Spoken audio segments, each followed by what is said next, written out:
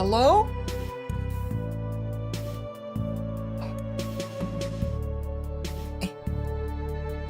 Hello?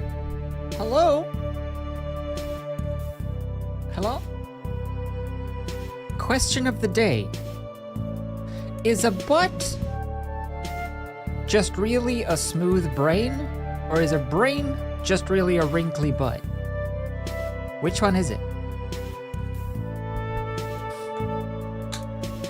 Smooth brain or wrinkle butt? You gotta pick a lane. Hello?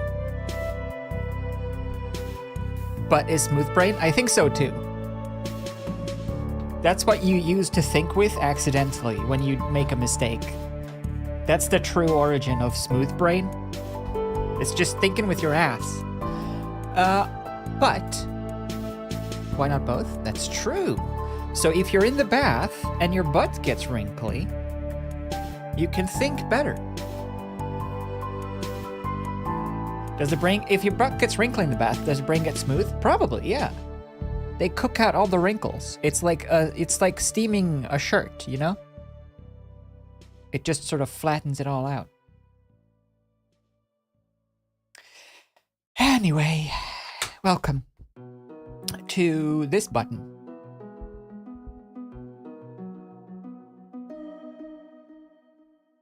Ah! Like the way your butt thinks? Good. Stay. Okay. Hello? We're back. We're here. We're late, but we did it. We're streaming, and we're not playing games. I was gonna say we're playing Nancy. I'm traumatized. No, we're drawing stuff today. Don't you know? And also, I haven't had any coffee today yet. Let me have a sip.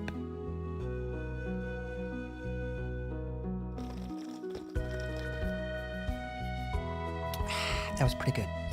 Let me see. I don't even remember. It was dog this time, wasn't it? It was dog? It was big dog? No Nancy. No Nancy's today. Maybe tomorrow? Potentially. There is a risk. Let me check. FREEMOTE Friday. Where were we?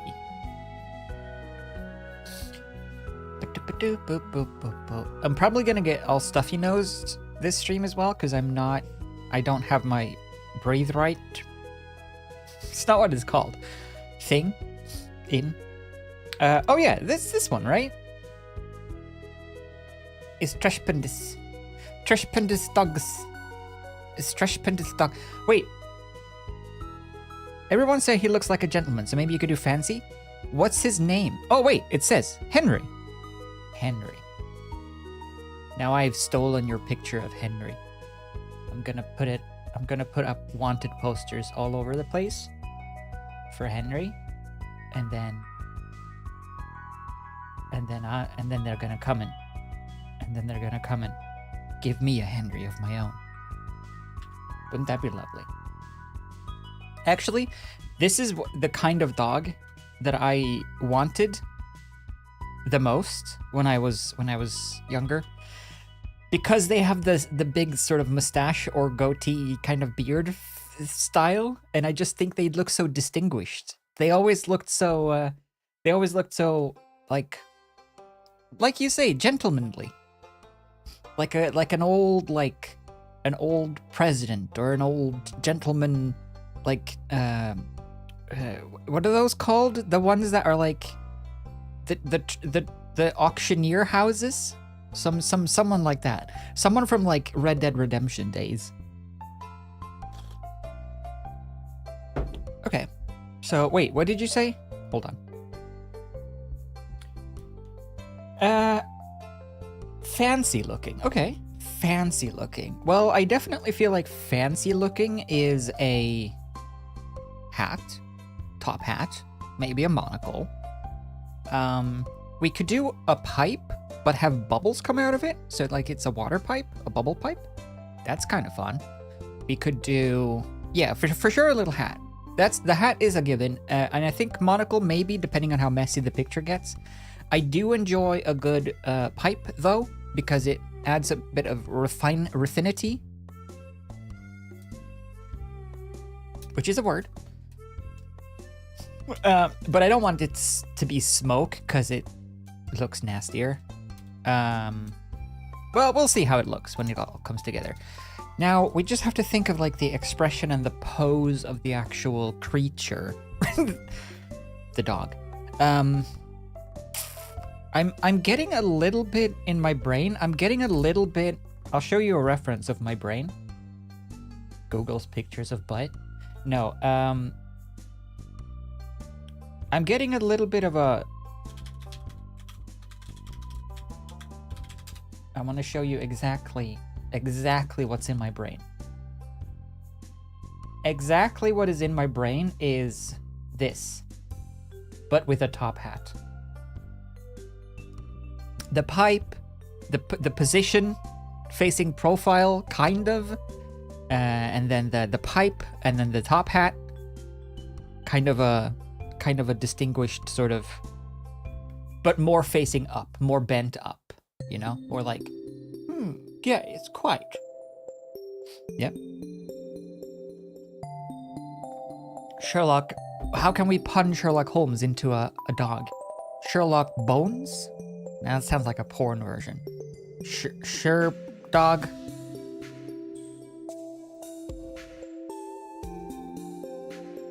K. Sherlock K. Sherlock. Whatever. Point is, something like this. Actually, I'm gonna test out this method. Ooh. There's so many of them. All right, whatever. Copy image. Let me do a little bit of a Photoshop sort of warpy roundy, just to get a reference, like those Photoshop videos that I was looking at. Sure, pup Holmes. Yeah, sure. Sherlock Wolves. Anyway, hey Sherlock, what's up? Oh, this one didn't even have a watermark. That was unintentional, I swear. I'm so peeved. After I started watching a bunch of Photoshop videos, I've been getting a lot of Photoshop, like, shorts in my recommendations or whatever, and I've seen an uptick in shorts that, like, teach you how to remove watermarks.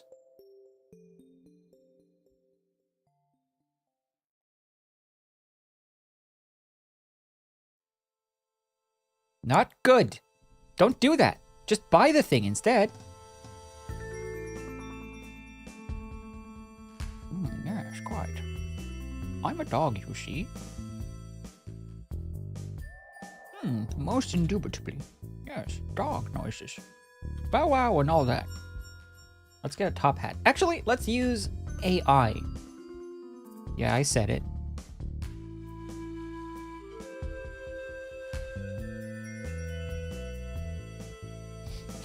Put a top hat on this man.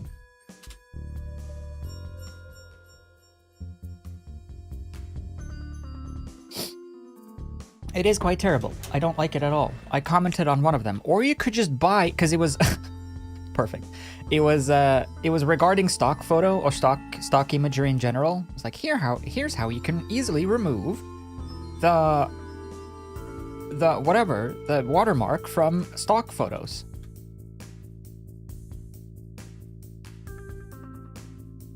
I'm definitely, okay. Hold on. Let me just grab this. This is not meant to be good. This is just meant to be a sort of a reference image. So I'm definitely feeling a smaller top hat, maybe tilted forwards. As a little bit of a, it's a little debonair, you know? That's what I was picturing in my brain. Photoshop has AI? Oh yeah, it's actually really good. Look, you can do this stuff. If you're like, this is something that I've been doing quite a bit actually, for other things, just like when I've been photoshopping stuff. If I do a new image, we'll just do I guess it doesn't matter. Whatever. Here. Oh, it's a bad example. If you just have a blank image, Photoshop is a basic AI that is like, but it works for certain things. So like if I have an empty image and I say generative AI and I just say like, this is, whoops, select the whole thing. I say like grunge on, let's do this.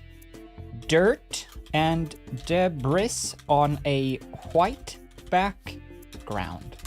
Generate. This I've been using to get like just random things, random imagery, random dirt.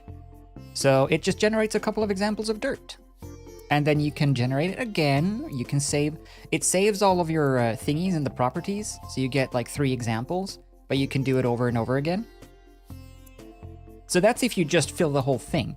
But you can also do this, where you take like, let me take an image. I'll just take this one. I have it on my desktop. Take this image, right? And then we select roughly, let's just roughly select this astronaut. Very roughly, just quickly. Now, something that has been in Photoshop for quite a while is content-aware fill, right? Which works decently if you have a very sort of unanimous surface. So if I were to content-aware fill this, which is different, content-aware, it does okay, but you see we get some like weird edges where it doesn't know how to blend stuff and whatever.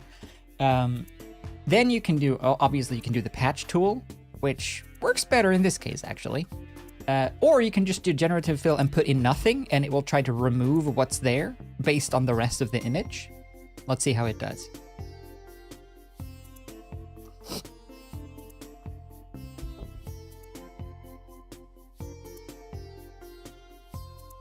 But that was pretty good. And you get a couple of examples. You can pick and choose. That one works perfectly. But then that's also its own layer, so you can further tweak it. As a starting point, that's fantastic though. So that's very good. And then there's another thing you can do, which made the rounds in popularity when this came out, because this is new for this version of Photoshop, where you could add stuff. So if I just like select an area, just select an area out. Actually, yeah, no, this is fine. Select an area out in space, and then say generative space shuttle flying through space.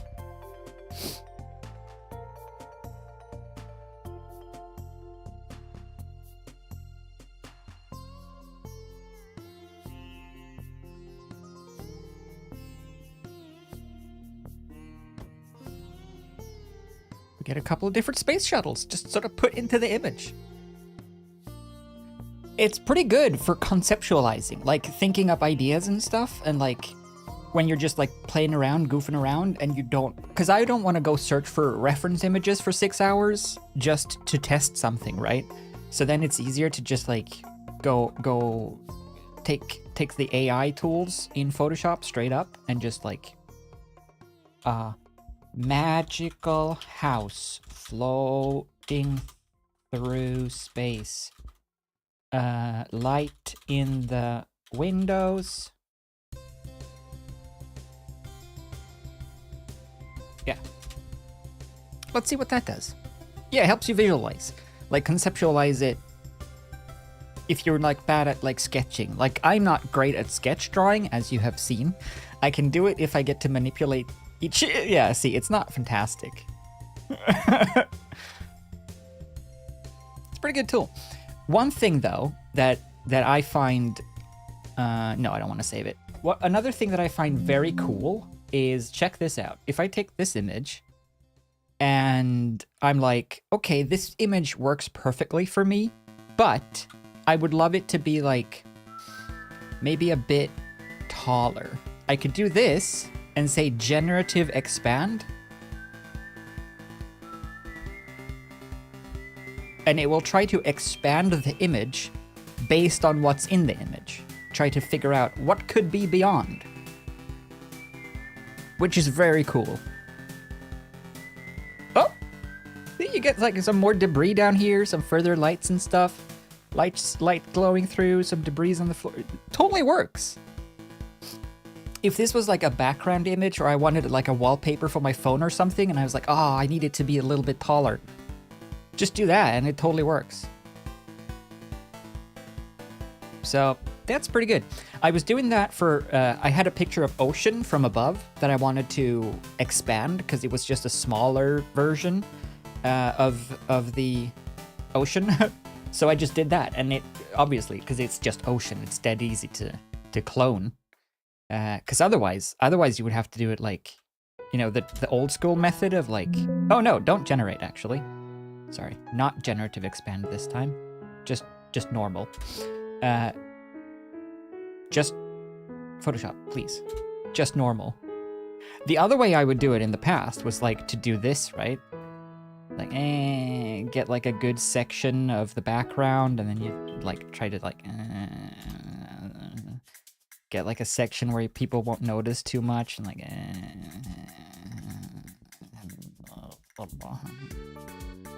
you know? It's pretty cool. Anyway, let's take this fella. Let's do, let's just... Sure, select subject. Come with me, good sir. Join me on this new layer. And I will just put you back into the other program. I wonder if I can, like, copy it in Photoshop and paste it in Clip Studio. Okay, well, the transparency didn't join, but that's okay.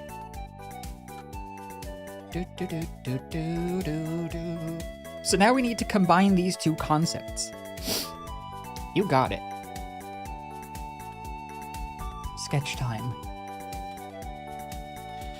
Right, so if we're looking at this pose, but with this face, obviously it would stick out a bit longer. I don't want to make it too long, though.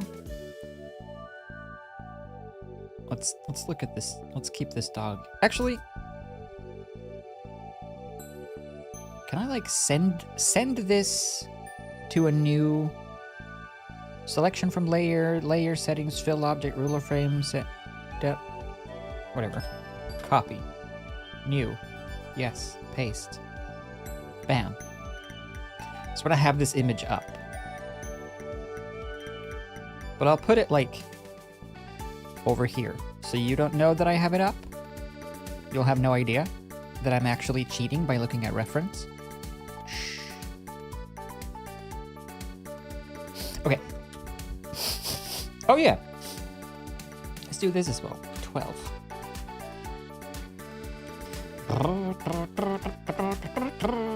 So if we there's a couple of complex shapes here. Naughty, I know. It is Friday, what do you expect? Like, if the head is... Oops. If the head is... Like, we still have a dog shape. So do we do like a sitting with the head, or like sitting with the head and the... you know? Or should it just be... just head? I think just head. Or... Okay, now I'm getting another idea. There's two versions we can take. One version is the dog is anthropomorphic-ish. Well, the dog looks like it dressed itself deliberately. Or we could make it so that it looks like someone has just hastily put the stuff on the dog to take a picture, and it's like a little slanted, and the dog doesn't look very confused, or does look very confused. I think I want to go with the first one though. I want that distinguished look. So key features, eyebrows. They're very sort of like that. Key features, eyebrows. Other key features, the big schnonker with the nose. Other key features, eyeballs. Fantastic. Other key features, Rest of head. What kind of head does a dog have? How does a dog's head go? Like that? Ear. Woo, 40 months. That's a lot of months. Whoop. Ear. The ears are like very sort of floopy. They go up and then fold over.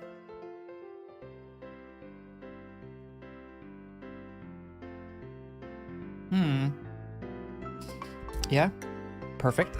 The perfect dog. I don't know if you've... I mean, I guess you should know because it's your dog, but at the same time, are you sure that you've looked at your dog recently?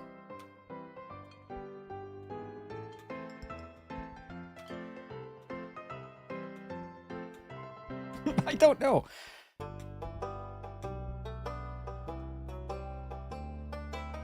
Sure. Now, the problem is, I would like to rotate away from us.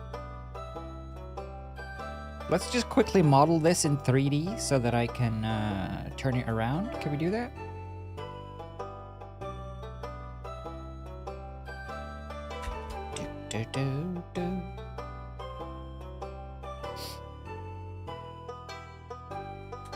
Let's see. So we want these to be a little bit...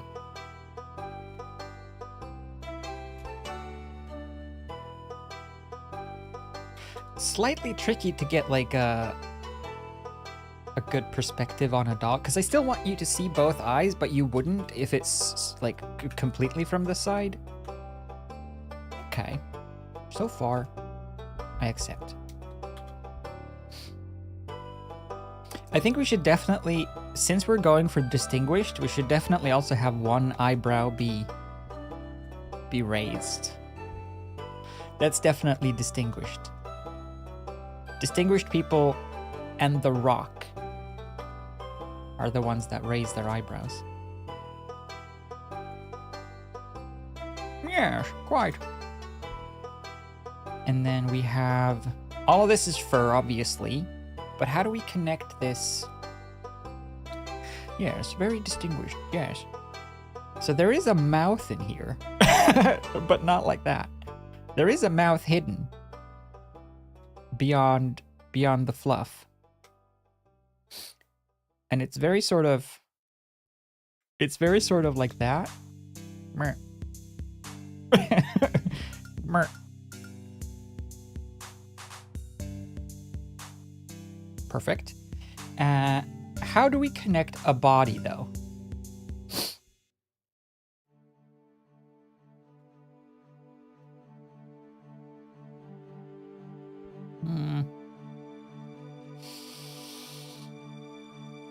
Yeah.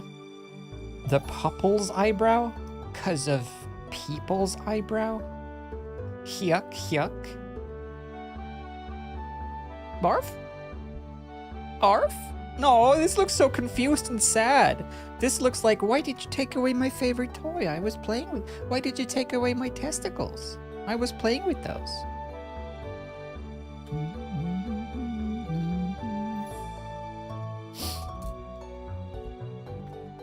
This is sad. It's too sad. The eyes are too sad. Okay. This is good. I mean, I say good, but, you know. How about... we gotta stylize. We gotta stylize further.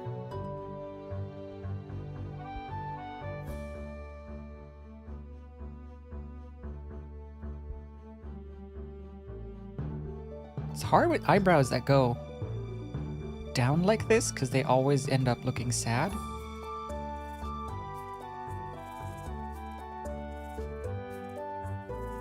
Maybe we can like get away with not having them be too sad. One is like...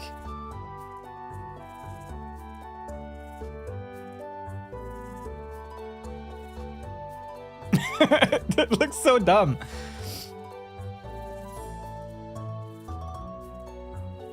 Or, ooh, or...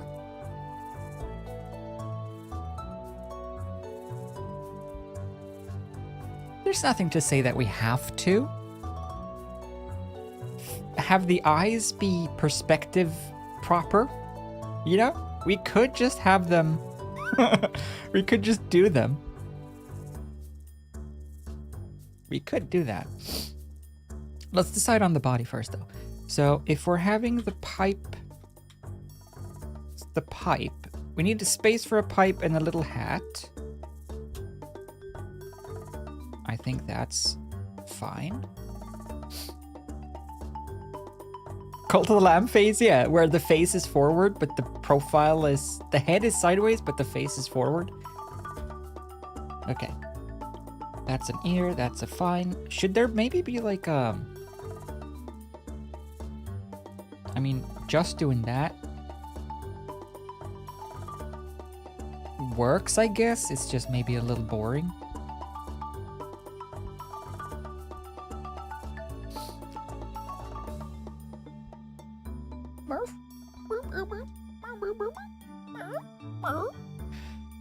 It's not distinguished. It doesn't feel distinguished enough. No. I think what we have to do to get that distinguished vibe is upright. We have to be seated. And we have to be facing this direction. We have to be seated up. So like that.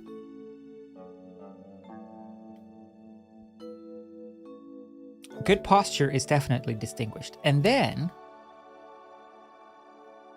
there comes the pipe. The pipe with the bubbles. Bloop, bloop, bloop, bloop, bloop, bloop. And then we have eyebrows. Yes, quite. Yes, quite. It doesn't look yes quite. How do we make it look yes quite? It's got to be like that.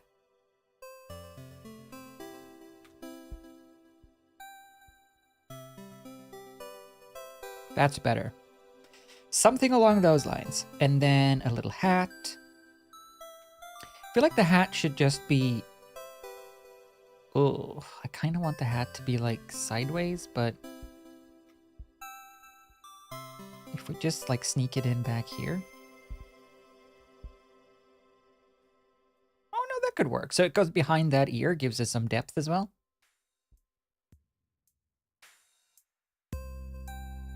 Yeah.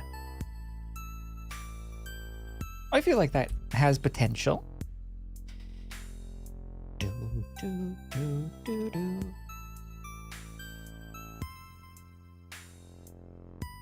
Yeah, let's go with this.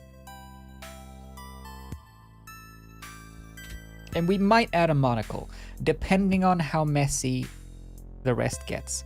I'm thinking, though, since we have all this space here, I might put a necklace on, like in the original, right?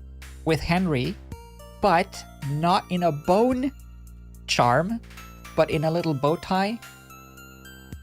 I want to put like just the teeniest bow tie with an H.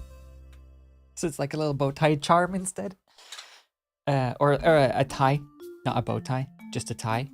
Or a bow tie, actually. Bow tie could... bow tie does look more like a bone. I guess it could just be like that.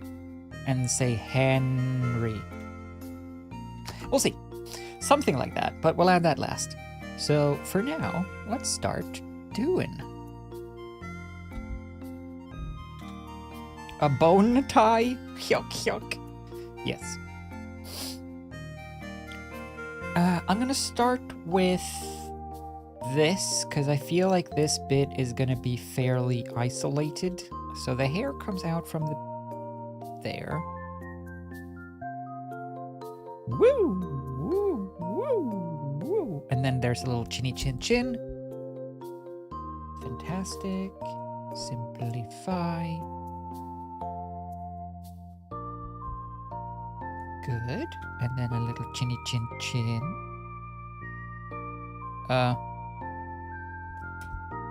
Sure. One of my best sketches yet. It probably is, actually. This one I took a little more time during the sketch for that one, actually. It's hard to draw animals. It's hard to draw animals in different poses or different orientations. Like if I have this image, I can picture it from another angle, but turning that into a reference image in my mind is hard. When I have this staring at me, it's hard to not just draw exactly this. But we'll see where things take us. Worst case scenario, I'll just, you know, blame. What can we blame? If things don't go well, what can we blame today? Who should be our scapegoat? Is there something new that we can blame? Like Canada? No, Canada has had enough blame in the South Park movie, and they never really earned it. Canada is the least blamable, I feel. We could always, I mean, Jeff Bezos is always easy. It's a good go-to. You know that there's always gonna be wrong stuff when Bezos is involved. Or Trump, but Trump is too easy of a target, you know? We have to blame someone that can do no right.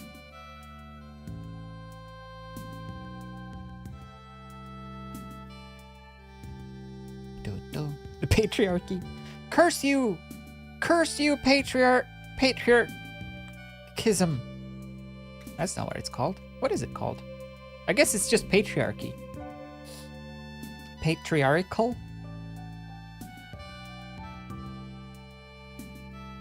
Curse you, patriarchal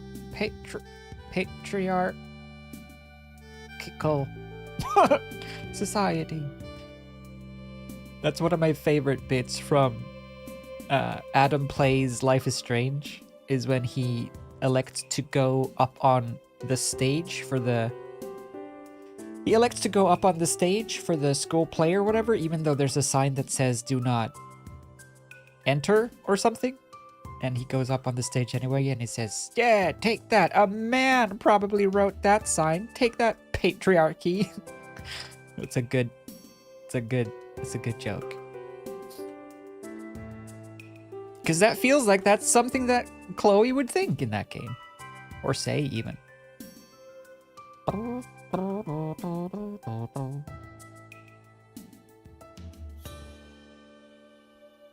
Okay, we have a lumpy tooth. That's good. Is that a balloon? No, that's the song.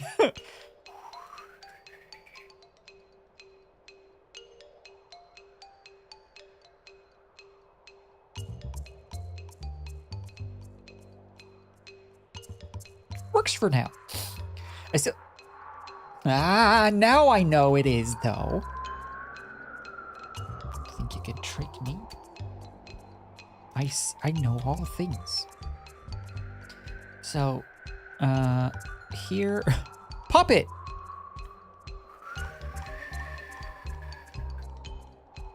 The eyebrows are kind of tricky because they need to be defined with, like, little lumps. You need to go smaller.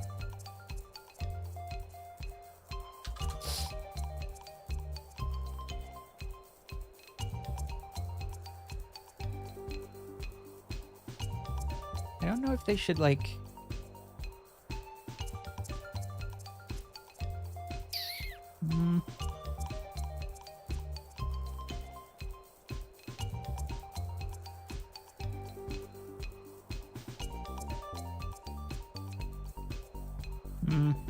No, I feel like they need to just be like that. A little bit of an old man eyebrow.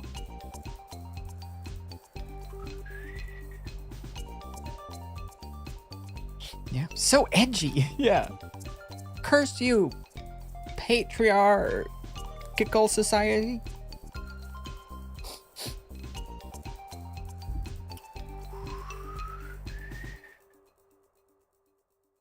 Okay, anyway. Oh yeah. Actually, speaking of patriarchal, what? How do you say patriarchy. Patriarchal?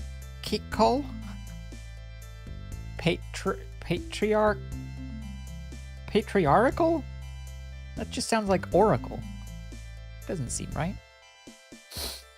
Anyway, when I was in Malmo on Wednesday to get my face tortured, when I was taking the train back home after my meeting or my session, my appointment, I was going to the bathroom at the train station because it's an hour-long ride, and I knew I wouldn't be comfortable waiting, so I had to go to the bathroom in the train station, unfortunately, because they charge money. But anyway, so I went up to the little counter, the little reception thingy, and the little dude. He wasn't little, he was probably 2 meters tall. Point is, I went up to him and I said, I asked to use the bathroom, please, and he said, that'll be 10 kroner, and then I paid. And then I turned to go to the bathroom, and he said, "Oh, the ladies' room is that way." And then I had to say like, "Oh, thanks." And then I awkwardly went to the ladies' room, and it was so scary. It was really scary. There was no one there when I came in, so it was fine. But then as I went to leave and wash my hands, there were other people standing by the sink. And I was trying to like be as quick as possible so that no one would notice. Because I was worried that they were going to be spooked or angry that I was in the bathroom. That was a scary day. Yeah. But I did it. I peed and I washed my hands and I left. And I didn't get arrested by J.K. Rowling. Which is pretty good. Yeah. It is the first. Yeah, I never go to. Well, to be fair, like 95% of bathrooms I feel like here are unisex anyway, so I've never really considered it much. But I also like feel like, you know, I shouldn't impose. I don't mind going to the men's room, so why not, you know? I don't want to cause anyone to worry, so I've never really bothered. But that was scary. I do think, though, I feel like he probably just wanted to be nice, you know, pander a little bit. Maybe he was scared that, maybe he was worried that I was gonna cancel him, you know, if he didn't say that. Like, oh, I see, you're not respecting my choices, eh? I'm gonna put you on TikTok now. I feel like maybe that's what his concern was, but still, I survived. With fix.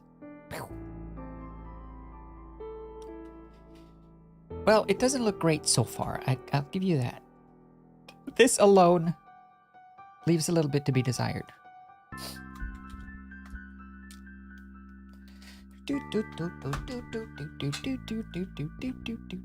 Yeah.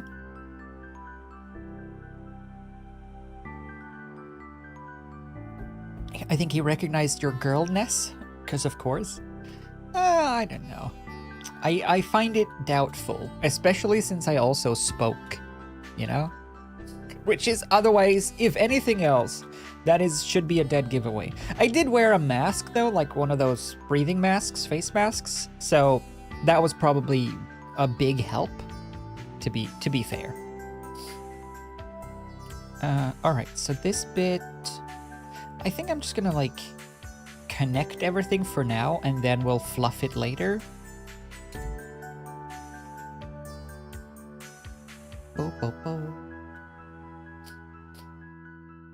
Yeah. That's the thing I miss most about COVID. No, it's the thing I miss second most about COVID, to be fair. Out of the only two things I miss about COVID. The sort of everyone wears a mask kind of deal, I miss. Because I like that. It's so nice. It's just privacy. It's like a little privacy shield. No one will know. No one knows if you're lip syncing to music or whatever else you're doing back there.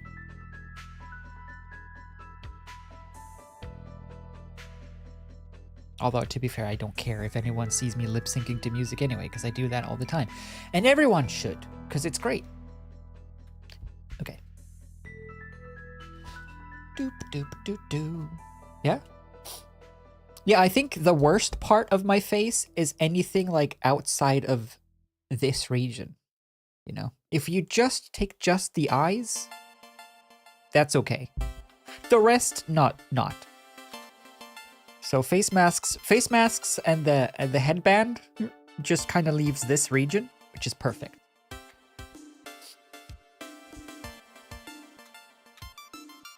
The only issue you run into then is also wearing sunglasses because they fog up with the mask.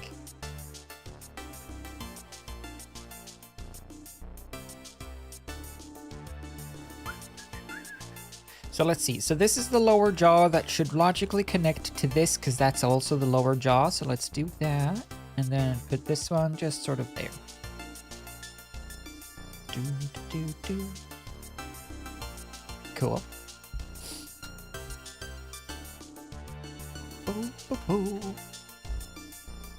Do.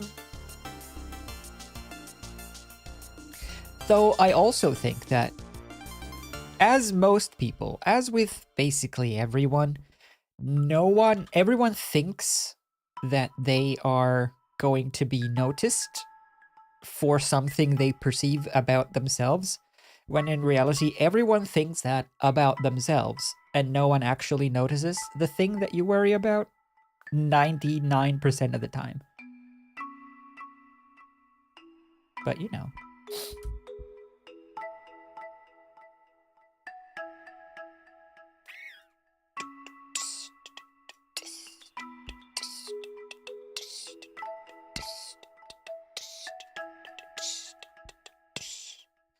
Yep.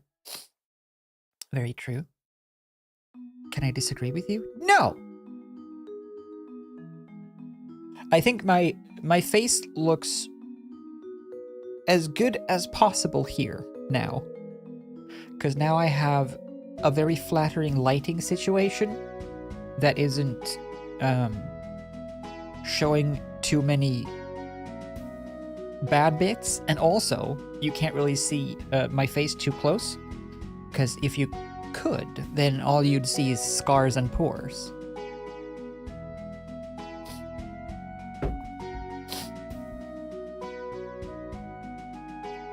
Okay. Let's see. So this face, this ear, that's the fold of the ear, so that would be a little bit bigger, for sure. Well, actually, thereabouts. Oh, I finished the Avatar intros, though. Do you want to see them?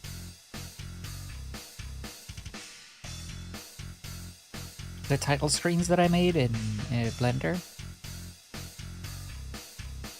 I think they actually turned out really nice. I haven't exported all of them, but I finished them.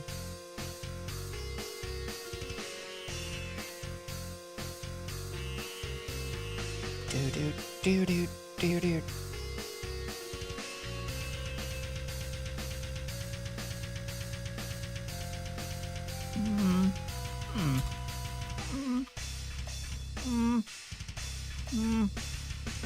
I think the biggest issue here now is this.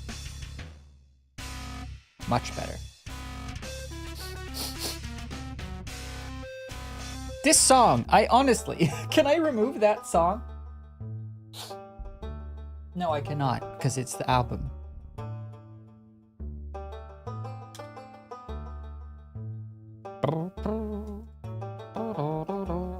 Okay, I like that. So far, so good. We do need to make the eyes, though, much bigger, because they need to be sort of very obvious. I don't mind at all if the eyebrow sticks out off of the face on that side. That's actually just good. Gives us an interesting profile.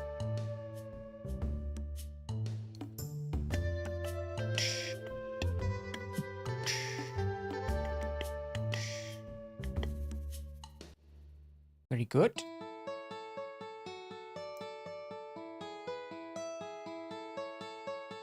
My beloved monster and me, we go everywhere together.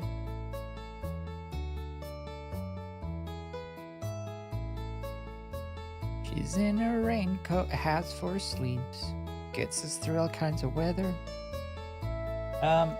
Okay, this one, cut, paste. No, cut, paste. It's the start is very similar, yeah, to the eel song from Shrek. My beloved monster and me. It's a very good song. Eels is a very good band. They have a good song called something with blues. Mr. E's Blues, Blues, E's Blues. What is it? Eels. Wait.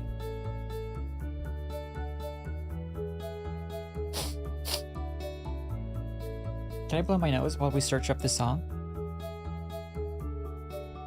Search. Eels. Mr. E's, there it is. Mr. E's, what is it? Oh, it's like a specific one that, oh, this one is good too. Should we get copyright claimed? Do you want to get copyright claimed? Yeah, let's get copyright claimed.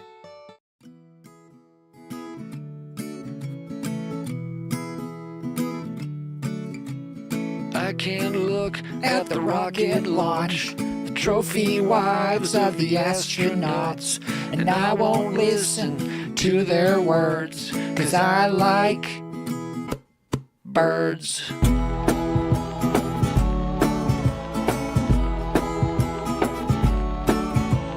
I don't care for walking downtown, crazy auto car gonna mow me down, and look at all the people like cows in a herd, that I like birds.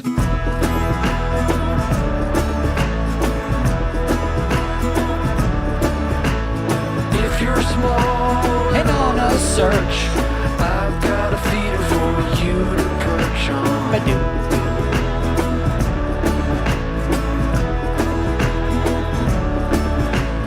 I can't stand in line at the store. The mean little people are such a bore.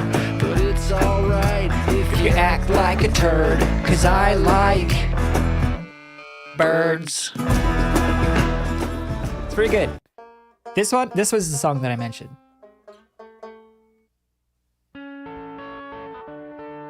Karaoke? Sing along, everybody. My beloved monster and me, we go everywhere together, wearing a raincoat that has 4 sleeves, gets us through all kinds of weather. She will always be the only thing that comes between me and the awful sting that comes from living in a world that's so damn mean. My beloved monster is tough. If she wants, she will destroy you. But if you lay her down for a kiss, her little heart, it could explode. It's karaoke time. She will always be the only thing that comes between me and the awful sting that comes from living in a world that's so damn Me. mean. We're getting demonetized. Oh yeah, this one. It's so annoying though, because this song starts with silence for like ever. Why did they do this? It has like 20 seconds of nothing first. One of the things that I like about Eels is that I can sing them pretty well because it's like perfectly aligned with my voice, which is sad, but true.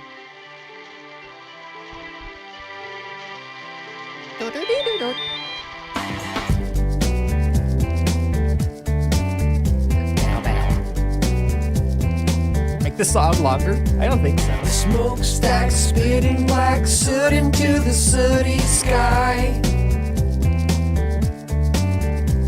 The load on the road brings a tear to the Indian's eye.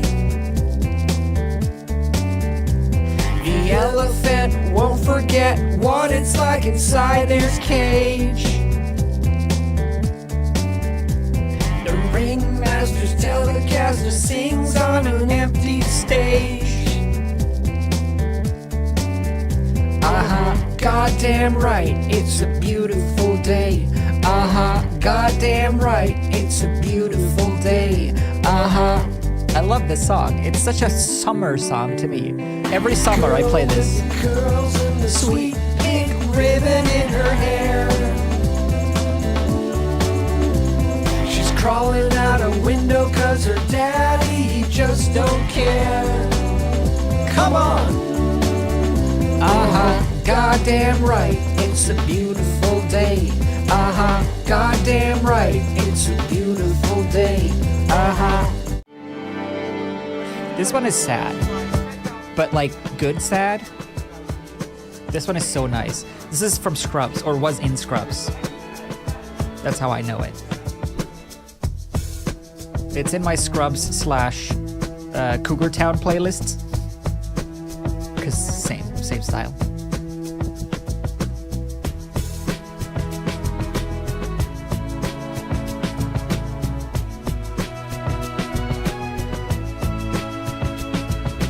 You don't have a clue what it is like to be next to you. I'm here to tell you that it is good, that it is true.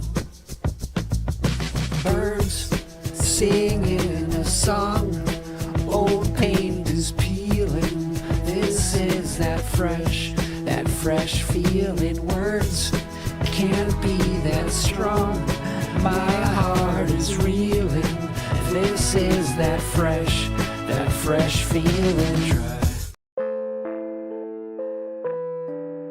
Shrek 2. Opening the diary in Far, Far Away when Fiona's asleep and Shrek can't get to sleep.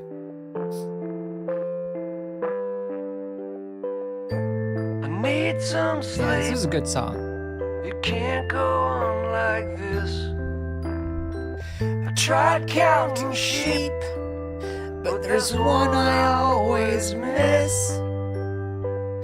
Everyone says I'm getting down too low. Everyone says you just gotta let it go. You just gotta let it go. You just gotta let it go.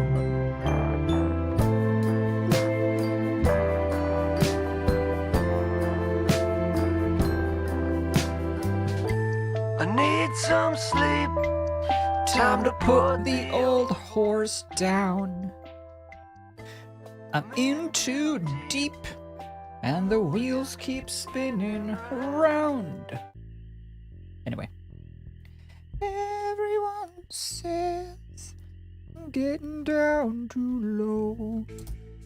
Everyone says just gotta let it go. Pretty good. Good band. Good stuff. They have some good tunes you should look up on Spotify or something. And I know that we're gonna get content match for that. Now I can't make any money off of this stream, but hey, the Eels, if you're watching this, probably got you at least like 4 more plays on Spotify, so.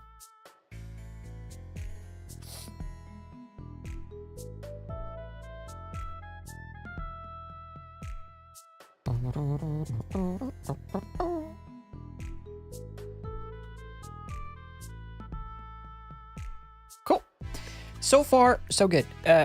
Let's do more.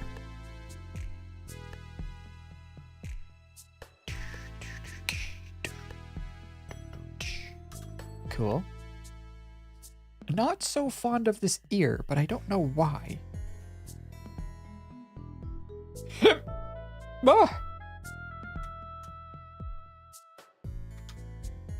Let's see, what's wrong with this ear? Is it the fact that it doesn't, like, connect visibly?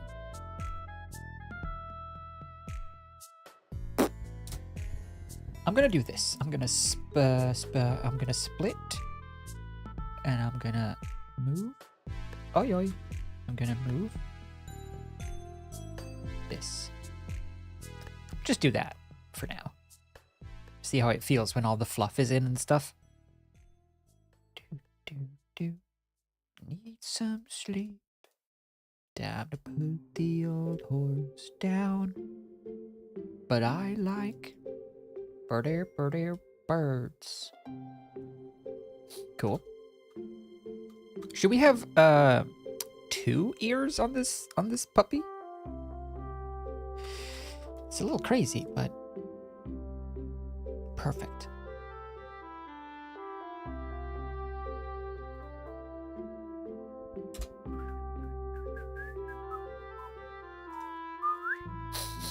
Yeah.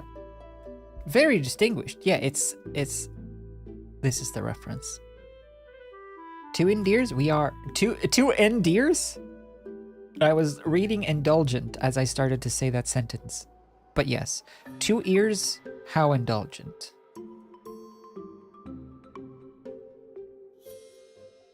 Do. So, let's see. This one needs to be about there-ish.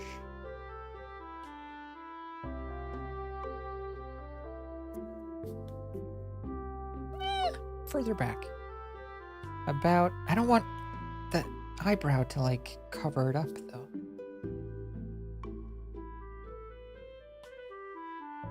It'll have to be back there, I think.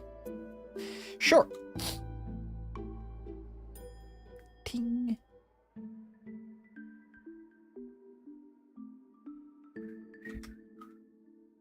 Let's see, we'll add those. Hold them. No! Merge. Mask. Erase. We're gonna have the fanciest, the most debonair of dogs. Don't you even think about it. Actually, I guess that one should go outside of the eyebrow. What am I thinking? Sweet. Now that looks like a head. How about this one? Shit.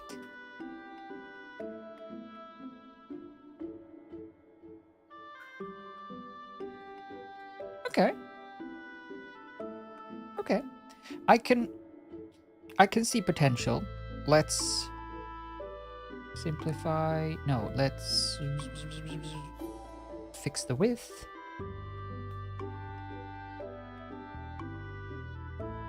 Good. Okay. So now, only the best though, right? 2 ears for the fanciest of puppies. You gotta be really sort of on the money ball to afford these ears, but that's the whole point. We're heckin' super fancy and stuff. Cool. I think I'm gonna also bush up these brows a little bit, make them a little bit more old man-y. You know how old man eyebrows are like super bushy? That.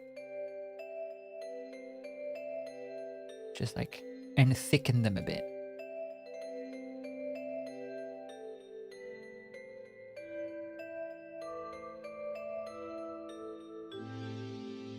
Cool.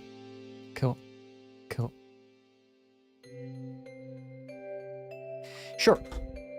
Oops. So now what? Now let's do more things. Let's actually add the body. Because then I can start planning for... Oops. Then we can start doing the fun little details and stuff. So we should be about here.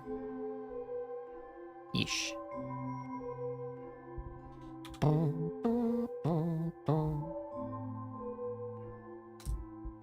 Arf. Goodbye, sketch. That's the last we'll see of the sketch until we're done. Let's see how it turns out.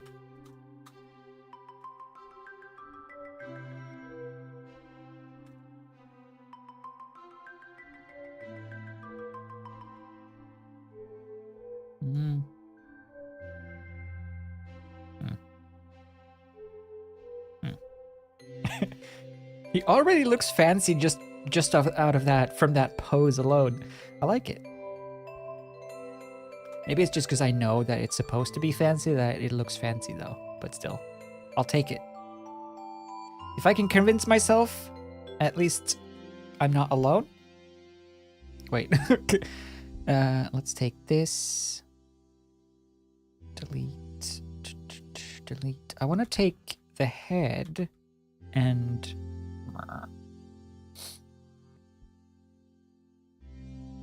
give us a bit more verticality. Cool.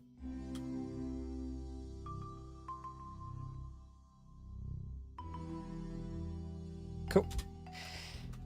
Do. You can go merge. Go merge yourself. There you go. And there you go. Now that is a dog. Yep, so fancy. Very fancy. There was a... Oh yeah, let's take another little sidestep, just real quick, and I'll show you this.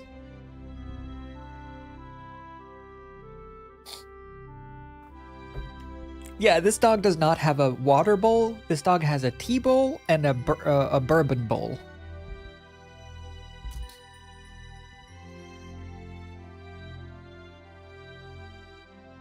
This dog is so fancy, it eats dark chocolate. And it likes it. So here's what I did, right? For these titles. Let's go full screen so you can see the whole thing. Look at that. So that's what I did for Iroh and Zuko with the swirl, which I think works. I really like this. I like this as an image, so I'm happy with that. I don't know if you can see on the stream, there's like slight subtle smoke and stuff going on in the background. I might emphasize this a little bit so that it shows up on YouTube later on, but I like it. So that's the fire version, and then we have this one. Hello, David. Welcome to the YouTube side of things. We're taking a little sidestep. We are drawing emotes today, but now we're looking at this that I did the last stream, on Wednesday. I did it on Wednesday and finished it yesterday. I also decided to change some of the directions for some of the swirls because I like it better. This one I have in Blender. I haven't rendered it. Wait, no, I did render it, didn't I? Let me see if I can reload.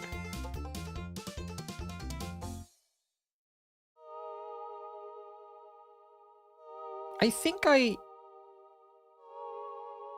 Reload. Oh yeah. I did render it out. Yeah, I swapped directions for some of the lines because I feel like it feels more like a water wave when it comes that direction rather than coming out from a circle. So I think that's cooler.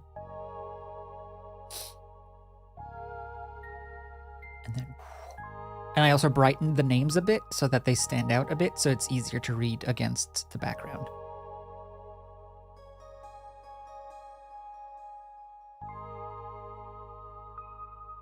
But I'm happy with it.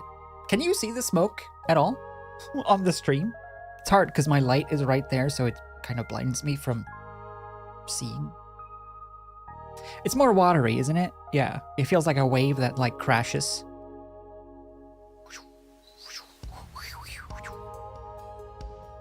But you can see, you can see there's like a, oh. I thought I could be cheeky and smart and render out just the changed animation. Boop. Boop. The whole curve, boop, obviously flips backwards because I flipped the direction. I didn't think of that. So I got to render out the last bit. But anyway, and then lastly, actually not lastly, second to lastly, here's Ang, which I also changed the direction of the swirl because it feels more like it feels more tornado-y, I guess. When it comes, well, maybe not tornado-y. I don't know. I just liked it better when it comes from outside and goes in. It feels like more natural to draw like that if you were to paint it.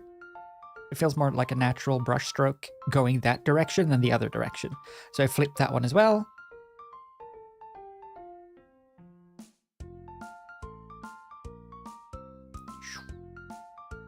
I like that. A pop. Yeah, there's a pop. And then the final version is Boomy.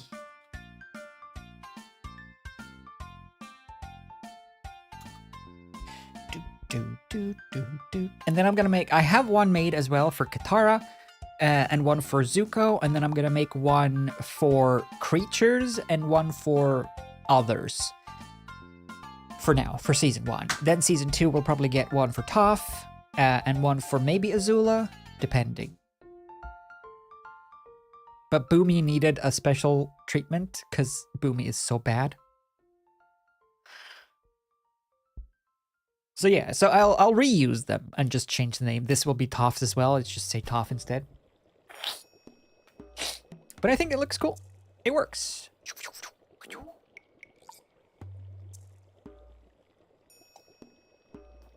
It's pretty good. Yeah. Did I give Boomy barf green? No, it's just green earthbender green. Whoa. Wait, hang on. Full resolution. Pew. Yeah, I'm happy with it. I might just increase the smoke a little bit so that it shows better, but other than that, I like it. So it's like, it's pretty basic. It's just this animation from Blender, straight out of Blender, with like a very slight gradient in the background to lighten things up. And then some of those smokes. It's pretty good. Anyway, back to business.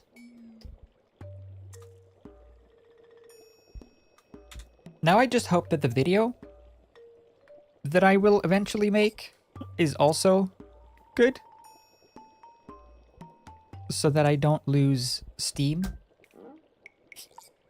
from having spent too much time on the intro animations and then I just don't follow through. Which is my usual MO, so, you know, we'll see, I guess. Yeah, it will be. Hopefully. The only thing is that I always feel like see, here's the thing, right? When I think of the content that I watch on YouTube, there's a lot of review type content and analytical type content and things of that nature, right? Red Letter Media, Cordery, or Chords now, or just general like analytical stuff. I find it very fascinating to hear how people think about things or reason about things or their interpretation of things or what things mean that I haven't bothered getting into or researching. You know, it's interesting. It's interesting to see what things mean to people, right? Because it's so different. But then I'm like, I should make this. I should make one of these for something that I like Avatar. I should make one of these review analytical videos about that. And then I think about it a little further and I'm like, but why though? Everything that I have to say, someone else will have said better anyway, so why should I bother? And then I just don't do it, because like, why? Who cares? there's better reviews by smarter people, so why bother? And then I just don't do it. And that's the sort of perpetual, whoa, whoa, whoa, whoa, whoa. The sort of perpetual vicious cycle of watching YouTube or watching content as a content creator, where you're just like, why should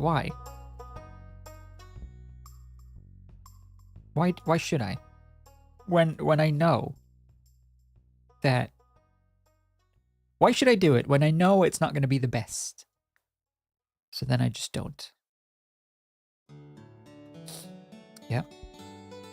I get that. Feel easy to feel that way about art too. Anything I can do, someone else has done better, so why even bother? Yeah. I think it's a common creative fallacy, if you will, that many people probably have found themselves in if they do anything creative. Which kind of sucks, because it does sort of, not only does it demotivate you, but it also, through literally nothing but your own actions, you hold yourself back, right?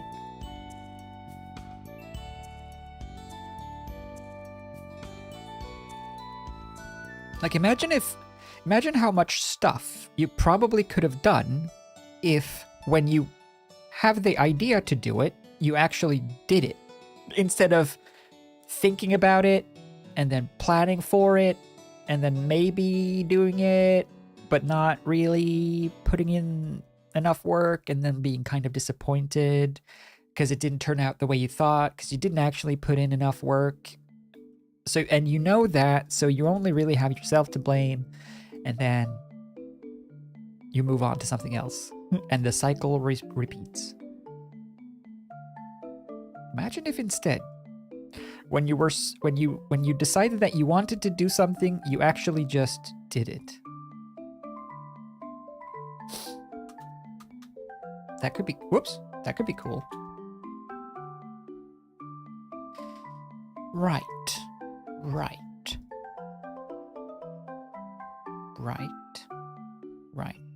Okay. I don't like the muzzle bit yet. I'm gonna redraw it. I'll save this though, just in case, so we still have a fallback, but I want to try some other shapes.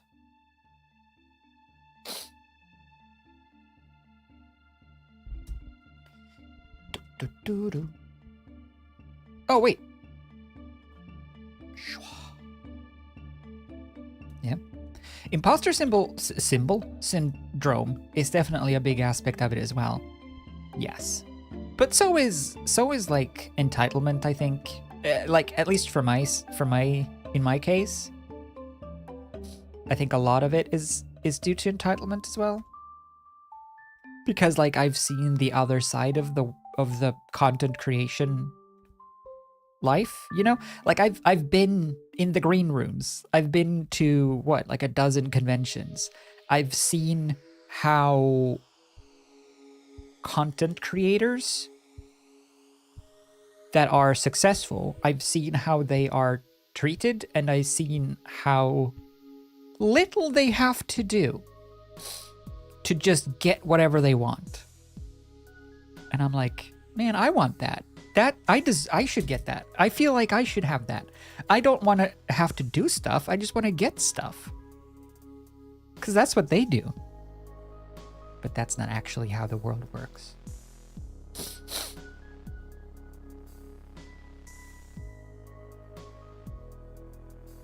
But man, so many of, like, I'm not going to name any names, but I've met a lot of people in my, what, like 7 years of working for Sean. I've met a lot of people. I've been to places and panels and things like that. And they're like kind of very, very easy. Like once you've had it made, you can basically just show up or not show up, and you still get a bunch of money. The coolest thing is that you don't even have to have talent. I mean, just look at like Shane Dawson, right? You can just have absolutely no talent and you can still just get millions. I want to get millions. You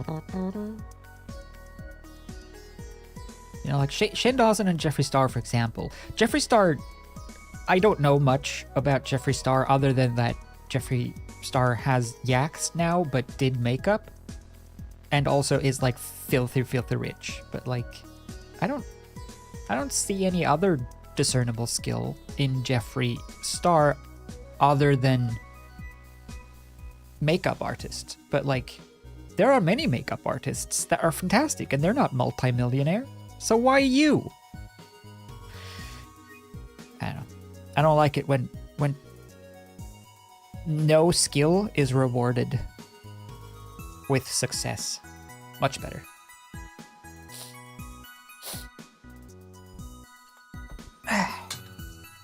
Yeah. Oh yeah, it seems super easy to get rich if you have no morals.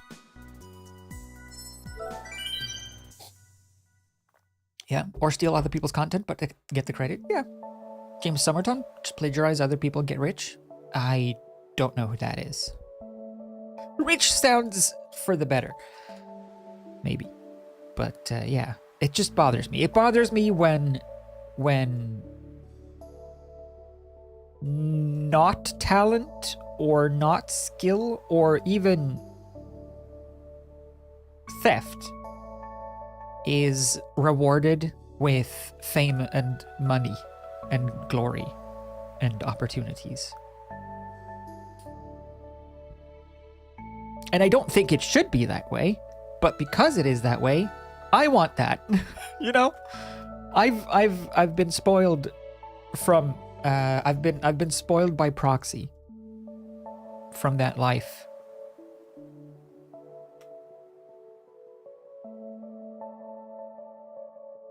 That was good. I like it. But also, yeah, plagiarism I think is one of the biggest things on YouTube that I see in like the content that I watch. There's so much content theft on like all the platforms, both YouTube and TikTok and Instagram and like everywhere. It's just people just steal stuff. Either they steal it outright or they steal the idea and just like copy it and just like claim it as their own. And then they get rich. Again, like Shane, right? Like Shane Dawson, when he just steals other creators' footage and he doesn't change it, it just uses it. And then he points to it and says, "Isn't that weird? Isn't that spooky? Isn't that crazy?" Cool. Yeah. Go get your million.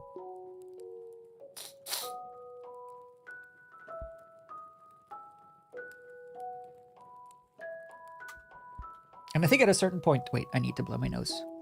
I think at a certain point, their skill is having no pride or filter to their morals. I guess that is a skill, yeah.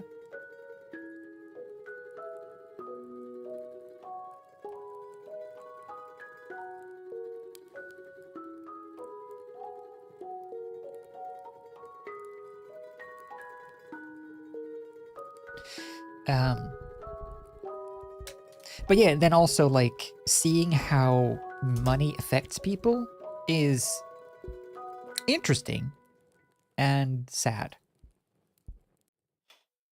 Obviously it affects people in different ways and stuff, but I feel like there's still a common denominator between people who gain a lot of money is that they lose track of the value of money or like just context for money, which I also see so much of in like the whole online industry.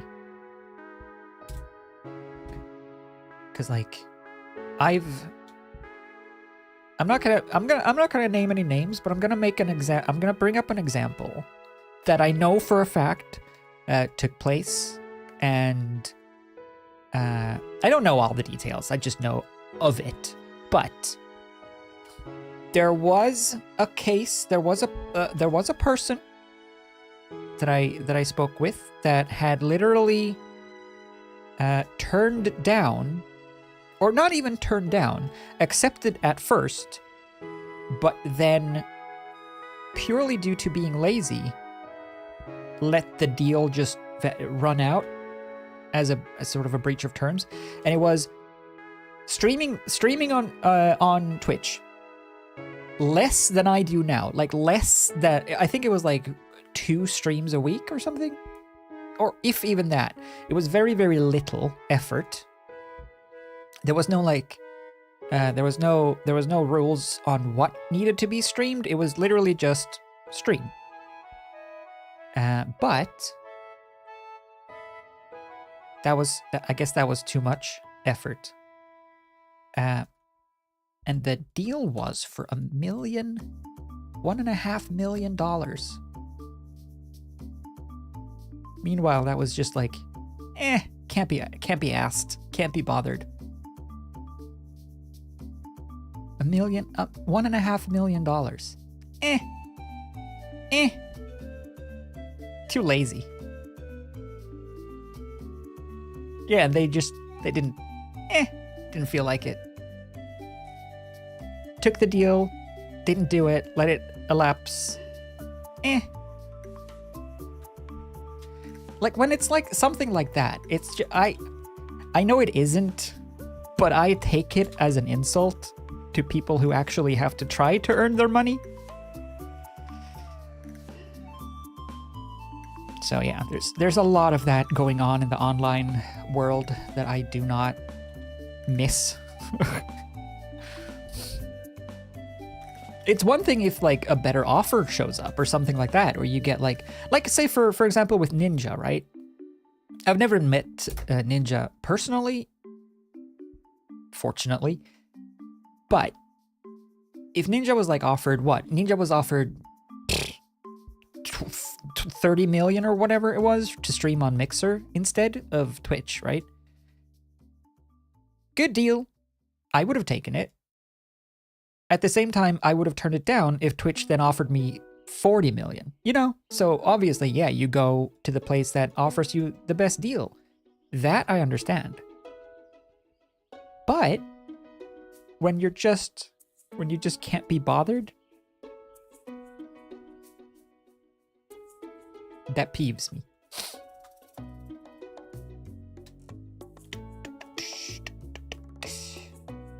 But yeah, there's a lot of just sort of, I guess you could say gray morality, gray moral zones when it comes to content creation in general. Like what is acceptable, what shouldn't be acceptable, what is like just sort of a morally understood thing that you shouldn't do.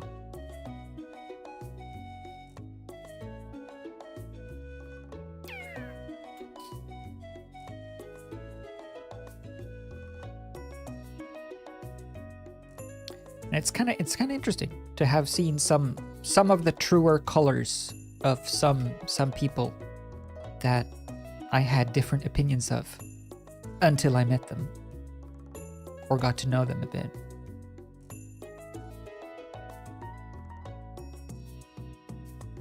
It is peeving. Well, I mean, it's also something that I like also want to make sure to point out is that it's not like that's indicative of a person as a whole, right? Like everyone has good sides and bad sides, and everyone does shitty stuff at some point in their life. So I don't think you can just hold like one thing against someone like as an indicator of their entire person. It's just when it becomes like a pattern that it's like, oh, I see your true colors, as they say. you know, when they expose themselves. Like with Cry. Like how Cry did. Eventually he just showed his true colors. And it just sort of came to a head. And that was that. Let's see, so perspective-wise, the nose would be... We have a little middle part that ends up with the nose that goes along the... See, there's like a... The line of the head is like here and then here, right? And then the muzzle is like... Wraps around like that. So that's sort of the wireframe. So there would be a middle part here that connects to the nose and then goes down like that.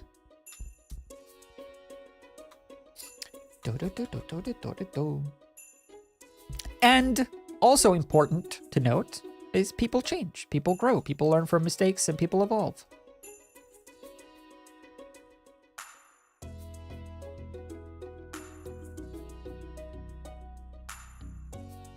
People go through different phases in their lives.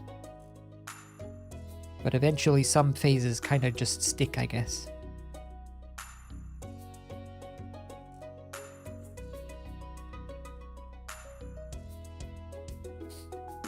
Because that was the thing.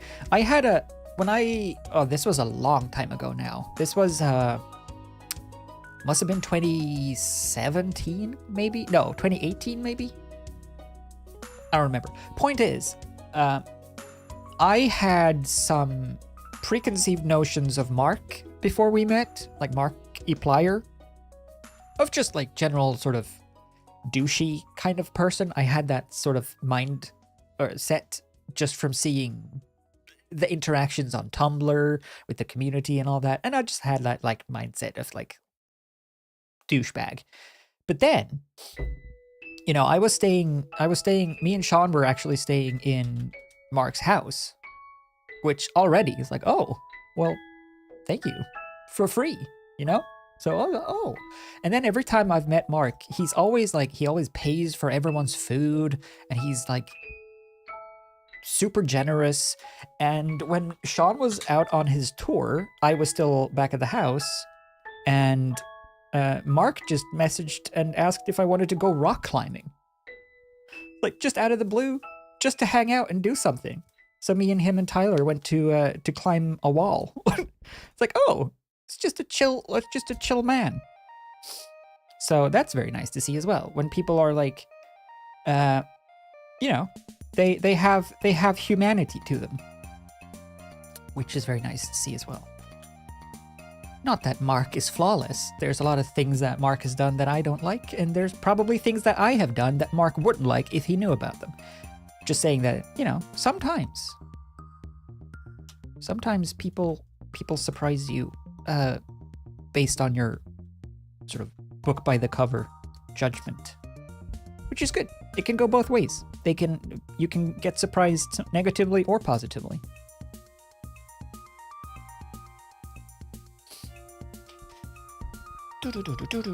Let's see, eyebrows, this one. But yeah, a lot of people in sort of the YouTube sphere or the online creation sphere. I haven't met that many streamers, to be fair, but I assume it's similar. A lot of people in that space are just sort of very, I don't know, what's the word? Aloof? Or like, they seem to take a lot of stuff very much for granted, and don't really want to put in too much of an effort.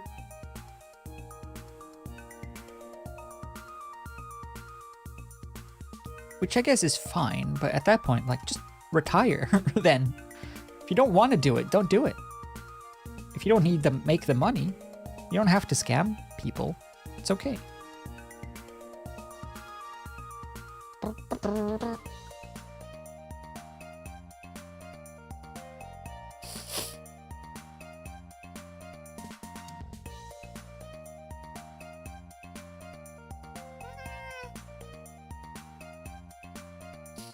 Yep. Some people handle wealth better than others. Oh, for sure. For sure. And I think some people also just...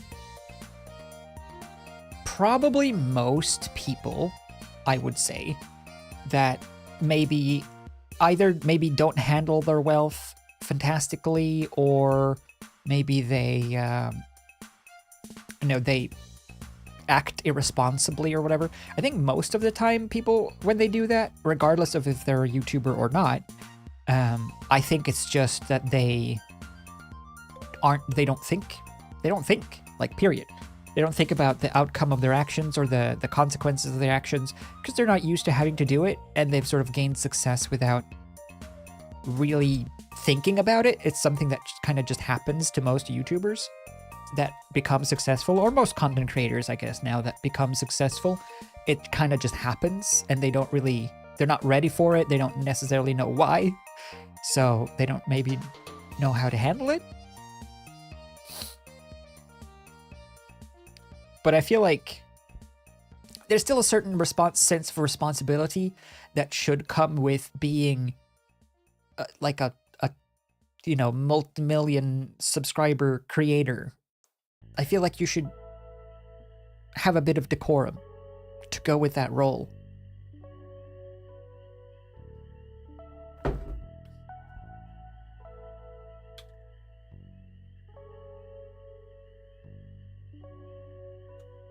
Okay, so far so good. Let's see. Let's go for the mouth. How long have you been going? 1 hour 40. Hey, actually, we're doing pretty well. We've done a whole sketch, and we've had a karaoke session, and we've had some conversations about the dark side of content creation. And we're already here.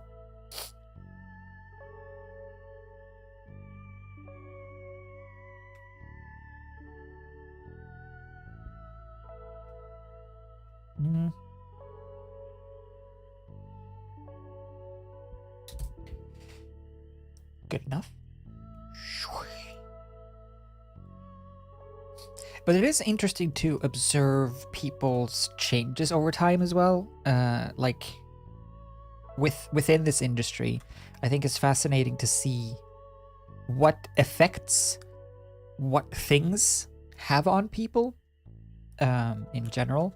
Because like there's a lot of stuff that is presented in one way, but in reality is another way, right? And it's kind of, I find it interesting to see how those things are handled publicly versus privately.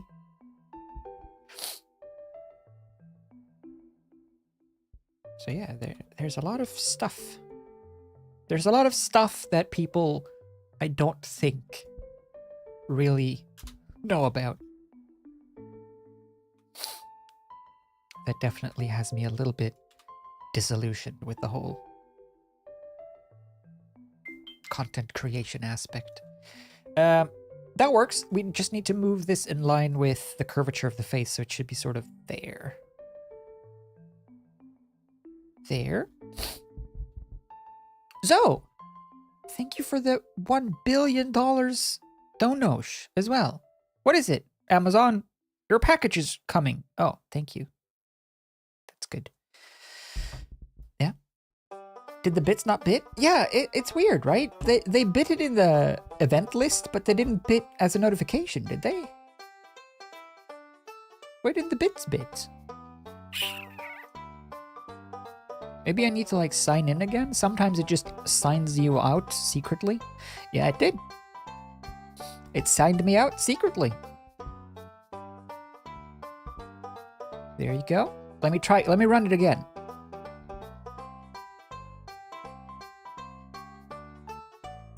Ba-doop, doop, doop.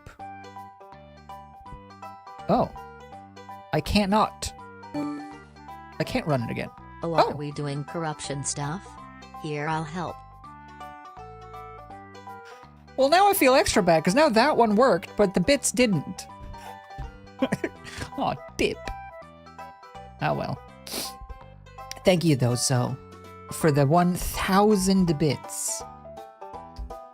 And Toasty for the 2-month resub as well. Are we doing corruption stuff?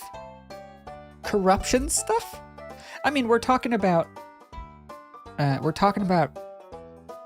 YouTubers and content creators being less than what they appear, or different than they appear in the public eye. As a previous insider. Okay. But I'm trying to not name any names. Other than if it's obviously public, or if it's someone who deserves naming and shaming, you know, like Shane Dawson or Cry or whatever. And we're drawing a dog. Look. We're gossiping.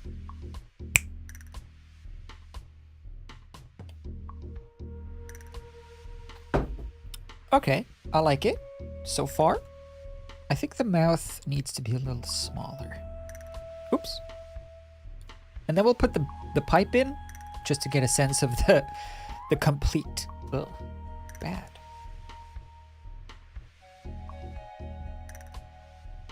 Okay. Good.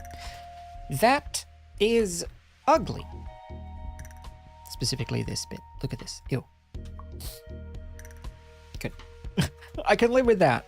We'll fix up line weight and stuff later. Don't worry about it. For now, let's just push soldier forth. Wait. Look at the notifications. Why isn't the text-to-speech texting and speech-ing? Carryberry, thank you also for the 100 bits. And Nolan as well, also for the 100 bits. I don't know why the alerts aren't alerting properly. Let me do a test. Yeah, see? What? Test bits. Thanks, Jet. This is a test bit alert. Pardon? How does the test work, but not the real deal? I refuse to accept this. Where's the, wait, FX notifications. Twitch alerts, I'll refresh everything, okay? Refresh, refresh, refresh, and refresh. There. Everything is fresh.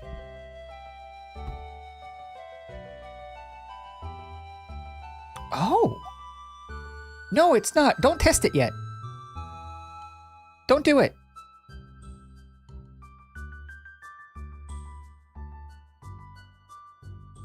Uh-oh. Oh no, I've done something.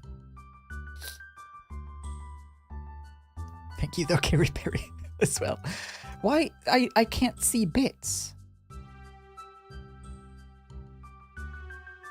Like, I can see that they're coming, but I can't see them in the notification list, so I can't, like, replay them? ¿Por qué? It's enabled, so I should see them. It's just not there. Alright, I'm gonna chalk this one up to Streamlabs having a little bit of a fit today. Maybe it's a Streamlabs thing. The bits are coming. It's just not showing up in my event thingy, but it's showing. I can see them in the chat and stuff, so thank you. We'll have to live without Swedish robot lady doing her little messages. Let's draw a pipe instead.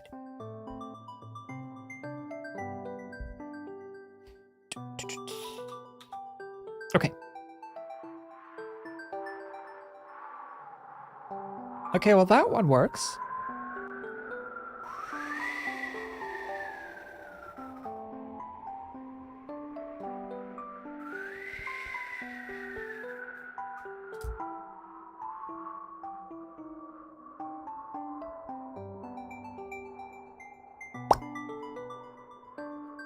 Money! Oh no, it's gonna go to my head. I'm gonna become a douchebag. No! A bag full of douche. Is a douche bag a bag in which you put a douche, or is it the bag that the douche comes in? Does it come in a bag, or is it like the grocery store bag, or I guess the drugstore bag? Is a douche bag just a drugstore bag? Like a carry bag? Or does it have a bag? You know? These are the questions that people don't... These are the questions, much like, is a butt a wrinkly brain, or a brain a... Is a butt a smooth brain, or a brain a wrinkly butt? Much like this question. One for the ages.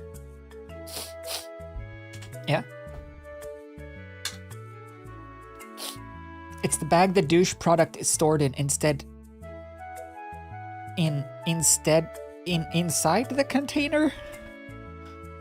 I feel like we're not getting anywhere closer here to solving this mystery of the douche bag. Why are so many insults bag related when you think about it? You know, eat a bag of dicks, douche bag, old bag. Bags are great. Why are they getting such a bad rap? Why are they getting such a bag rap? I thought of the funniest thing ever yesterday. You know Red Letter Media, right? So they were doing a video. They were doing a best of the worst video. And they were talking about a video from early 90s, I think, about how to use computers. It was a tutorial tape about how to use a computer or something. And they were making jokes that the kid in the video had like an emo band because he looked like it. Lyme disease? Yeah, no. He looked like he had an emo band or whatever, and it was about Lyme disease. Yeah, that was it. It was with the Lyme disease stuff. And they were talking about Lyme disease and him having a band. Him having gone to the moon? And that's where he picked up the tick that gave him Lyme disease. That was the conspiracy. It's moon ticks. So it's ticks from the moon. Just go with it. So the point is, it's ticks from the moon that gives you Lyme disease. And they made the joke that his band was called Moon Tick because it was an emo band about getting Lyme disease on the moon. And they called it Moon Tick. That was the term they coined. But then I thought, hey, wait a minute. If your band name is Moon Tick and it's an emo punk band, it should be called Lunar Tick. Lunar Tick.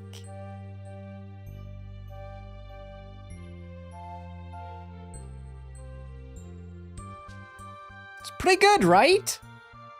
It's pretty good, right? Like, oh man, if I had been on this episode of Red Letter Media's show Best of the Worst, I would have totally nailed that joke. I would have gotten joke of the show. And I would have made Rich Evans go like he does when he laughs. I was gonna mimic it, but I don't think I can. I was pretty proud of myself that day. Well, yesterday. It's a good day.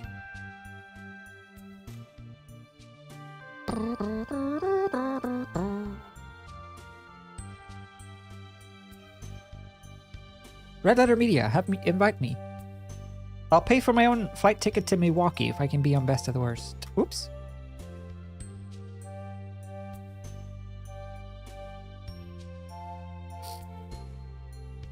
But I want to be on specifically with Mike and Jay and Rich. Thank you. Just making demands. Hey, speaking of spoiled content creators. Yeah, I said that I wanted to be on your show with these people. So now that I've said it, I mean, why haven't you made it happen yet? Jeez.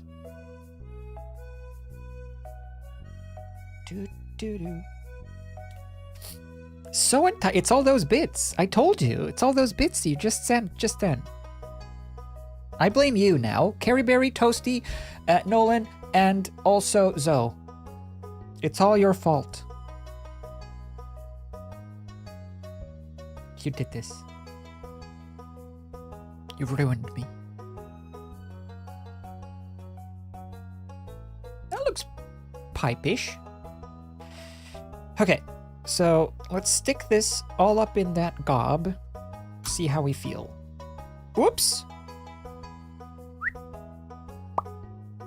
Now that's distinguished.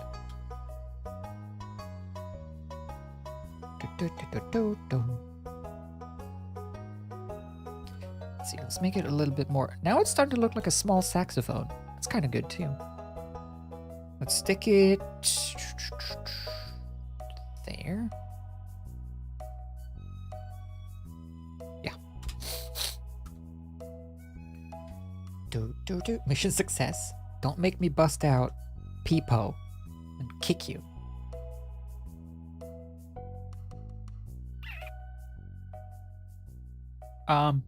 What's the least annoying way to do this? I guess I'll just move it manually.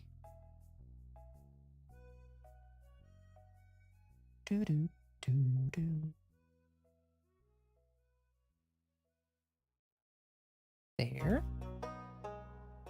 So distinguished. So gentleman. Thanks, Jet. More corruption contribution. It worked! Thanks, chat. Aw, Angie. Thanks, chat. Do.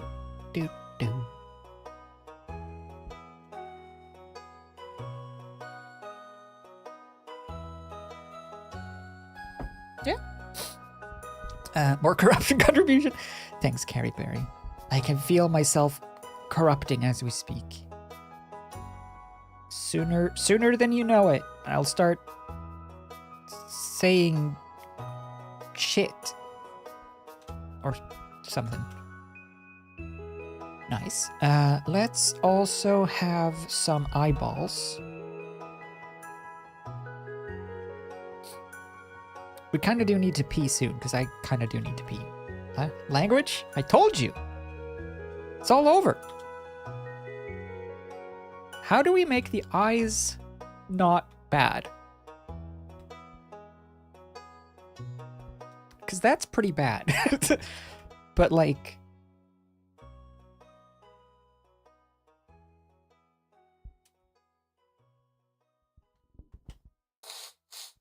What do you think?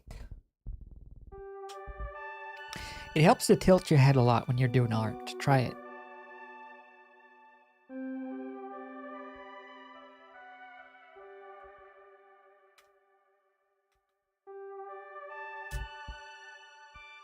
I mean, it's not the worst style of eye. It's either that or it's like when you take the glasses off of that horrifying Elvis impersonator in Animal Crossing. It just has those eyes. Yeah, sleepy eyes? No, sleepy's not refined enough. Unless it's like, yes, quite. That could work. No, I kind of like this idea of just having it be...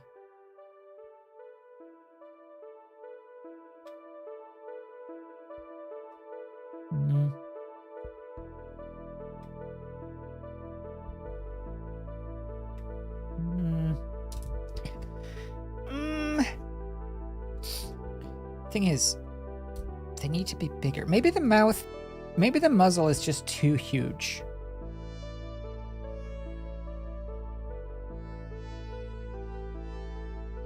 Just scooch it just slightly.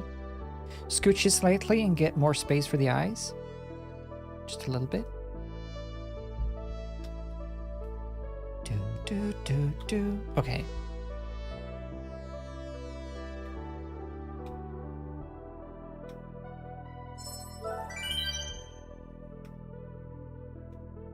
Like, if we look at the reference image, right? These are the eyes we need to replicate. Whoops. Now, it does look kind of sad.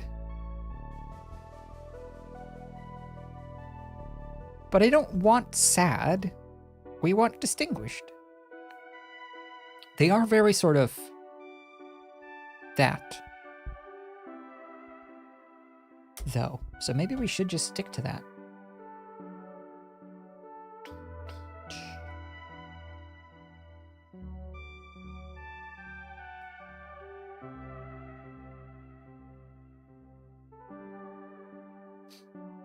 But apparently, I will say, apparently, just going back to the subject of choice, topic of choice from just a second ago.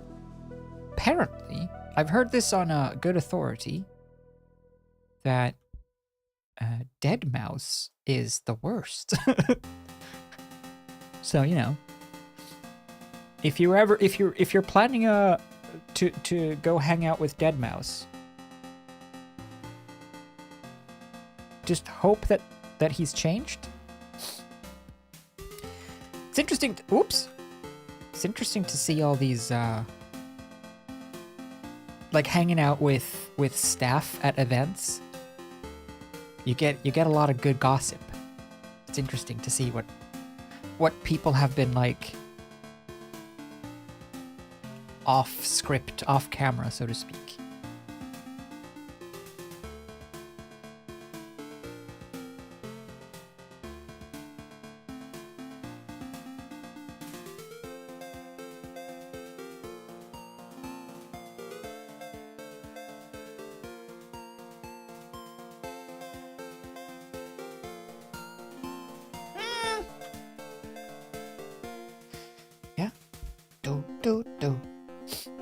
Dead Mouse.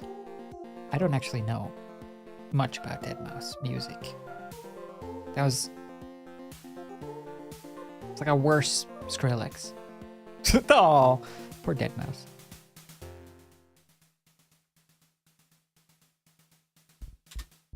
Okay. Okay. Now we have two eyes. Let's find a place for them. If this one is like...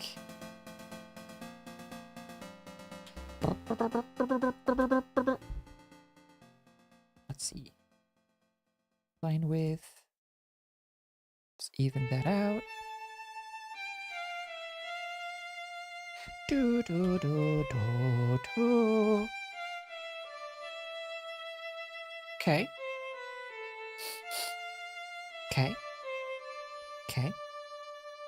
After cry, I'll learn to be wary of people who never let you see their face. Yeah, a little bit, right? Unfortunately, yeah. Unfortunately, that the faceless content creator has kind of gotten a little bit soured, in my opinion, as well.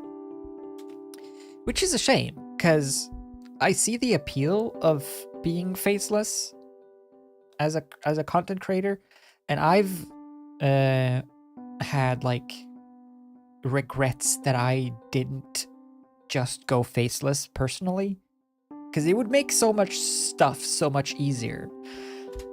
It would make it so much easier to make videos if I didn't have to look presentable when I did it.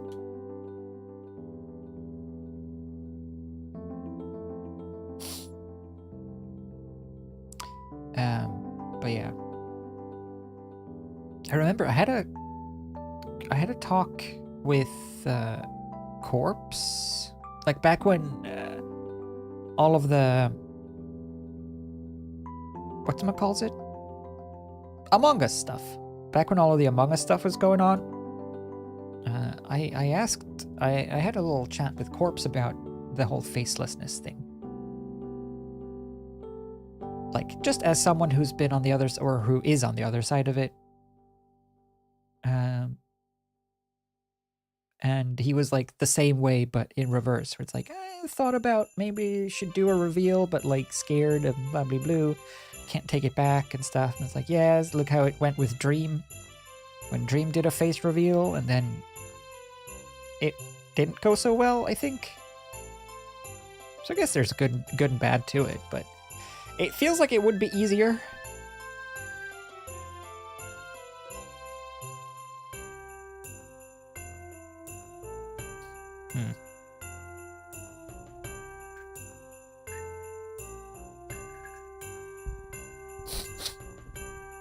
It's my mom's birthday. Happy birthday, Mrs. Rainbow. Mrs. Snail? Is that her name? I assume.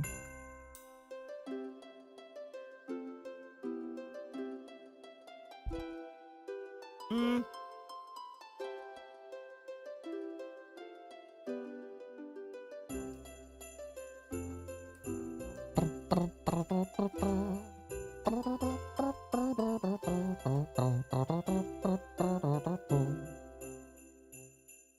Yeah. What happened to Corpse? I don't know. I think he just leaned into the music career. I'm assuming he still makes music. I don't know. The music wasn't really my thing, so I never really followed it. So I have no idea. The only interaction I had with Corpse was briefly on Discord back when Among Us was popping off, as they say. But then he kind of blew up, and then he never responded to me again. So cool.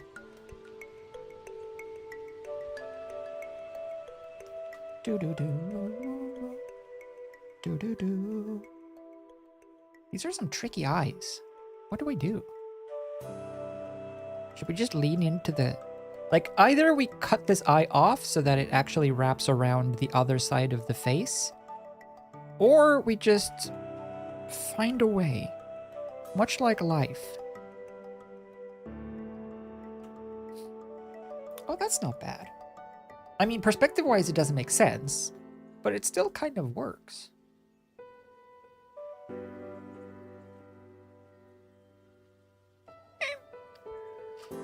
Do, do, do.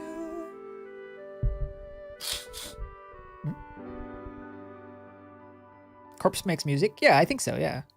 I think, well, Corpse also had a lot of health stuff to deal with, as far as I'm aware. Like all of the stuff with his voice and throat and stuff. I have no idea.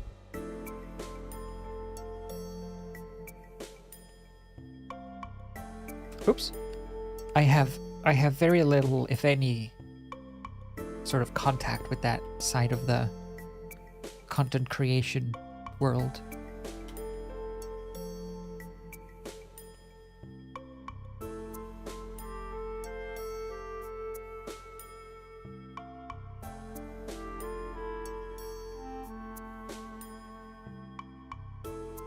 Okay.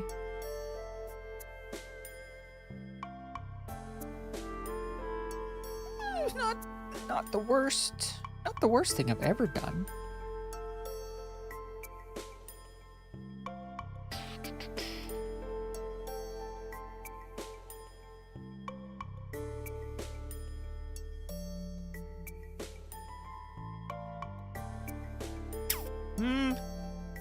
Still something off.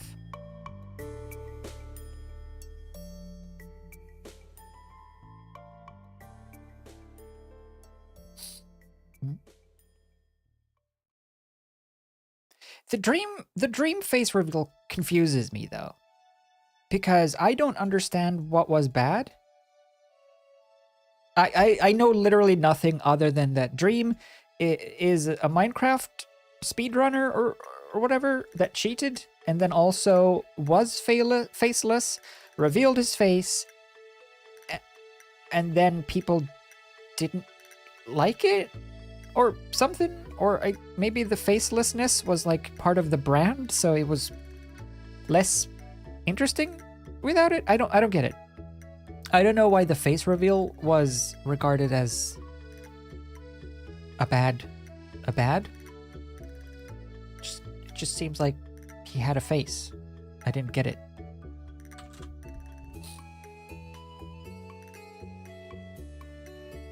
Okay. You know, I don't think that's too bad. If we just give ourselves a little bit of fluff and some sideburns and you know, fluff. More fluff. We need to just furify everything, but we need to pee first because I need to pee. I just want to put all the pieces together. Or all the pieces on the canvas at least. Hat. I guess.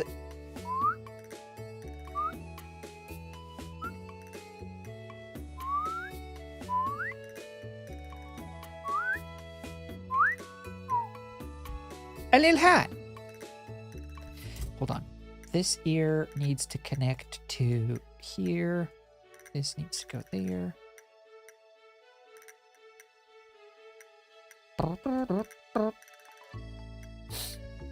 Yep.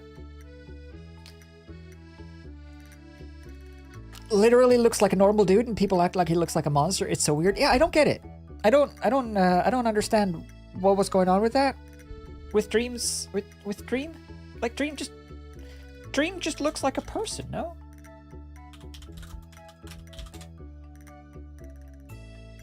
Yesterday, one of the biggest moments in... Not you. The only thing I will say that I find funny about every single clip I have seen of Dream is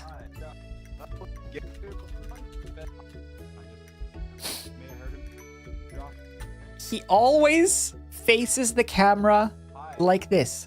It's always a camera for the first time. Hi, my name is Clay, otherwise known as Dream online. May have heard of me, may have not. It's always a slight side with the jaw. Who I am. But now you've seen my face, so obviously. Constantly.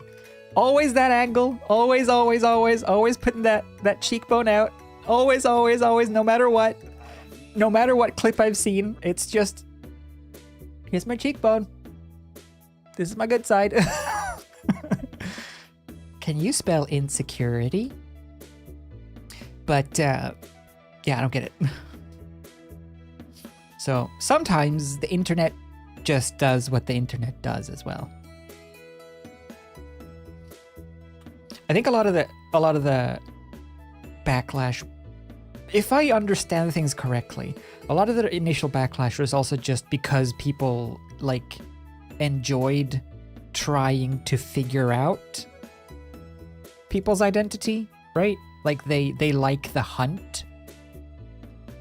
So when they get cheated on their hunting for this person's identity, which is messed up, by the way. If someone is trying to stay anonymous, let them. I think that's why people get upset as well, though, I guess. It's like, oh man, that was the fun part. Now you took the fun away. Boo you.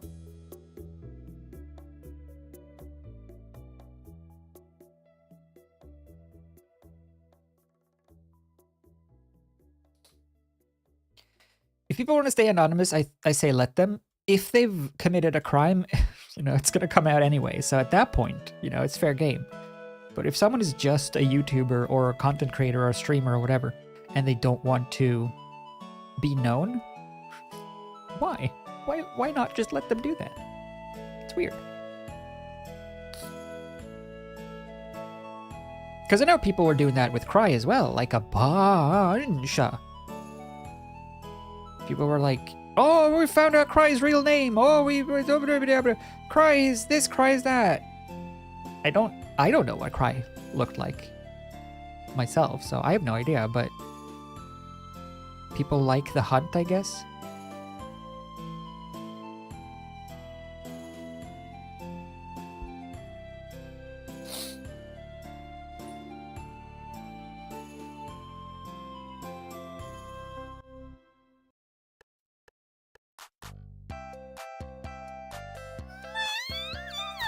So sure, but this one butt shape here, not feeling it.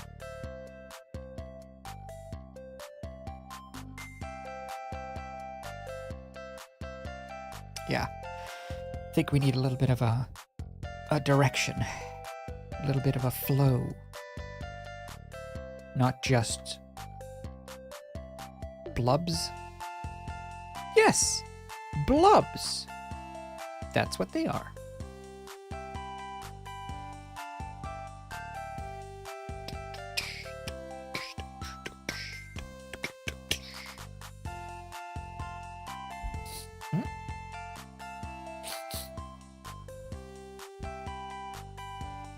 Yeah, I see. That's the thing, though. That's the thing that now has me sort of Unfortunately, for the people who are good, it now has tainted sort of the faceless aspect when you get that like, oh, that's why he didn't want to show his face, because he knew what he was doing. And he knew that if it came out, then it would behoove him to be able to remain anonymous. Like, oh, that explains a lot. Gotcha. Well, that's a shame. And now I can't help but, if like a new faceless YouTuber is up and coming, I can't help but feel a little skeptical. Which is unfair, because it's like 99.999% of people, surprisingly, probably aren't pedophiles. But then you get that one or two that sort of take over and use their platform for nefarious deeds. And then you get those ones as well that like the weird ones that aren't even ashamed of it, which is the most frustrating to me. Okay. Those weird people that are like not seeing anything wrong with it. Like, well, okay. Now we know what kind of person you are.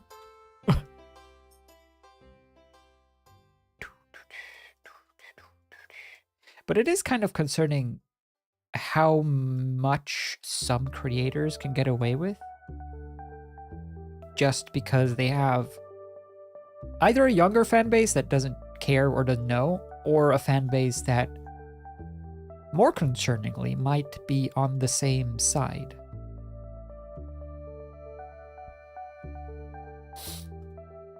Like, what's that? EDP. Do you know who of EDP? If you don't, then congratulations, but it's one of those creators where I'm like, how is anyone watching your stuff? Yeah, don't remind me. Yeah.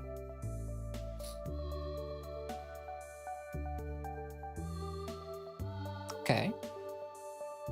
There's something that I feel is off, but I think it's got potential. Maybe I just need to go pee.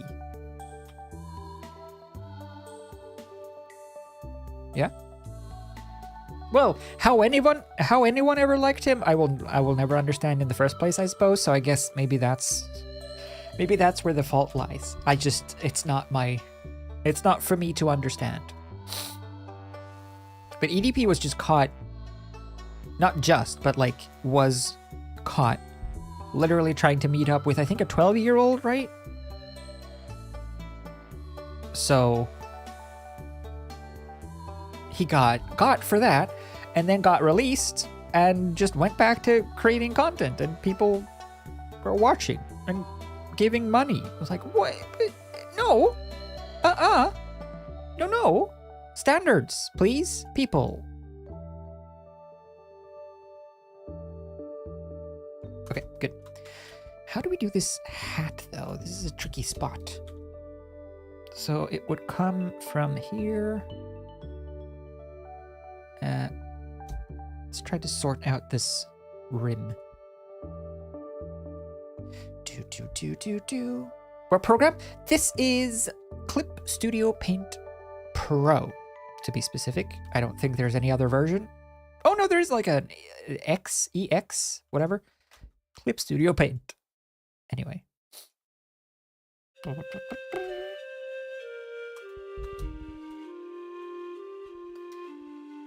Can I... Alright, let's do this, and this, and this. Yep. How was he able to come back? I have no idea. I think, though, in that case, in the case of EDP, I think he, like, when he came back to TikTok and stuff, where either people might not have known or people might just not care. I think most people who just casually watch TikTok, they just don't care if the person is a bad person, as long as they can, you know, watch some TikToks when they're on the bus or something. Yeah, the name alone feel like it shouldn't be allowed, but I guess because it's an acronym, it is fine. Boop, boop, boop, boop.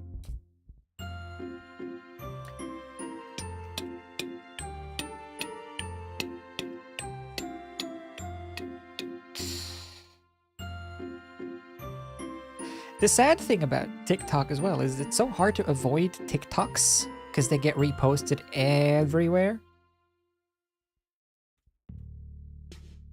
So you still have to have that like TikTok logo in the corner. Okay. That looks like a hat-ish. Not a nice one, but we could tweak it.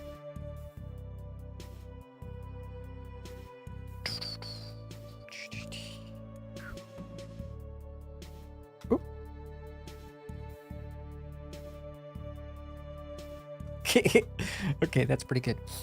It needs to be better, but it's pretty good.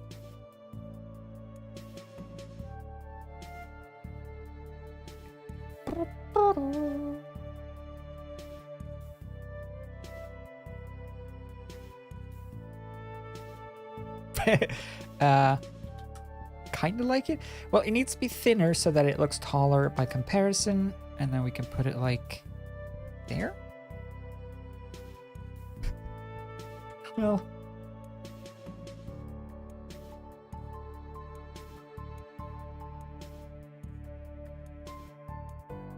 I guess as long as I curve the sides in, it should feel like a top hat. Like these ones, they should always like curve a little bit. Think Scrooge McDucky thoughts. Do do do boop boop boop doop doop. Yeah. Hello, Jack. Welcome. Yeah, what is the deal with the TikTok ban? Is it still happening? I don't know. I doubt it. I doubt the TikTok ban is happening. But I don't know. Is it? I know that people were very upset by it, but I don't know if it's still a thing.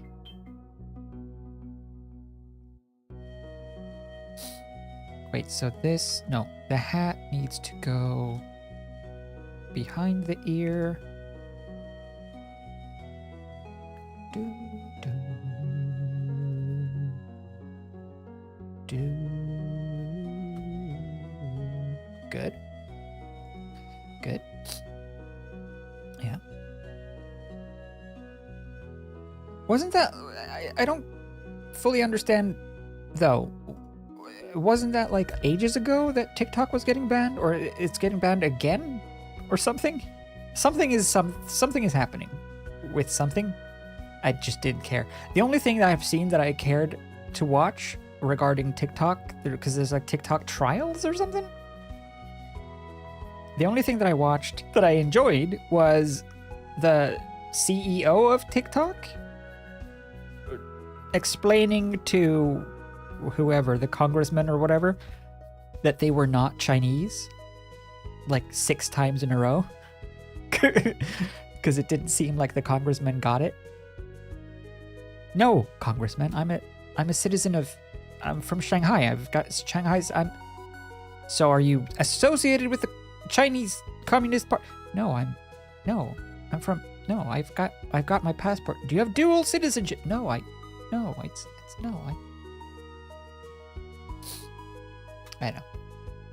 A new band they just voted on? Oh. Why?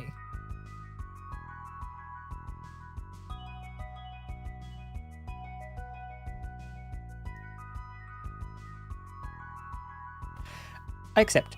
Well, see, the thing is, the problem with this hat is the perspective on the top bit is from below, and the perspective on this bit is from above, which is wrong. So one of these has to flip.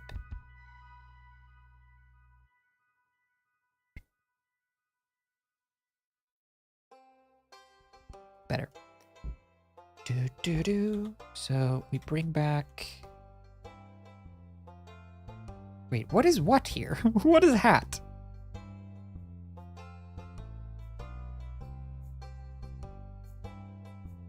There. That's hat. That's hat.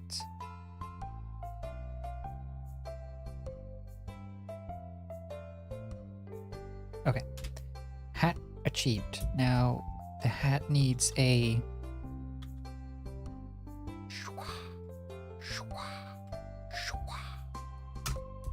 There. So this one will be... There will be like little fluffs sticking out, I think, underneath this. This is the sort of where the hat touches the head.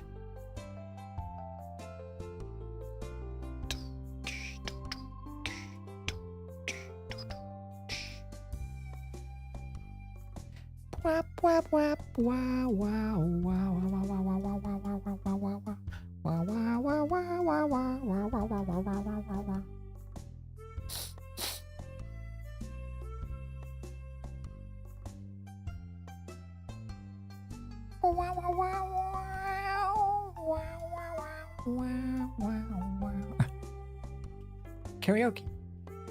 Yeah, that works. Ish. Well, kind of. Well, not really. It'll do.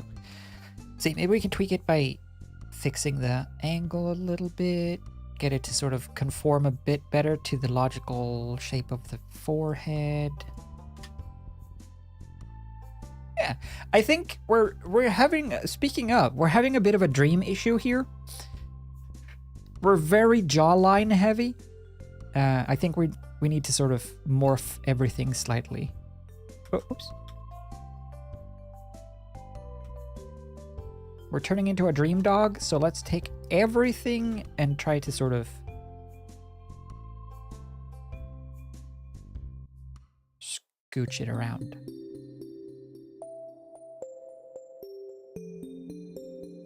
That's better. Best angle? Apparently so, yeah. It must have been.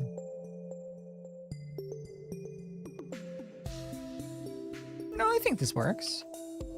It's a little... He's getting a little suspicious looking. It's a little more than distinguished maybe. But I don't mind it.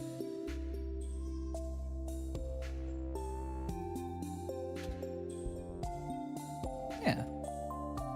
Gotta show that jawline, that's true. We haven't been working on those chewy bones every day to end up with a weak jawline. Gotta work out those jaw. That's why I eat a lot. I'm just working out my jaw to get that dreamlike jawline, you know? So I'm just training, really. When I'm eating a bunch, I'm just training, honestly. Just trying to train up my jaw.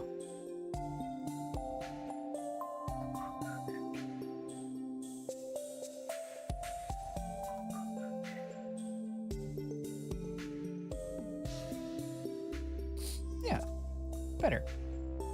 Okay, good.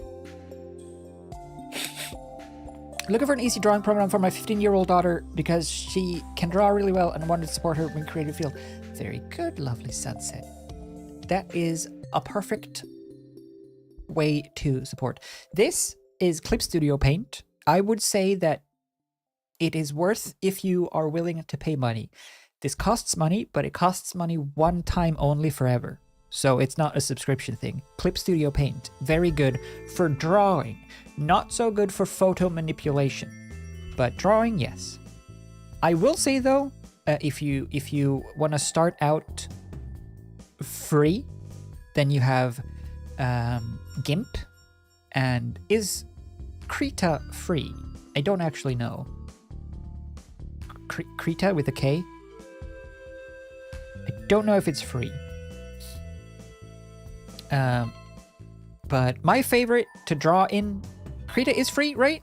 It's quite good for drawing, right? Yeah. So you have Krita free for drawing and GIMP for photo editing, like Photoshop. But you can also draw in it. I've never used either personally, but I know of them enough to recommend them as free trials. Otherwise, I would say Clip Studio Paint for just drawing, because it's a one-time purchase and you don't have to subscribe. Cough, cough, Photoshop. Right, let's even everything out so that we're working with a homogeneous line art. Do-do-do. Do-do-do-do.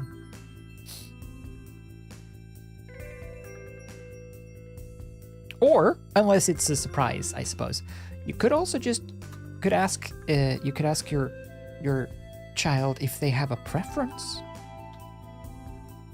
Maybe they already know, like, oh, I would love to have this program. I've watched YouTube tutorials, you know, maybe. Showing interest is already a big help, I'd say. Just based off of like my own old childhood back in the day. Because I drew a lot when I was young. I drew a lot like pen and paper drawings that my relatives tended to fawn over, which I've gone back to look at, and they're not great. But, you know, I was probably 10 at the time, and I drew a decent Jack Sparrow. I remember that when the first movie came out. So, any encouragement is good, I'd say. Especially if someone is young, if you have a young child, and I mean like pre-teens-ish, encourage any and every hobby or activity, regardless of if they might not stick with it, if it's within your means.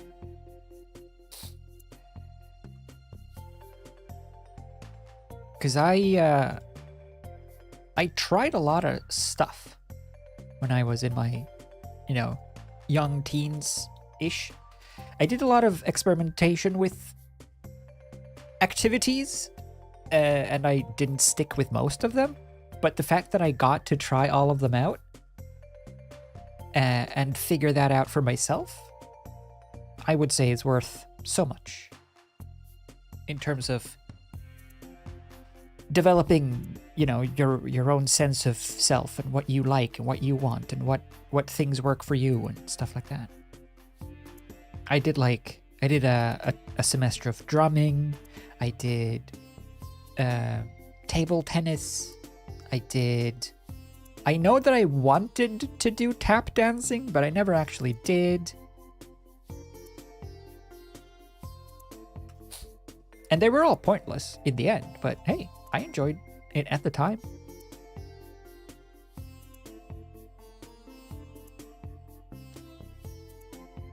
And I see that, it's interesting, I see that reflect in how my brother is parenting his kids now. Because like my niece is doing everything, you know, she's riding horses, she's doing the drill stick thingy that the person that walks at the front of like a marching band and spins a stick around for some reason. She does that. Now she's gonna start taekwondo. I was like, yeah, most of these things aren't gonna like lead to anything, but the fact that she's doing a bunch of activities and experimenting and trying things out and learning what is available, that I think is the most important part at that age. But what do I know? I don't have kids. So you probably shouldn't take parenting advice from me most of the time. I'm just sort of winging it. based on what sounds good to me. Wait, what? Oh. I think I would be a decent parent if I were to parent at some point, but I don't plan on it.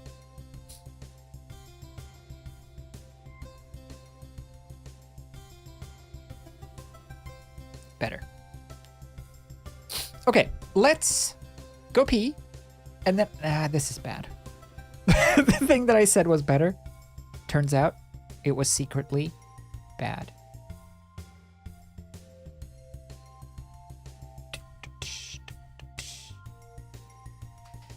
I think what this ear really needs is that. It needs an end to the ear. There you go. Perf. Oh, crap.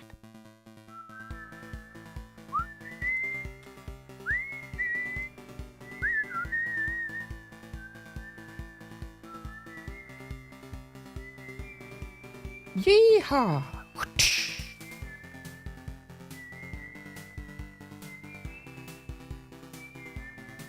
Hiya! Yeah. Ho! No? It's such a cowboy song. Yeah? I think I would be a decent parent. I think I have, I mean, I know I have my parents to thank for it, obviously, but no, I have some like loose plans of things that I would do if I were to become a parent, like things that I've thought out that I'm like, okay, this is how I would do it. Like cell phones, for example. Like, when do you give a phone to your kid? And do you give them a phone? Do you just pay for it? Do you make them pay for it? All that sort of stuff. Like, I have tertiary plans in case I need them. But I hope I don't.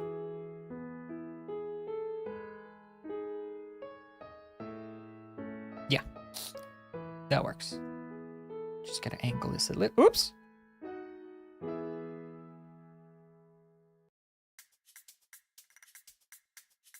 Cool. It is weird though, because my niece goes to, or like when she started like kindergarten or whatever it's called, it's like she has this smartwatch, which isn't like a smartwatch. It's like a kid's smartwatch, which means it's the only thing it can do is receive calls or messages, or call the pre-programmed numbers in the thing. So you have like mom, dad, maybe grandma, you know, so that those people can call the watch, or she could call those people with the watch if she needs, you know, help, for whatever reason. And also the watch has a GPS and a watch. So it's not like a smartwatch that you can like text and whatever, play games at, watch YouTube. It's not like a traditional Apple Watch or anything. It's just a kid's version, which is great. That's like the fantastic use of middle ground, I think, for kids to get started with tech. Anyway, weird thing is they have to put all of the stuff away in a lockbox at school all day. And that goes for everyone, as in all of the teens with their smartphones and their Apple Watches, and all of the little kids with their baby's first watch, which defeats the purpose, because the whole point is to be able to keep track of your kid if they leave school. But if they now get kidnapped, all of the GPS watches are going to be in a lockbox because you're not supposed to have them during class. It's like, yeah, but it's different. But anyway, it's cool that exists. I didn't know that until they got her one. And that's a smart way of making your kid feel like they have, you know, make the kid feel like a little bit grown up because they have like a smartwatch, just like mom and dad, or a smart device or whatever. But at the same time, it's for their benefit and safety. I like that.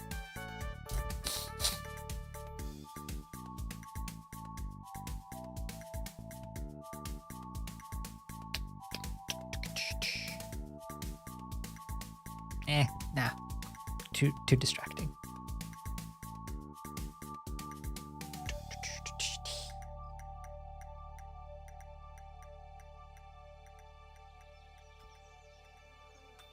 Cool.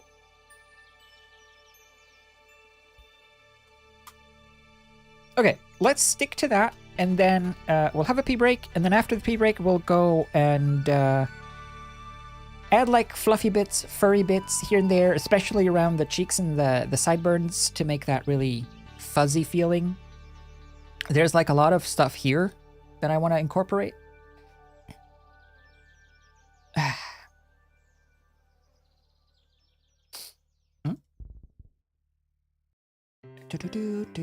It's a smart watch, actually. Yeah, in the actual definition of the term, it is a smart watch.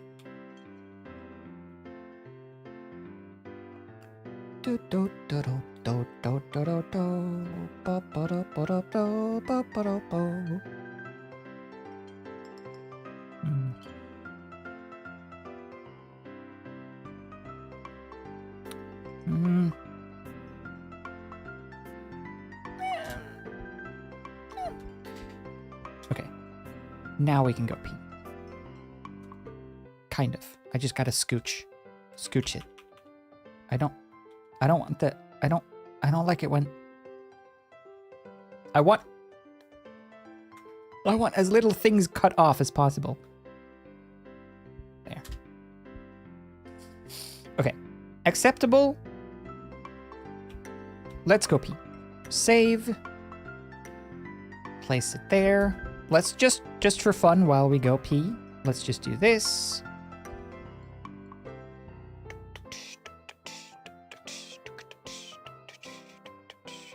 So that y'all feel judged as I go pee. And I'll see you in a few minutes. Here, have some music.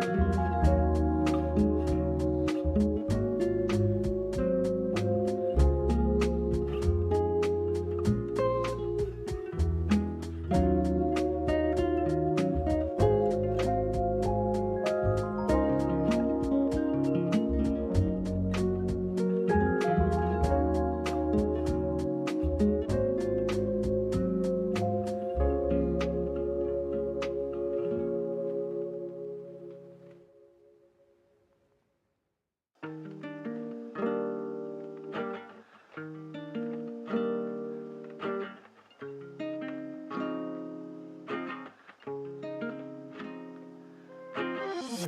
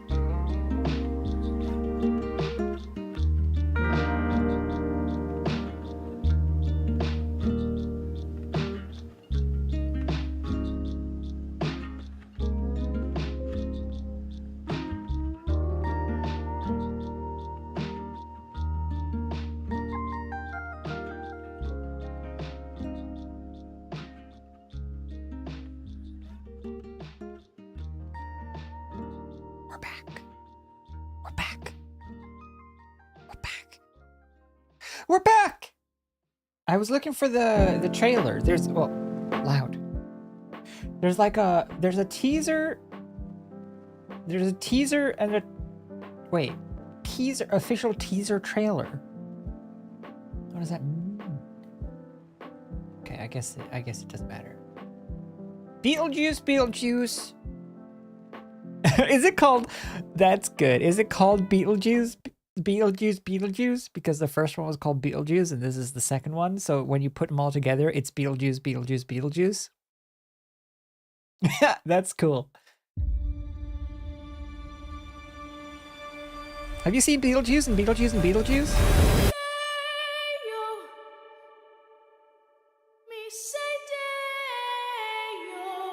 Daylight come? And we want to go home? Daylight come and we want to go Home. Oh, look at her! It's been so long. It's been so long since we saw Catherine O'Hara and stuff. At least since I did. It's nice to see her back. Tally me banana.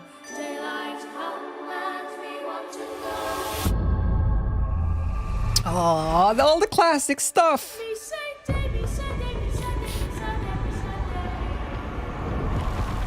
Whoa! Hold on.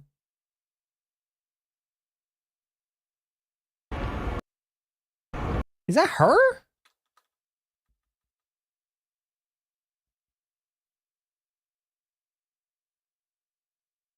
Is that her? They must have like... Did they like de-age her? It doesn't look like Winona though. That's why I'm like, did they de-age her to a point where it doesn't look like it, at least in this shot? Weird.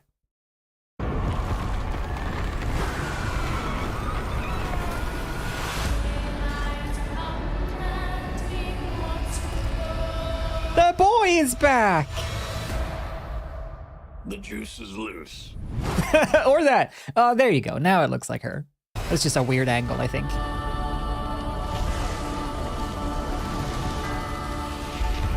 That's cool.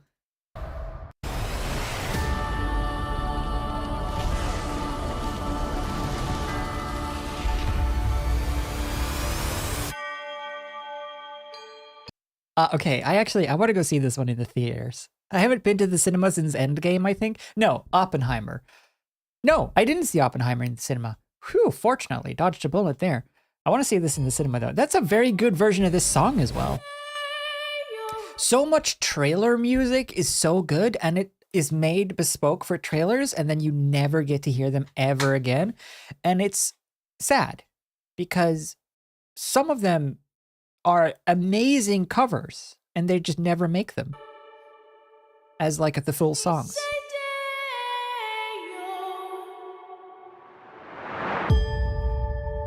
Daylight Daylight come come and me we want want to to go. Wait! Stop it. Who was that?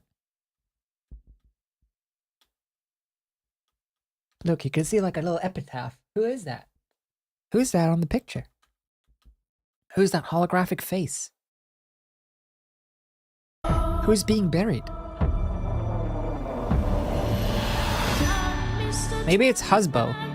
Maybe it's Baldwin.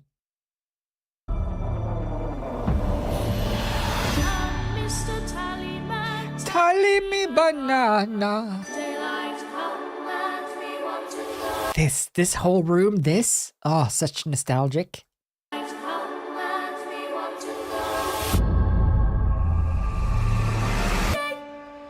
Me say day, me say day, me say day, me say day, me say day.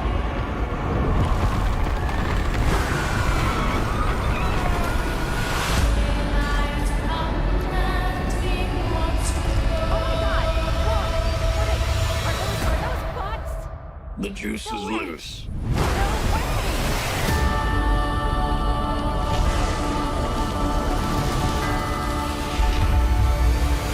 Ah, that's a wonderful note. Or a wonderful, like, chord, tone. Also, if there was ever a movie of me, Winona Ryder should play my mom.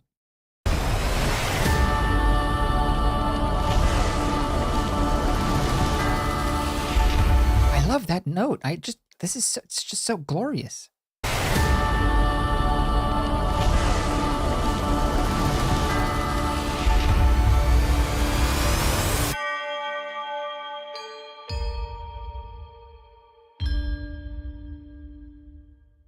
Cool. I want to see it. I want to see it.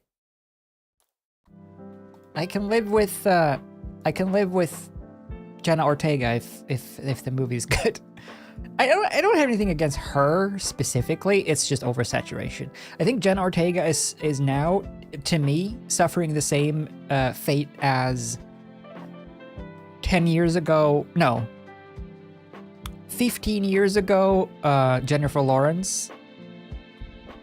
Where it's just like, I get it. You like her. Move on. Next, please. What else? What else is there, though? I get it. But she could do it. She's not a bad actress, so I'll reserve my opinions until I've seen the movie.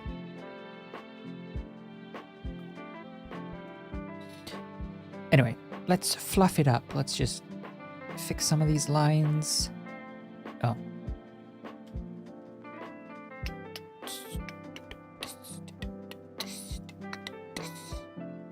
Also, Cyberdragon, thank you for the raid.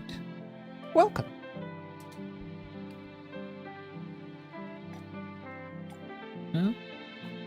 Yeah, I feel like that about a lot of actors actually. We're just like, I get it. You like her or him. Same with what's his face? Benedict Cumberbatch. I'm like, yeah, I get it. Like, he's fine as an actor, but it's like, kind of sick of seeing him.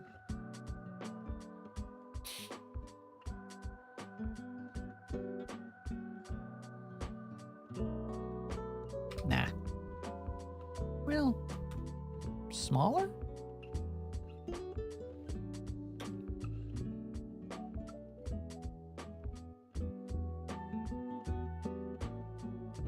Meh. Alright, let's fluff.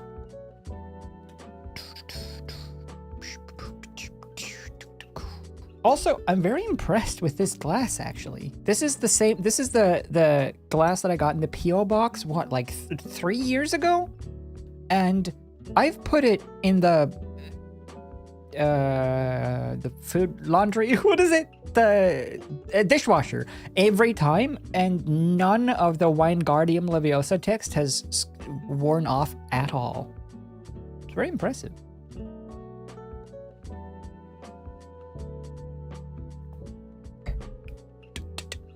So you feel about Zendaya? Too much? Yeah. I haven't watched any of the Dune movies, so I'm not as full up on Zendaya. But I do keep seeing infinite interviews. Is it etched? I don't think so, because it's like...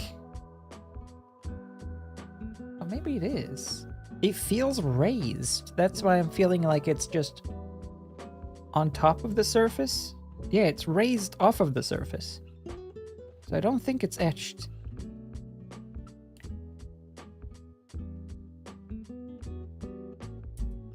Food laundry. Food laundries and dirt spoons for everyone. Okay, anyway. Fluff. Good fluff. Fluff. Fluff, commence.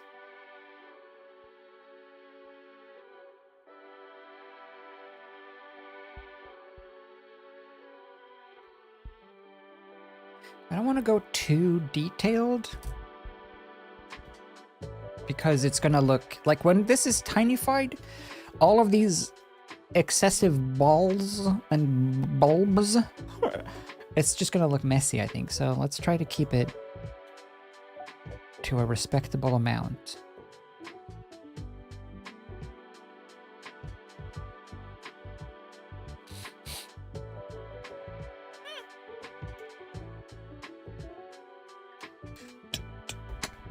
The fluffening. The fluffening begins. This is all practice for my eventual audition for porn. I will be the best fluffer ever. I will make sure that no one's pubes lie flat ever again.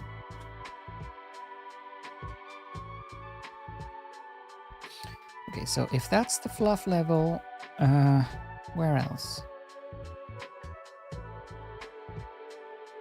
Definitely need some, like, direction indicators.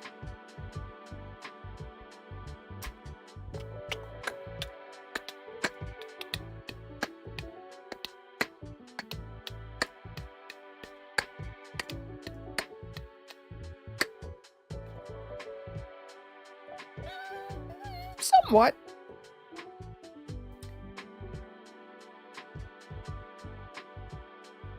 Better. I feel like this eye is too almondy. Oh, that's better. That's not bad.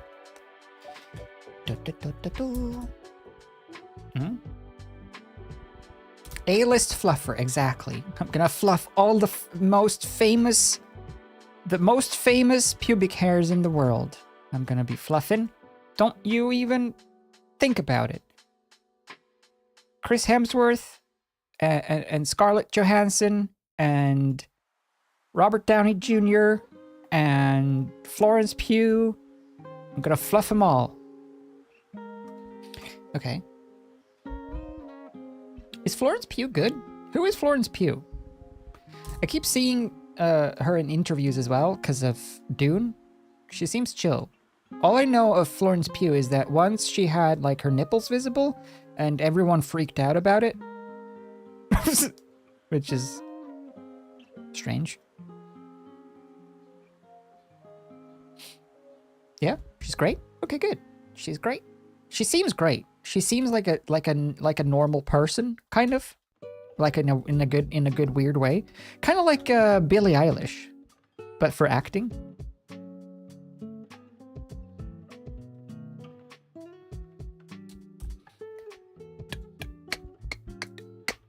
Yeah, she had nipples once. Once upon a time, she had nipples.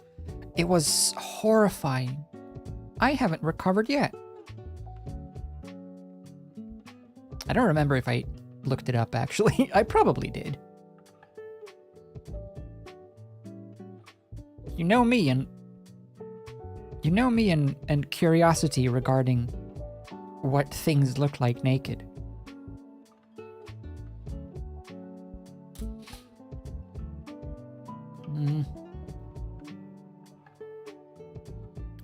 I'm feeling like maybe we can use these fluffs to insinuate a little bit of a cheekbone feeling and give us a little bit more of a refined, gentlemanly look. Kind of works.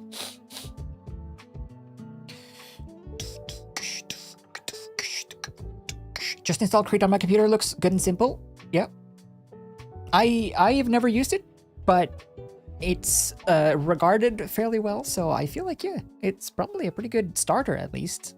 And I think it's better if you can, no matter what it is, be it like drawing or 3D stuff or music stuff or whatever you want to do creatively on a computer, always start with whatever free version you can find first to see if it's something that you want to commit to or do more of. Because otherwise you're just going to end up wasting money on something that is a momentary hobby that you then lose interest in. Or maybe the digital aspect isn't for you or whatever. So always try to find a free version first. Even pirate stuff if it's for practice or for testing purposes, I say. Any program that doesn't have like a 30-day free trial or any game that doesn't have a demo, kind of bring it on yourself, you know, a little bit to a certain extent. Okay. I want to tilt this slightly.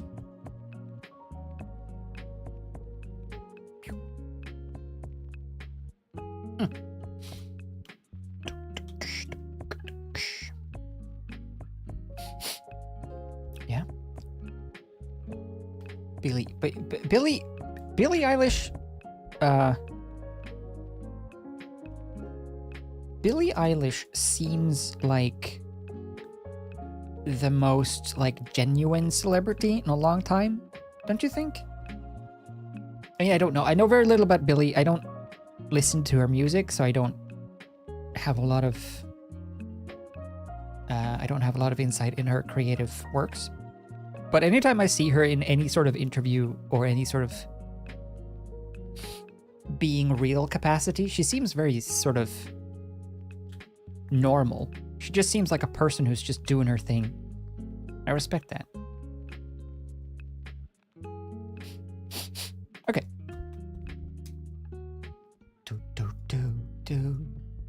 So now what? Where else fluff?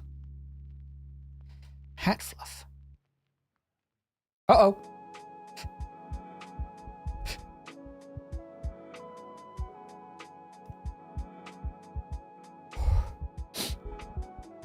I didn't sneeze. Thought about it. Unfortunately, changed my mind.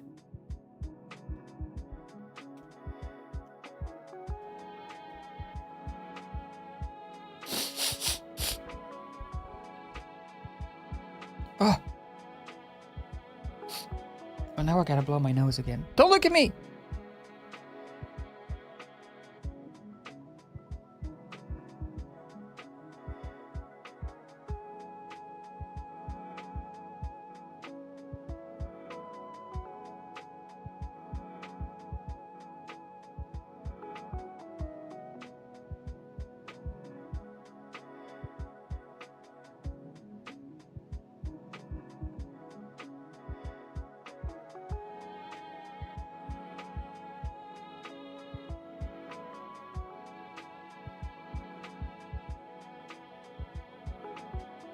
Hello?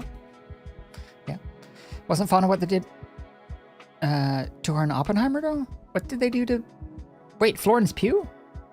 She was in Oppenheimer? What did they do to Oppenheimer? Or to her? I've seen Oppenheimer. I don't remember. It was too boring.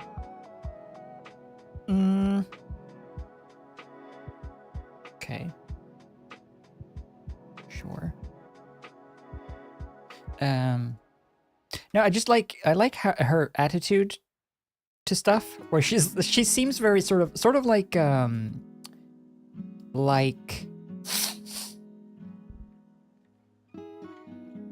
gotta sneeze, but it's not happening. She seems sort of like what's her name?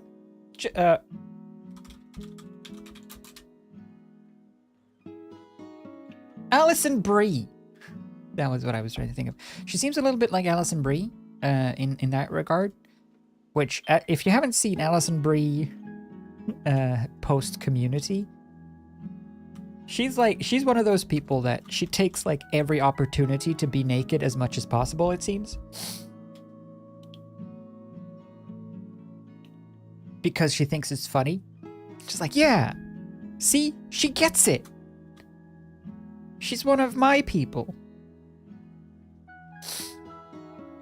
And I feel like maybe Florence Pugh is on a similar level, because she seems to be sort of totally chill with it, which I very much like, because it's like about time that people stop freaking out about a nipple or whatever, you know?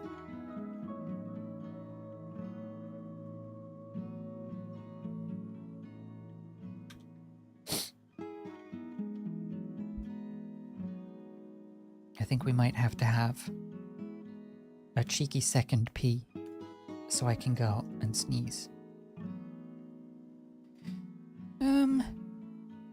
Kind of. I was kind of thinking split. I was kind of thinking that could act as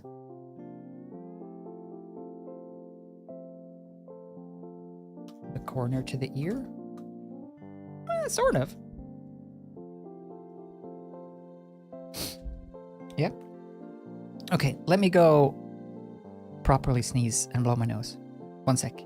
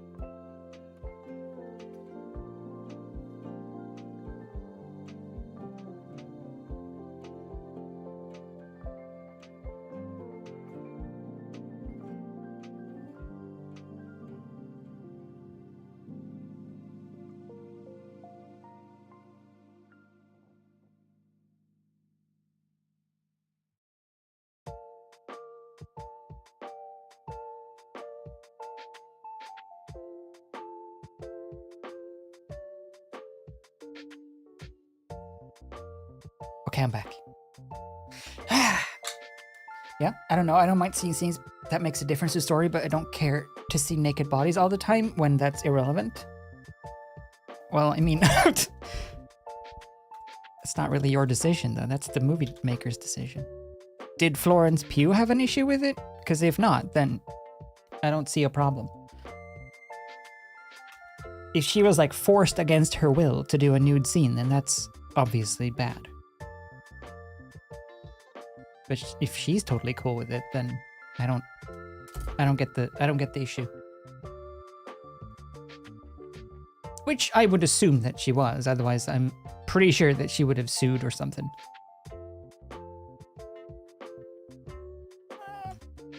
That could work.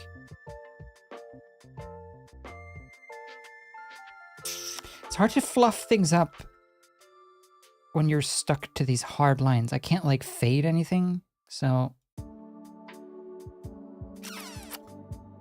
we'll have to settle.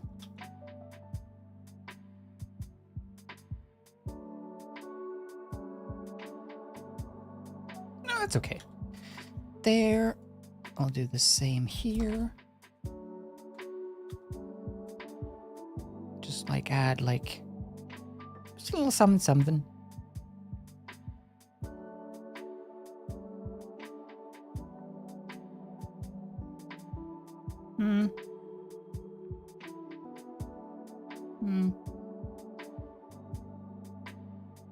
Maybe.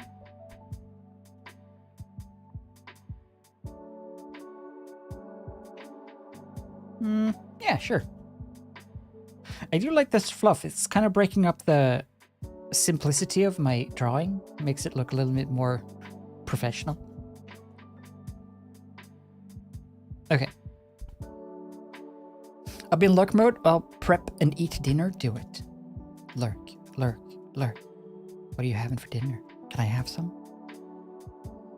I had 2 sandwiches earlier.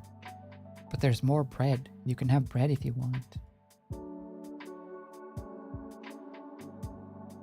I think that's enough outline fluff. Let's not get wacky, and then we'll do the rest with like shading and stuff.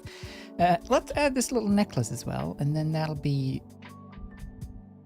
line art check. So let's see, center. Yeah, I think a tie is gonna be tricky to fit in, so maybe we will do just a bow tie.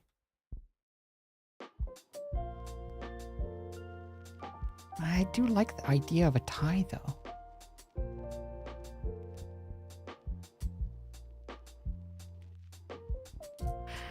I feel like it feels more dapper.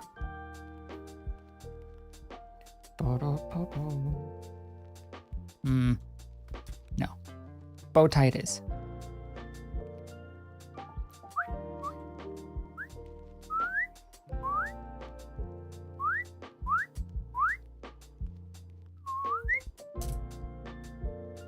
Do do do do do do do do do. I do find it interesting though when you look at nudity in movies. Oh crap! Especially in the past. Actually, it's been for a long time. I was gonna say in the past decade maybe, but I think it's been longer.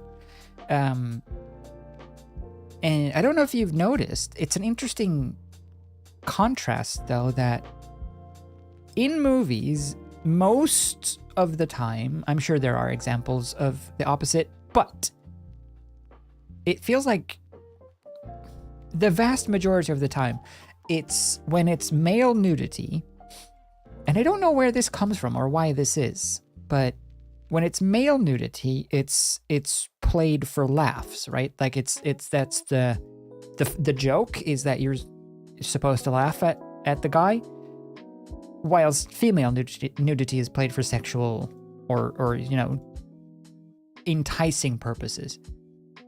And I wonder why that started or where that comes from. Is it just the fact that a naked man is floppy, therefore it's funny? I don't know. But it is like a kind of a standard.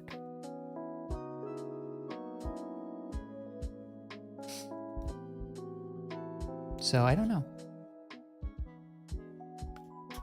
Yeah, bow tie definitely.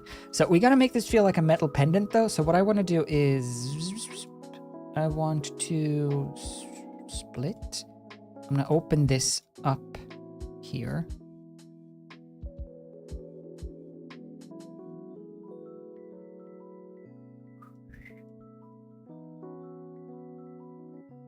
So that it feels like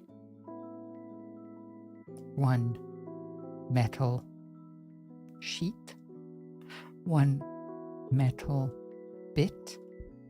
Sure, perfect. Shh, we can pretend. No, actually that works. So then we put it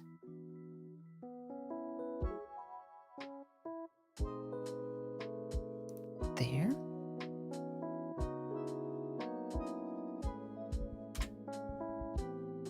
Yeah. Good.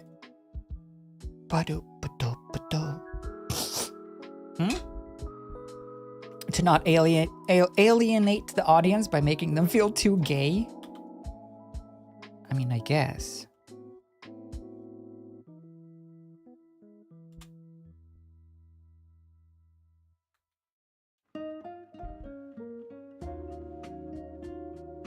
There is more appropriate, but there fits the drawing better. Yeah. Necklace. I think it's also probably because, well, I was going to say sex appeal when it comes to men sells less, but then again, is that true? To a certain degree, yes. But, like, there's not there's not no reason that Chris Hemsworth is like topless in all of his roles, you know?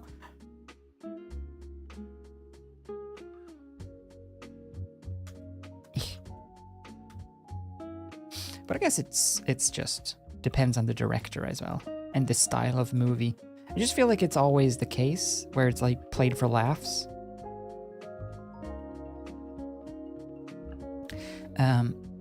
I did see, speaking of though, I did not know this. I haven't seen The Wolf of Wall Street, so I didn't know like I don't know what it's about or who's in it, other than it has Leonardo DiCaprio. But apparently, Margot Robbie. There's a scene in Wolf of Wall Street where Margot Robbie like walks out of a bedroom or something. I don't know, to talk to Leonardo DiCaprio, and she comes out and she's like fully naked, and that wasn't actually in the script. She was like supposed to wear like a bathrobe or something, but apparently Margot Robbie said that she had asked to do a fully nude scene because she thought it felt like it fit the character better, like that's what the character would do. I don't know if it paid off, I haven't seen the movie, but just that mindset, you gotta respect. You gotta like, that's like, fair enough, you know? You obviously care about this character, so good on you.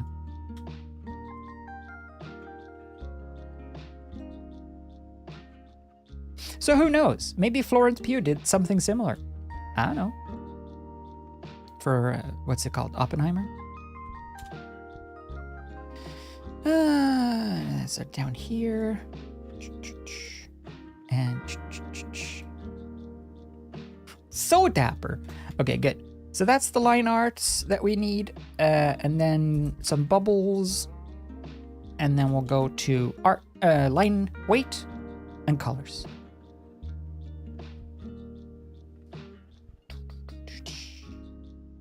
Yeah. Margot Robbie. Margot Robbie is fantastic. She's awesome. Yeah. She seems so fun as a human being.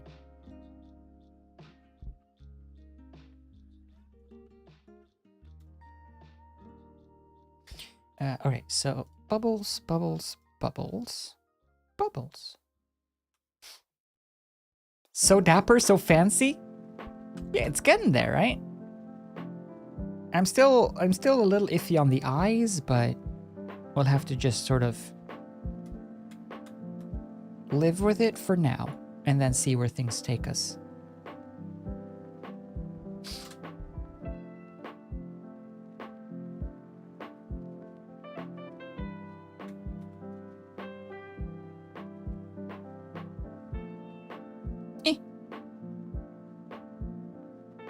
Bloop, bloop, bloop.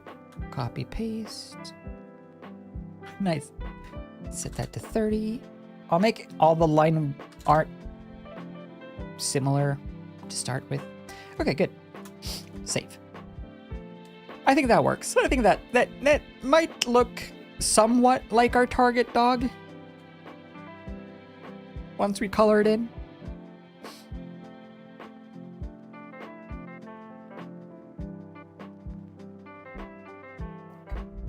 Did I see I, Tonya? I did not. Was Florence Pugh in that? I, Tonya doesn't sound like a very good name for a thing.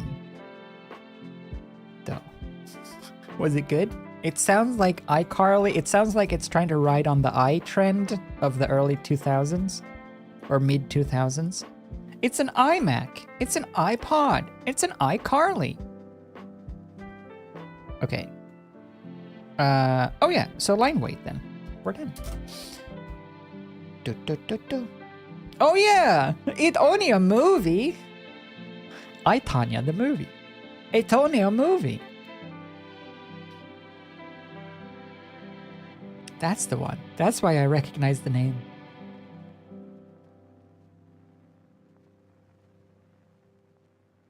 Cool. It's only a movie. Isn't there also like an I zombie? I don't. If you want yourself or your project or your thing to be taken seriously, I don't think you should put an I in front of it unless you're Apple.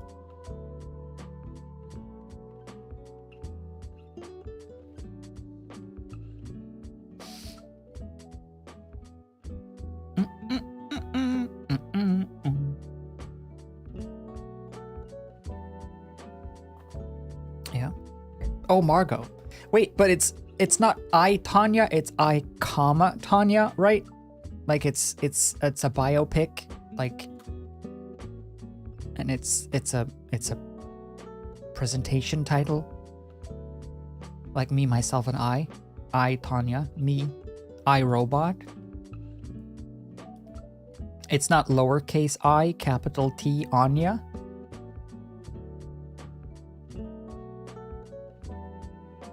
Because that's when it gets into the cringe territory, no? Like iRobot, yeah. Well, that's fine.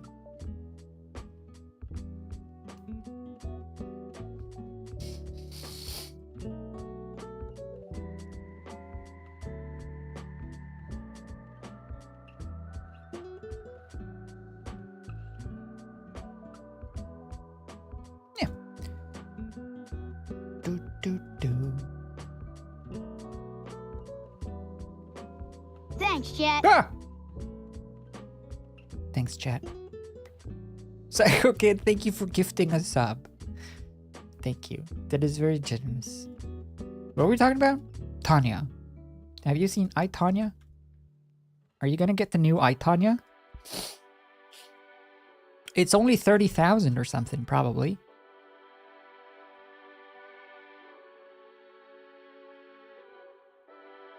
Mm-hmm. Do. Not I, Tanya from Apple. Okay, good. But iCarly was. iCarly was lowercase I, right? Capital Carly? I've never seen that show, so I don't know. It's a Disney Channel thing, isn't it? Disney Channel didn't exist in Sweden. Until like after High School Musical 4 was done. Do. IHOP? Wait, does IHOP write that? No, they just have capital letters. They don't write IHOP like lowercase I. Do they? Yeah, Twitch is slow today. Oh, really? Is Twitch having a little Twitch fit? Shocker. Yeah. I feel like it's in all caps. I've only seen the sign in movies and stuff, but I feel like it's always all caps when I see this IHOP sign. Is IHOP good? I want to go to IHOP at some point because I really like pancakes. And I feel like IHOP is the international, only available in America, house of pancakes. Internationally, all over America. But I feel like if anyone knows how to make a good pancake, it should be in the international house of pancakes. You know, what else should they be good at, you know?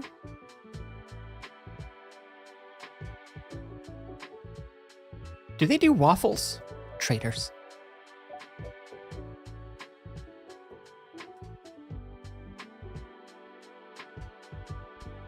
Yeah. USA is the entire world? Yeah. Work looks... Thank you. I like it so far. It's a dapper dog. It's a very dapper dog. But we don't condone smoking pipes. Well, we don't condone smoking tobacco on this channel. Because it stinks. Yeah. It's like the international, like, baseball league or whatever. The classic Eddie Izzard joke. It's like the international Major League Baseball. America's won every time. Isn't that strange? Because only America is in it. But it's still called international. Yeah, the World Cup, the World Series. America's won every time.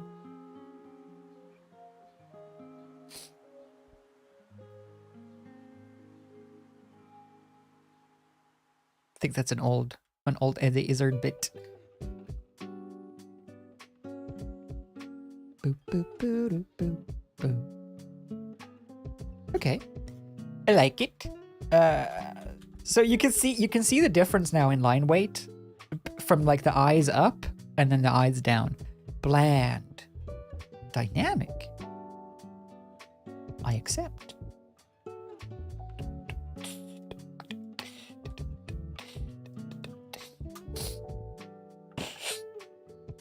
My grandpa smoked a pipe. It was stinky.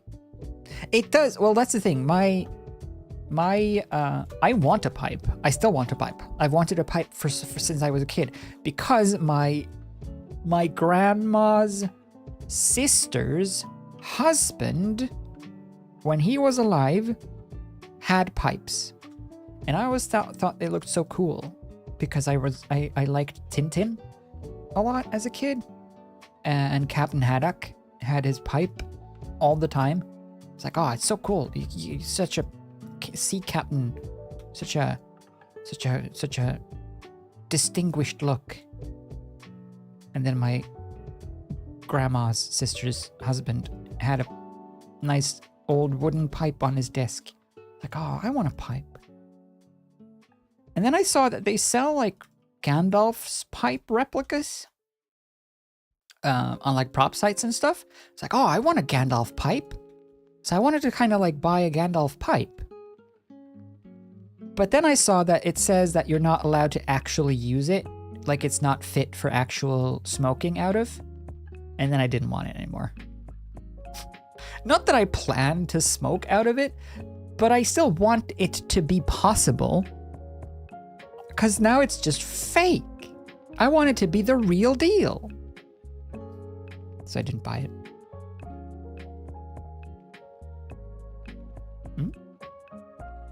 Tintin is fantastic, yeah. And racist. But it's a good show.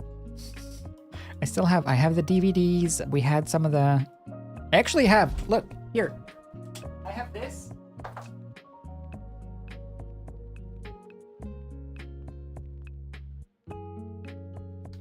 Check this out. It's Tintin. It's Tintin carrying all of the Tintin books. With little Snowy.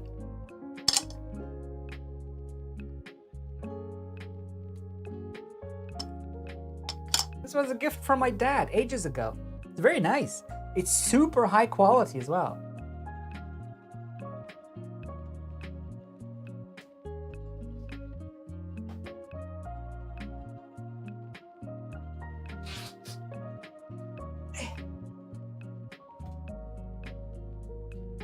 No, Tintin wasn't racist, but there's a lot of antiquated language and depictions of other races in the Tintin comics, the original ones. It's just of its time. I mean, it was written like 100 years ago. But yeah, no, I like Tintin still. I watch them. I go on a Tintin binge now and then. My nephew actually is.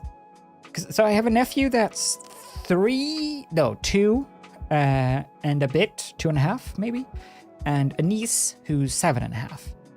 And my nephew is called Tintin. That's his name. That's what they named him. He's Tintin.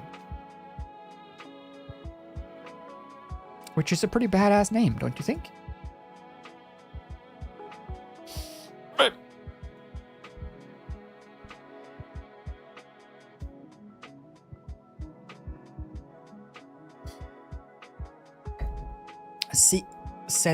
Said that's lit after seeing the statue, not after if it was racist. Oh, Tintin's racist? That's lit. So, dude, had any racisms today? Done any racisms today?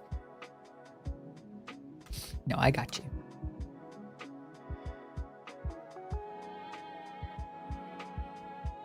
What's the latest in racism? Tintin. No, there's a lot of stuff like that that's like presumably from all of our childhoods, regardless of where you come from. Obviously, I know most Swedish stuff because I was Swedish all my life. And actually, I still am, I would say.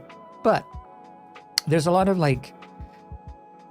stuff that you never even thought twice about as a kid. And then you go back or watch it now, or you like read about it now and you're like, oh no.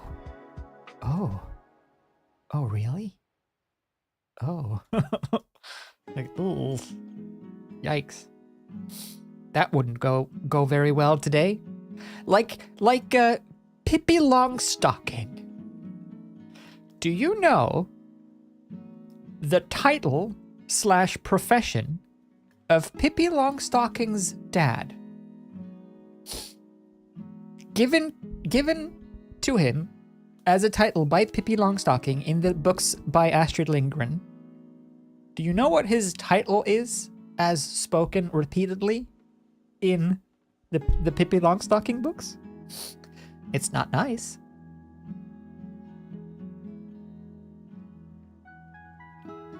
Yeah, he's the Negro King.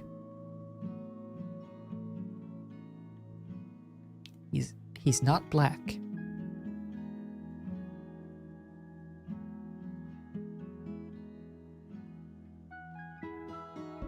So yeah, there's a bit of old stuff that's like, wait a minute.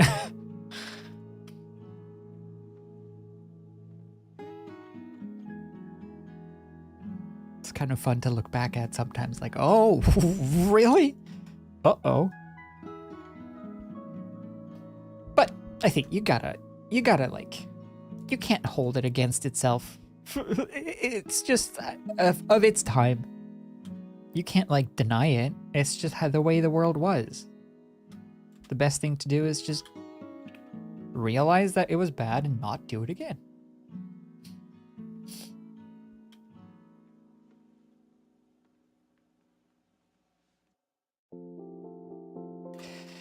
Anyway, yeah?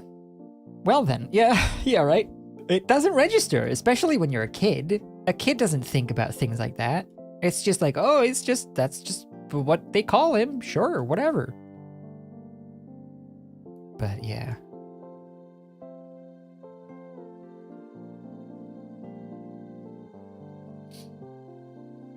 I do think, though, certain things, like, on the whole, things are a lot better, of course. But I do think it gets taken a little bit too far in certain cases. Like, I don't see the big deal with stereotypes in jest. Like, if you're making a joke about a stereotype because of its well-known stereotype, I don't see the problem with that personally, because it's a joke about a stereotype. I mean, depending on context and stuff, but like, if a stand-up comedian or a movie makes a joke about something that is a stereotype, I don't think that that's always bad. It depends on why they're doing the stereotype and how they're doing it.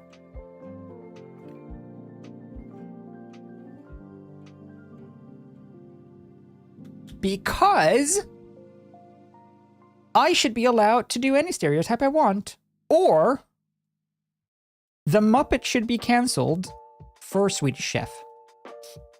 If the Swedish Chef is allowed to exist and be a mockery to the world, then I'm allowed a free pass. That's what I've decided.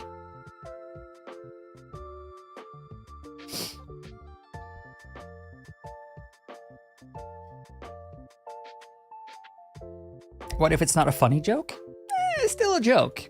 It's still, just because you don't find it funny, it doesn't mean that it shouldn't be said. It could still be a joke. But it has to be prefaced as a joke. You can't say something offensive or outlandish and then claim it was just a joke or just a prank, bruh, when people get pissed. This is in a situation where it's supposed to be a joke, you know, like a stand-up comedy show or a movie. There can be bad jokes, but they're jokes. Clearly they're jokes. That's what the venue and the situation is calling for. That's what they are. Bad or not, still jokes.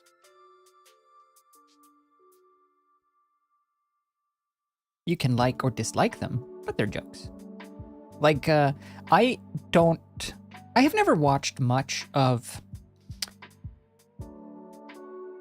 what's his name? Dave Chappelle. So I don't actually know if I would enjoy his comedy stylings. I'm sure he's good, because he's successful, so he must be good. But he's made some jokes that I don't like personally. There's a lot of jokes about just trans stuff and sexuality stuff. A lot of jokes like that. I'm just like, okay, I don't find this funny. I get that you're making jokes and that the point is to get a rise out of people. I don't find it funny, so I'm not going to watch it. Still jokes, though.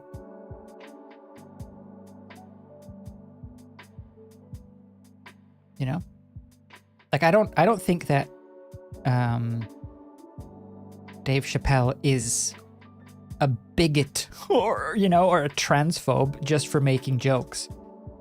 But I don't find those jokes funny because I think it's the reason I don't like certain jokes about I don't like jokes about racism or sexuality or like identity stuff because of the fact that when you joke about things, it becomes okay in a lot of people's minds to joke or to treat it as a joke. So a lot of people see it as a joke wholesale, as in sexuality. Anyone who expresses a different sexuality is seen as a joke by certain people because it is joked about so much in stand-up comedy routines. So it kind of diminishes the validity of certain people's claims. So that's why I don't find those kinds of jokes too much fun personally. But I know they're jokes, so I'm not gonna hold it against a person. I don't, especially when I don't know their actual stance on things.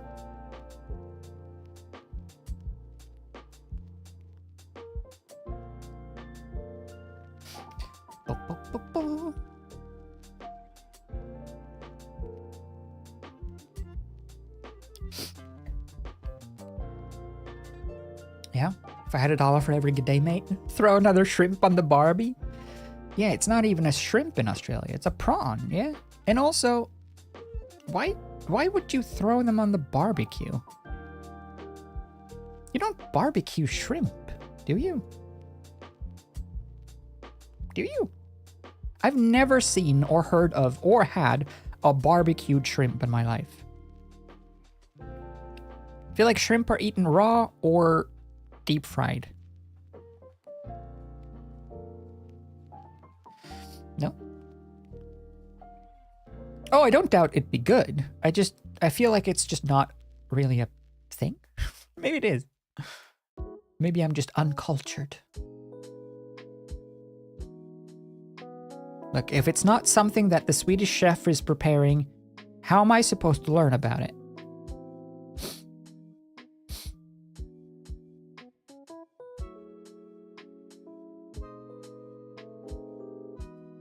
Yeah, it's just, there's a time and place, right, for everything. And I feel like I said, like a stand-up comedy routine or a movie or something, it's way different than, for example, a TikTok or, a YouTube short or something.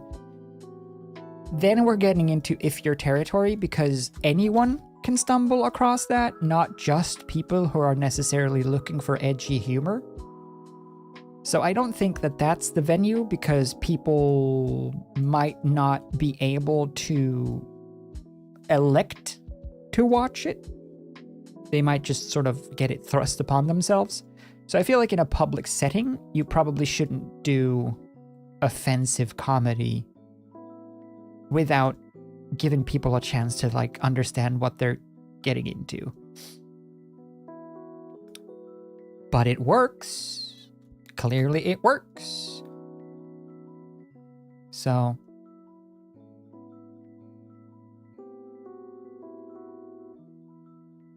cool.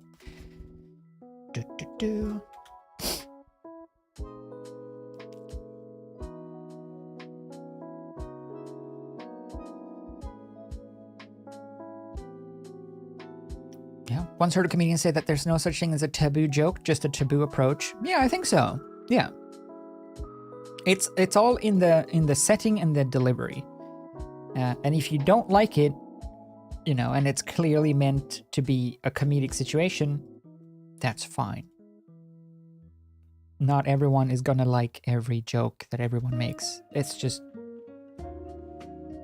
all you can do is just kind of leave and not engage with it. I think, at least. Because getting all ragey about stuff is just gonna paint whatever, like... Okay, I'm gonna lay some hard truth on you. Some hard, cold facts. Getting upset at things that other people are doing because of some perceived slight to some community that you're part of, or some disposition that you are of, sexuality, gender, race, whatever. Getting upset at someone, if it's intended as a joke, you know, if it's clearly meant as a joke, if it's in a stand-up special or a comedy routine or a movie of some sort, and it's a joke, it's meant as a joke, and everyone knows it's a joke, it's officially a joke, but you get upset about it, and you make a big stink out of it, it's only going to put the community that you're representing in a poor light. Because you're making everyone on the other side, so to speak, assume that everyone of your community is easily butthurt and, you know, offended snowflakes, so to speak. Which isn't going to help anyone in the long run. So arguing and complaining about jokes, I think, is only going to be detrimental to everyone involved.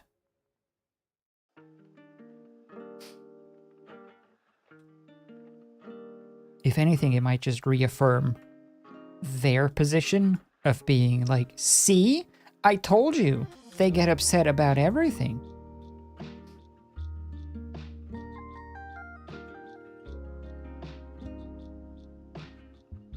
There. Line art, check.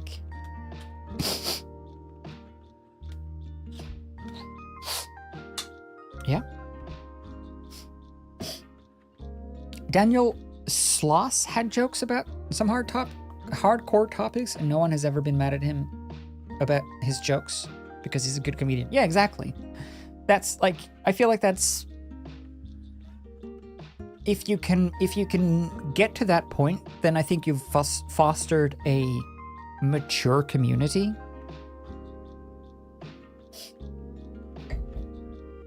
Yeah. Solution, just do butt jokes. See, that wouldn't work either, though, because on Twitch, that would get you banned.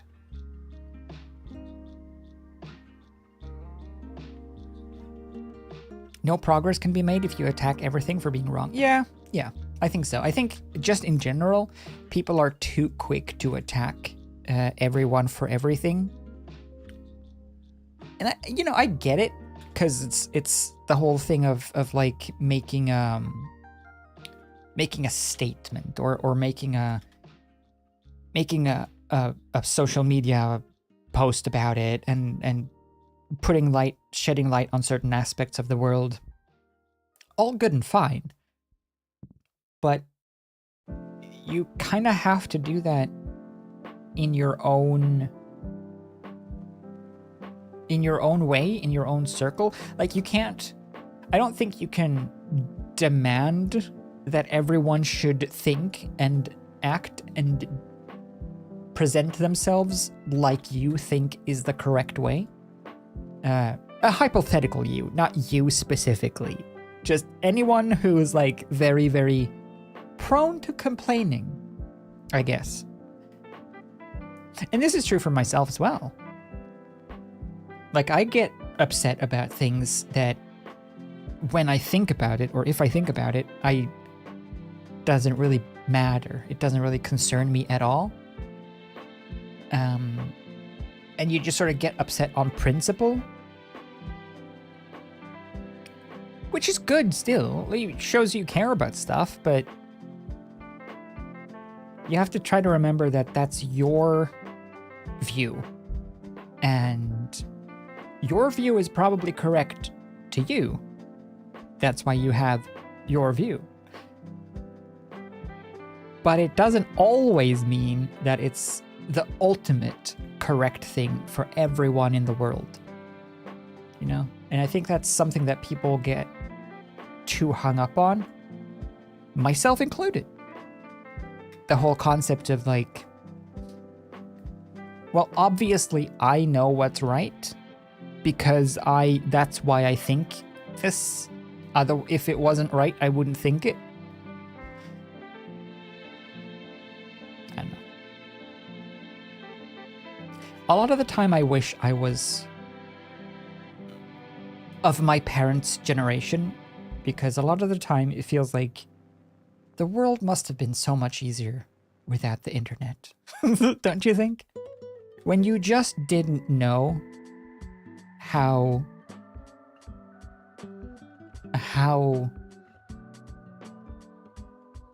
angry some people get. It's like road rage. Except not on the road.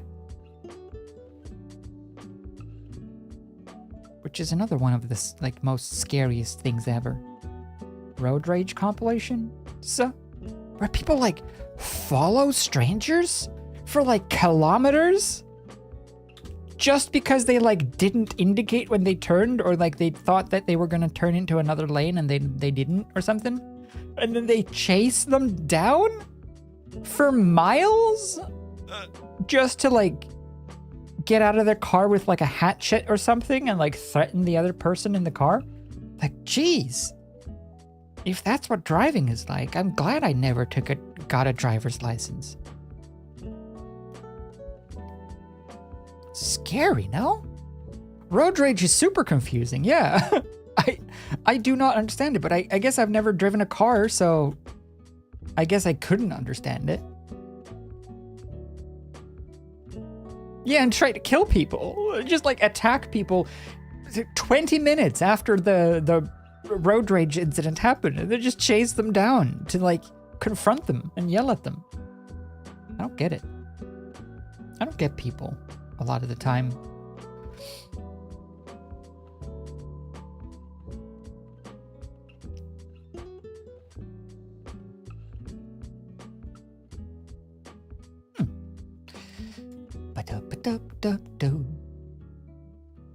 Yeah, seriously, who has the time to follow someone? Yeah, right?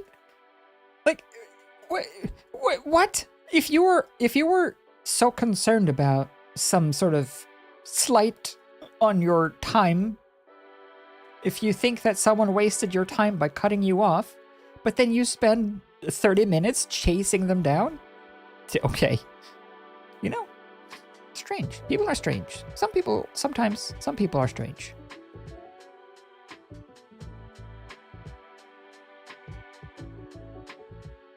Wait, what? Oh. Hmm? It's very bizarre. I watch so much, like, because I started watching it, YouTube is doing that thing for me now where it's like, oh, you watch this one thing? Oh, okay, so I guess that means you want to only see this thing only and forever? Oh, okay, we'll recommend nothing but this. So now I'm getting a bunch of like Americans getting arrested, like a bunch of dash cam stuff, or a bunch of body cam stuff. And I'm like, I'm every time I'm flabbergasted by the actions of some people. The way they like completely lose their minds over some driving. I don't get it. But maybe I can't, because I have never driven anything other than a tractor.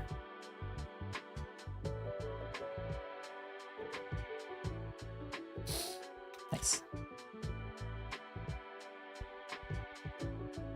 I do think that we're doing venting, I guess.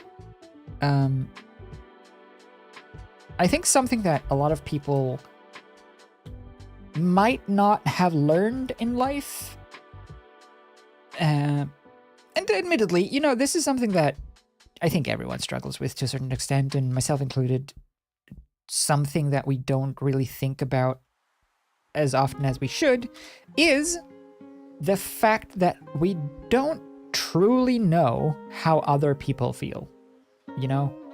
You can't really say that you know what someone else is going through.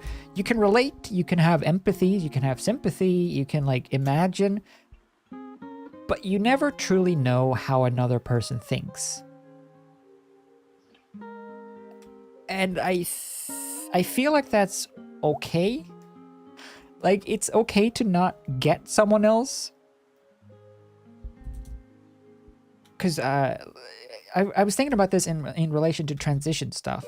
How would you describe it, or what would I liken it to someone who hasn't gone through it, or who's never had these things in their mind, or these problems, or these issues, or whatever.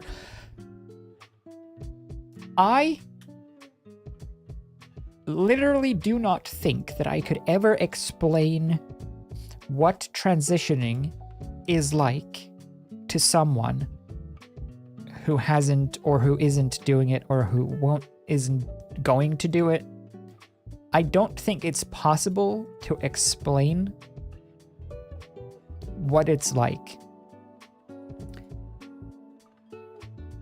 But I think people are too concerned with thinking that they get it. People don't want to look stupid, so they are too worried about understanding everything, and if they don't understand someone else's perspective exactly, then that means that person must be wrong because you don't get it. And this is something that I struggle with a lot as well. If I see someone say or do something that I think is dumb and that I would never say or do, I feel like that person must be completely stupid, because no sane person like me would ever say or do that thing. But I don't know what they're going through. I don't know their motivations. I don't know why they're doing these things. I don't know what their background is. And this is true as well for anything. You don't actually really know what it feels like to be someone else.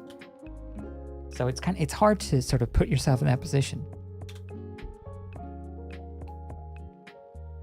But I think a lot of people, too many people, are too hesitant to not know something. It's okay to not get it, or to not know it, or to not do it, to not like it, to not follow, whatever. It's okay to not be like everyone else. Everyone is different.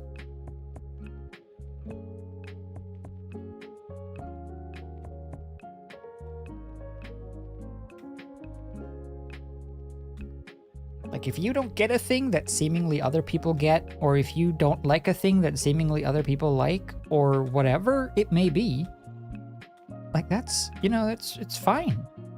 You don't have the same background and the same perspective as another person.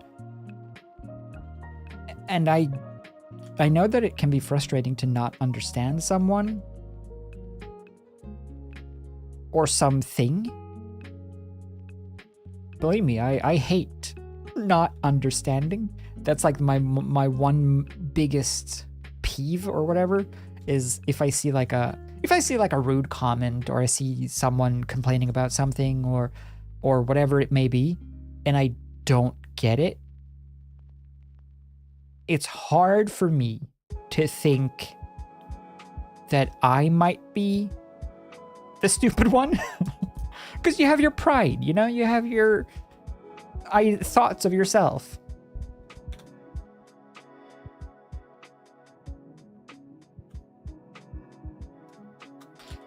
But I think just in general, being able to not know something is something that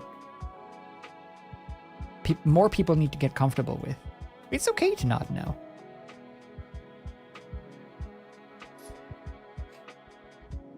Because like I think that's where a lot of drama and a lot of rumors or general vitriol starts on the internet, where it's like, I don't understand what this person means or why this person would do this or what this person is talking about. Therefore, they must be bad. Therefore, I must put them on blast.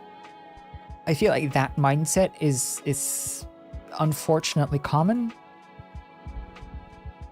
And I try not to.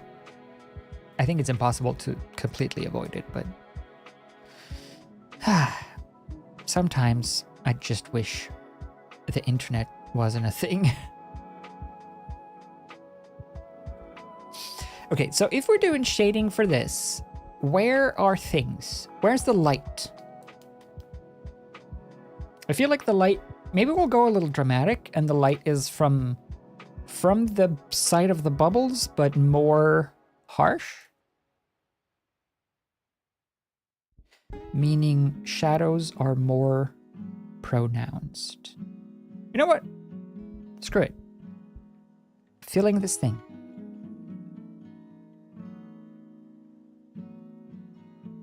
Bucket. I want to paint with light.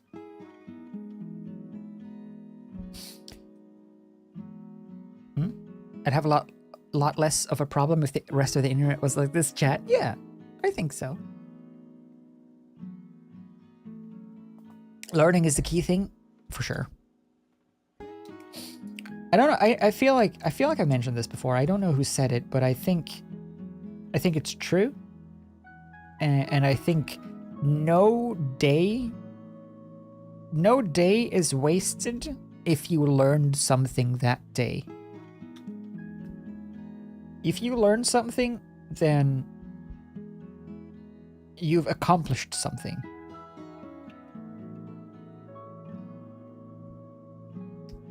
Hello? What? Why can't I?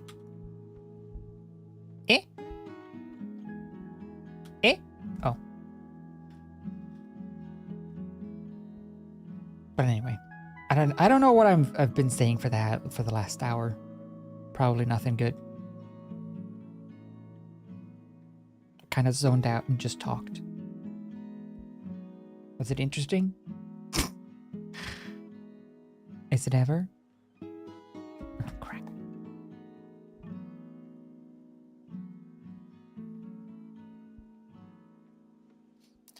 Boo-doo-doo-doo-boo-doo-doo.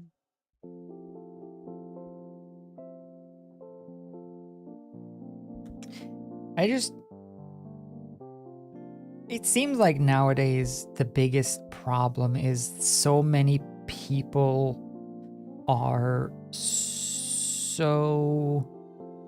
I feel like it stems from people not being heard. You know, like in general on both sides, as it were.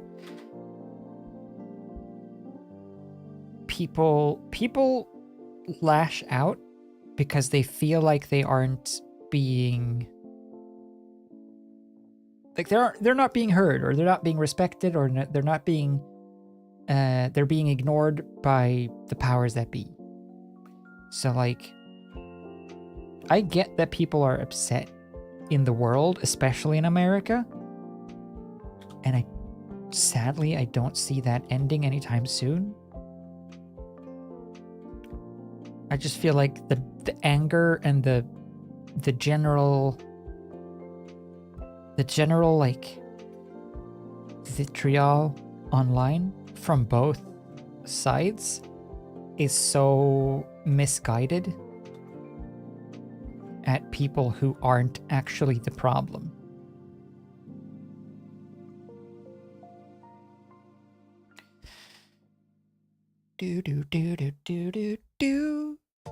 Learned about the Beetlejuice 2 movie, so it's not a waste of a day. Yeah, see, there you go. You learned. I learned that if I drink about this much of a glass of wine, I need to pee. That's pretty good.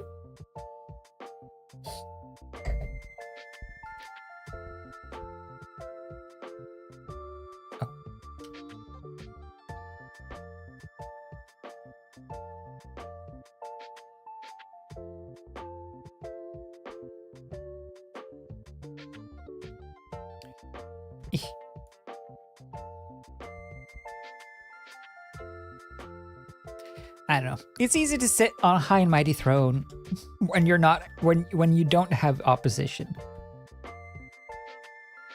Obviously, I'm talking from a position of me. I don't know what I do that is perceived as bad by others. If I knew, I wouldn't do it. But that's a very tough metric to get a read on. What bad things do I do? Because obviously people who are like close to you probably aren't going to think of anything, because if they did, they wouldn't be close to you. That's always the hardest part about getting information about streams, like to improve. Like, what can I improve upon? Well, it's hard for you to say because presumably you enjoy spending time here. I hope. Otherwise, I hope you'd do something better with your time. So it's tricky to like get a read on what could change, what could be better.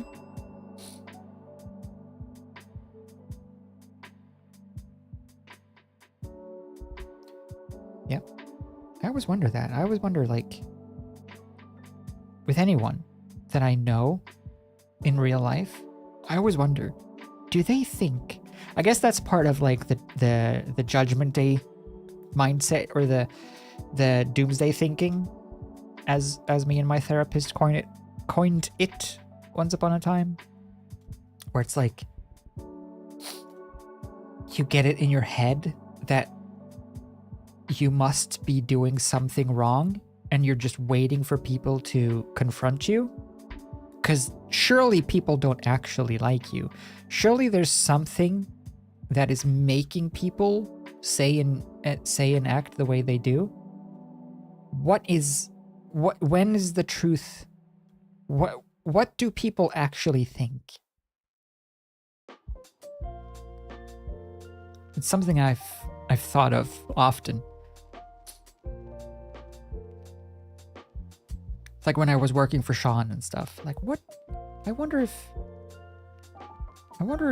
surely I've upset him, you know, or anyone I've worked with. My old company, my old bosses. What do they say? There must be something at some point. What behind closed doors? What do they say? Are they humoring me? Is this all just... I guess that's where imposter syndrome comes in. Is this all just pity? Do people give me pity?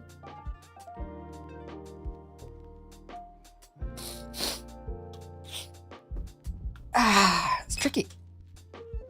It's tricky to think about stuff. You get all up in your head.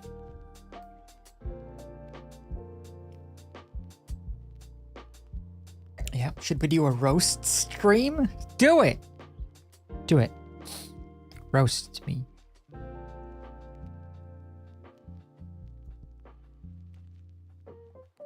I don't know if I could handle it.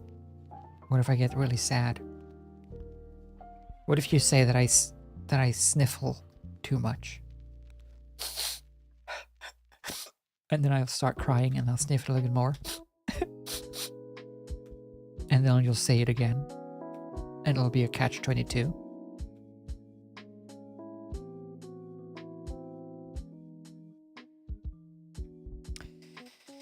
Okay, good. That works. I feel like this, though, because the light would wrap around here.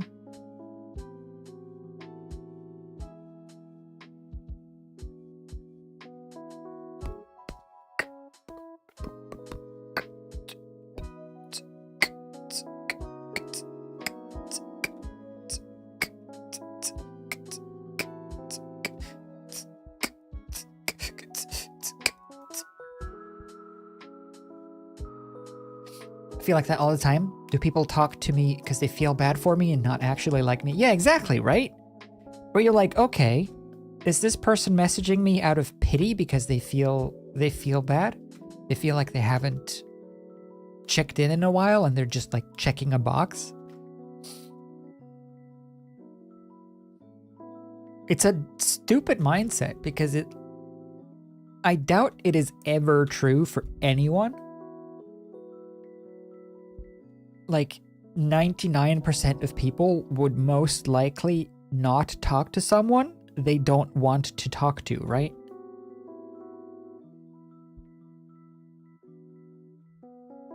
But what if? There's always that little voice in the back of your brains. Or in the back of your wrinkly butt. What if they just feel bad? What if they just feel obligated?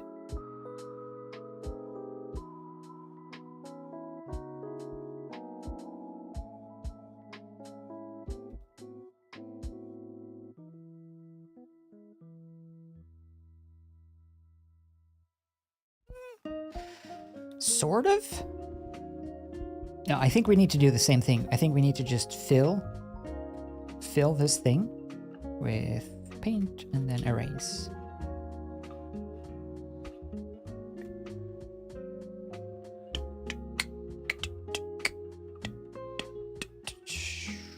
Better.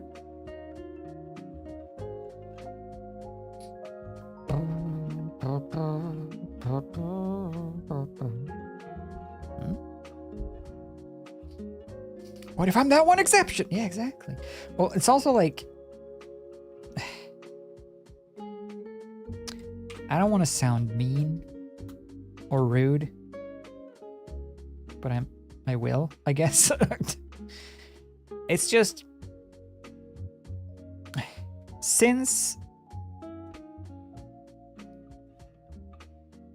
I've been in this industry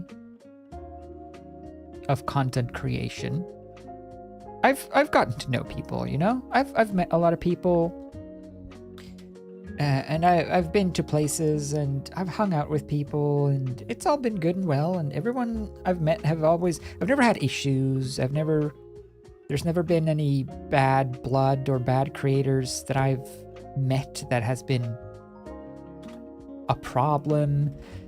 You know, everyone has been cordial and it's always been good. But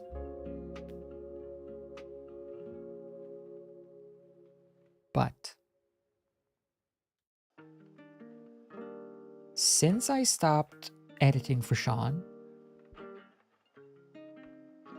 no one has ever reached out to me or talked to me from that scene, from that crowd. I don't hear from anyone.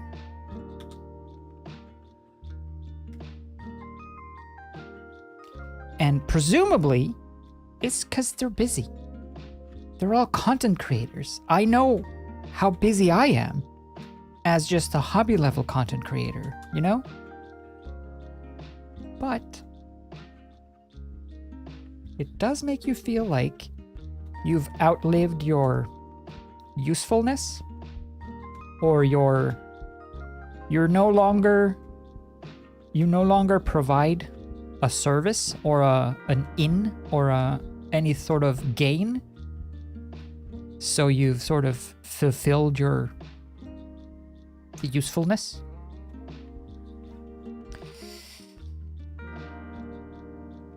Which doesn't make you feel great, you know?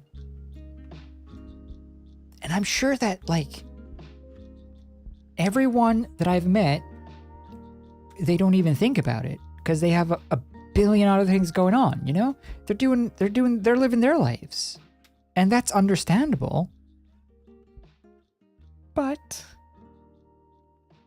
it does, in my mind, kind of confirm to myself, oh, okay, so you didn't actually care then. You know, it was just business. Gotcha. Good to know. You know, you kind of find out where your friends are at.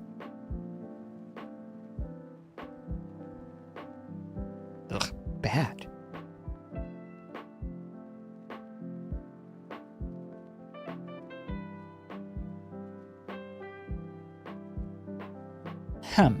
Maybe they should actually connect to this.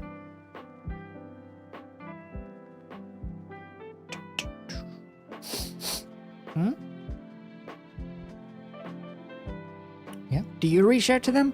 I have. Yeah. Oh yeah. I've reached out to most people that I've gotten to know, either to just check in or, you know, to just chat, catch up, you know. And not to like, it's not like I'm being frozen out. If I message someone, then I'm likely to get a response after a while. Most times. But it's still not like anyone ever, that's why I'm saying, like, it feels like a polite thing that you're doing out of pity more so, or something you're doing just out of being polite. It's like, yeah, you know, it's the polite thing to do to respond to a message that you get, but it never, like, there's never a conversation. No one literally ever reaches out to me. And I know I sound like I'm just complaining about not getting attention, but I still, I thought, I guess that's what it comes down to. I thought different than what reality was, you know? I thought that it was more of a friend thing when it was, in fact, kind of just a work thing, which is just a little upsetting. It just makes you feel like you never really mattered much.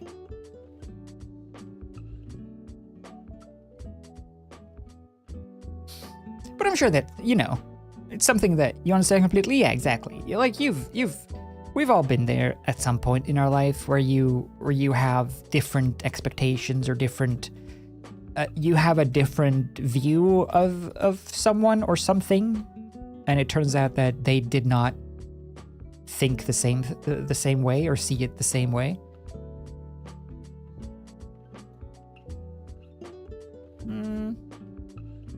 Better. I do have to go pee though.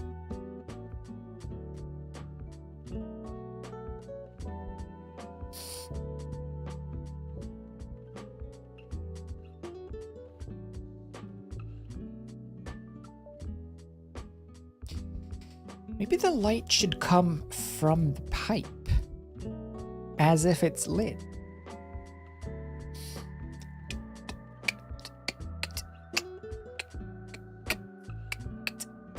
Yeah? When you do find out that stuff, it's very disheartening. Yeah. It's like I get it with some people that I just had like passing conversations with, or someone that I met at a convention or whatever. You know, you meet people randomly here and there, it's fine. But some people that you've spent more time with, or been to their homes and hung out with, and you feel like you've gotten to know a bit, and then suddenly they're just gone from your life. Hurts a bit.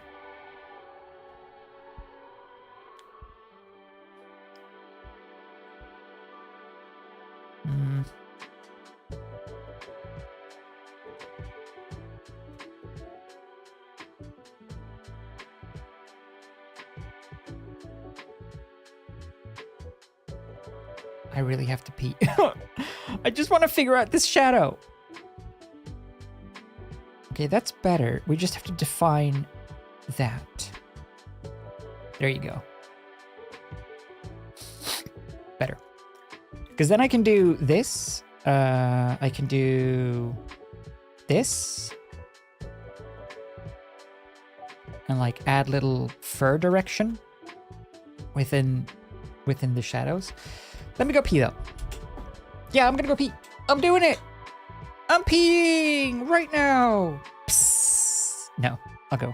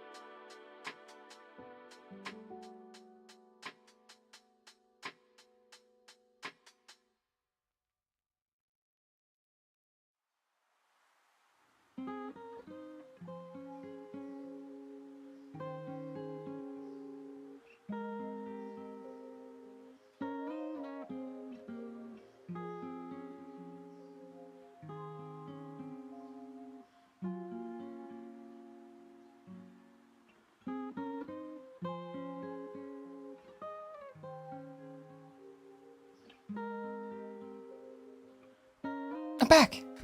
Yeah! Yeah, become very tired and burned out. Be the one who chases people all the time. Yeah. Well, yeah, that's the thing. When you're the one, I try to reach out and check in with people that I have in my friends list or that I've gotten to know through YouTube and all this stuff, and like, especially if I haven't been in touch with them for a while, I try to reach out. I think often, or at least I do it. But when you're always the one that does the reaching out, it's kind of starts to feel like, oh, what's the point? If they wanted to talk, then they would reach out back, or like a conversation would form naturally. And you know, so obviously with some people you have chemistry and conversation just flows naturally without having to think about it. That's how I think friendships or any relationship should be. But when you're always the one, it starts to feel very very one-sided, and especially, at least for me, when it's to do with content creators in general, I start to feel, and this sounds really bad, but it makes me feel like just a fan, which I know sounds bad, but you know what I mean. Like, these are people that I thought that I knew privately, off air, so to speak, off the internet.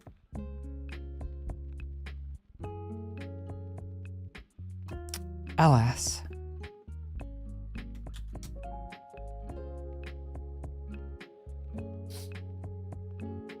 Anyway, how are we feeling about this dog?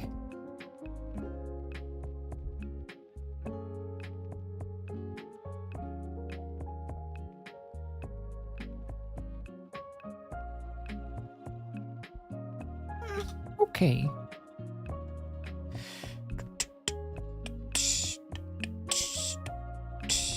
One person told me I got used to you messaging first, which told me they only talked to me if I said something first. Told them it was a two-way street. Since then, they haven't said a word to me, so that told me all I needed to know. Yeah, exactly. Like, if you're the one, with anyone, if you're the one always initiating contact, because I've done the same, where I just give up, essentially, where it's like, okay, it's not worth trying to get in touch. And then you actually never hear from them again. It's very sad. and also very confirmatory.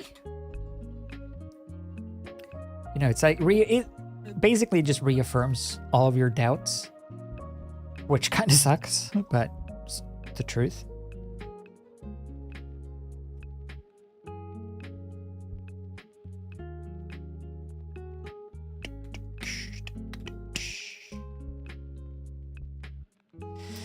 So yeah, it is good and bad to everything, I suppose, but still.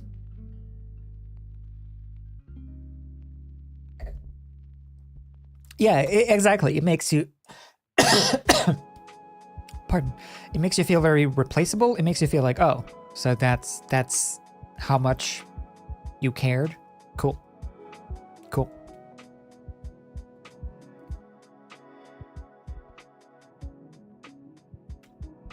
When, like I said, to be fair, most of the time, they probably just weren't even thinking about it because they're busy with other stuff. But doesn't change the fact that still feels kind of shitty.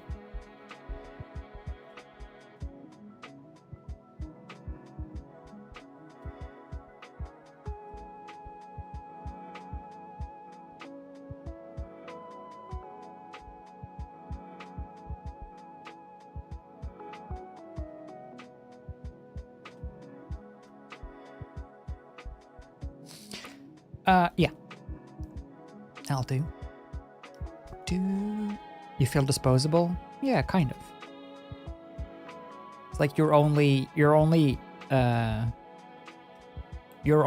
worth the time as long as you have something to offer,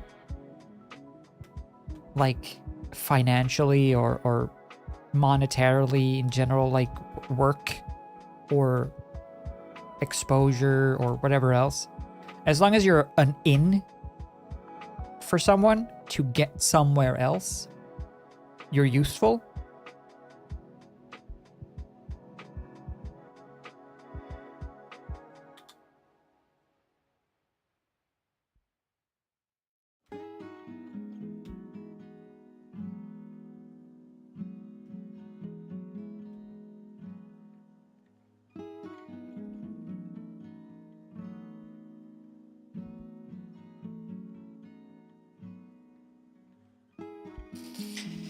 Okay. No. But then again, it also stems from like at the core, it's insecurity, right? Like from yourself, like in this case from me, the fact that I think that's my thought process really just means that I feel insecure about people's treatment of me or perception of me, and that I'm scared of, you know, people not truly caring or whatever else it might be. So I ultimately do know that it's like it comes from your own mindset, but it doesn't change how you feel though, which is the most frustrating part of the brain. You can know a thing, but still feel opposite thing. How does that make any sense? Brain? What is this? Oh.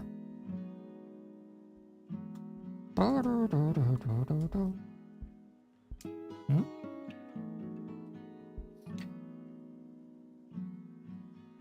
Have a very small friend group, and they're the ones I've been there at my hardest and loneliest times. Yeah. Well, it's also like, if you, it makes me wonder, if you're the one that always reaches out to a specific friend or someone, you know, in your life, if you're the one that always reaches out, then what do they get out of it? What do they get out of the relationship? Do they get to feel desired because someone is contacting them, and they get to have the ability to decide when to talk? Or I don't know, is it just they're just so distracted that they don't even realize it, or what? What's happening? What's going on?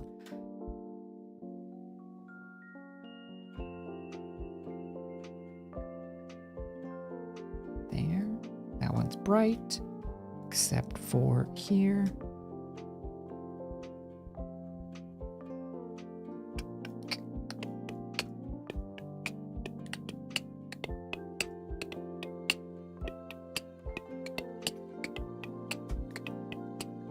Okay.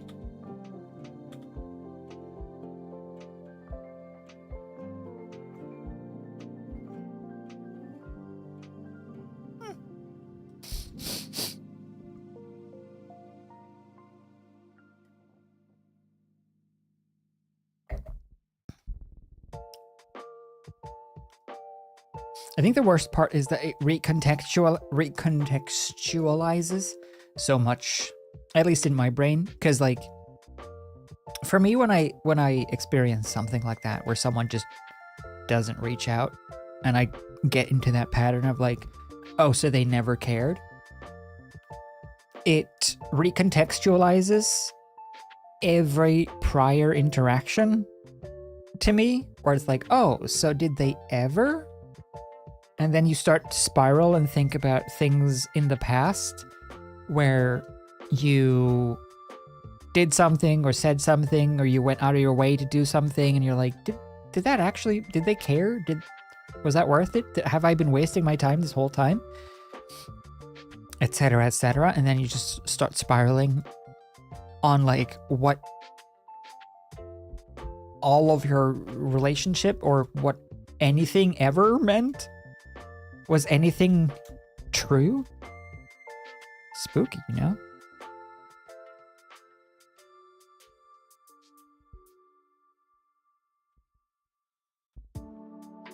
Can make you question a lot of things in life that you sort of thought you knew or took for granted.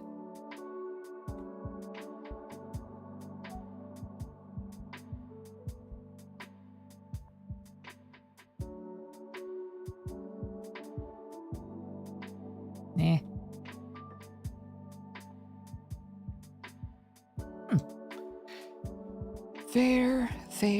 There. We're getting a little monochromatic. I feel like we need to introduce a little bit of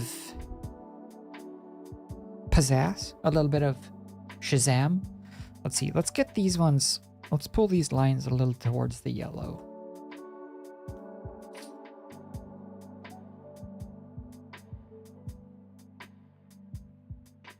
Just a smidge.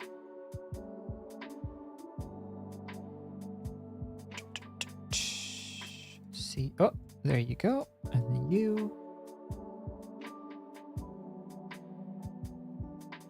There, and then you and you, same. There. So I want to brighten up these two. In general.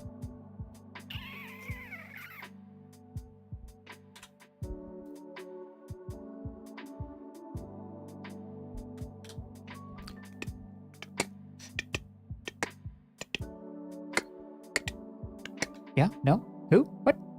Who needs therapy? Exactly. Who needs it? We can therapize ourselves here.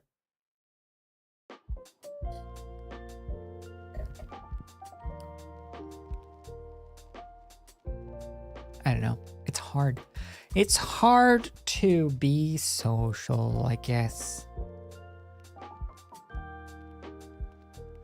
I just wish I knew why. I think that's my main issue. I just wish I knew why. Why people do the things they do, or why they don't do the things they don't do.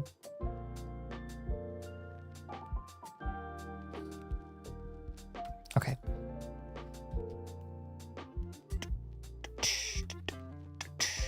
So that's shiny stuff. This can be shadow stuff. Shadow stuff. Shadow stuff. Shadow stuff.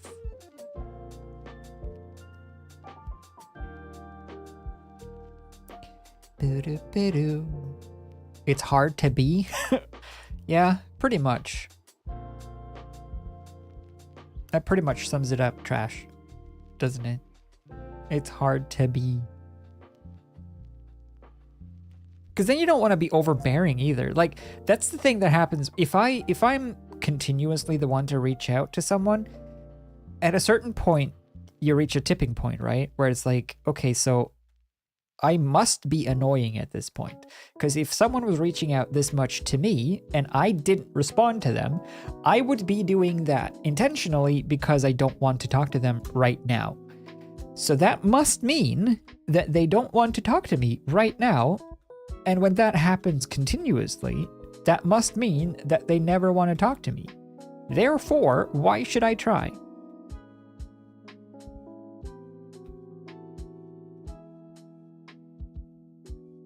But you don't know. That's the problem.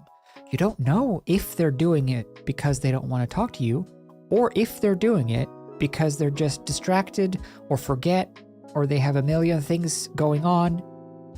You don't actually know what someone else is thinking or doing or going through or why they're acting a certain way. It's tricky.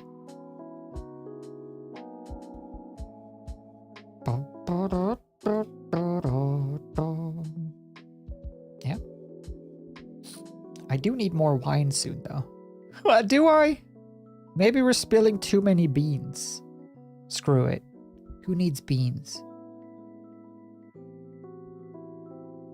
I'm like, don't burn any bridges, just in case. But at the same time, eh.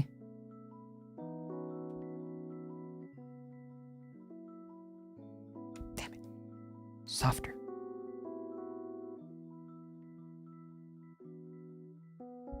Okay. I'll take it.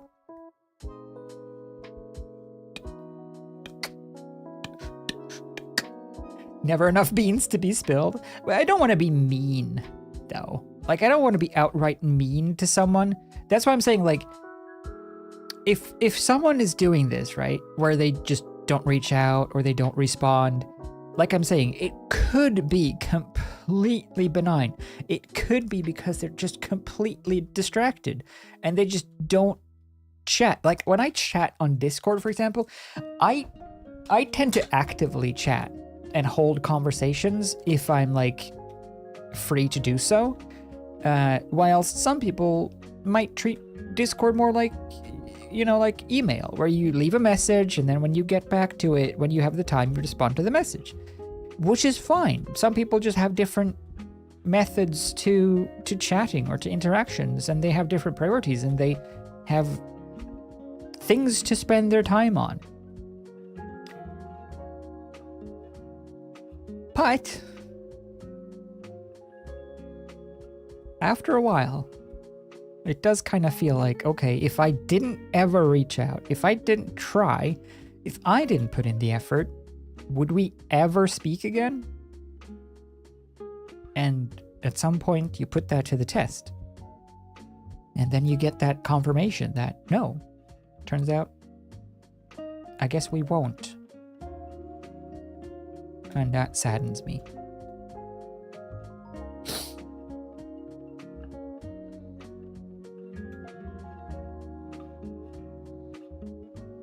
Because, like, there's a lot of people that I've gotten to know through content creation online that I would love to get to know more or to just be friends with. I feel like we would get along. I feel like I have a lot in common with them that I've, like, gotten to discover and learn about them over the years or whatever. Whenever we meet, I feel like we've gotten along, stuff like that. And then you just poof.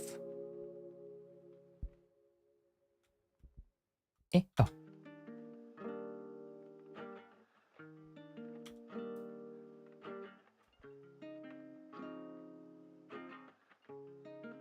So that stuff's hard. That stuff's hard for me. I don't know. I guess we all just want to feel like we matter. That people care about us. That we are, like, worth more than our monetary contribution to the world.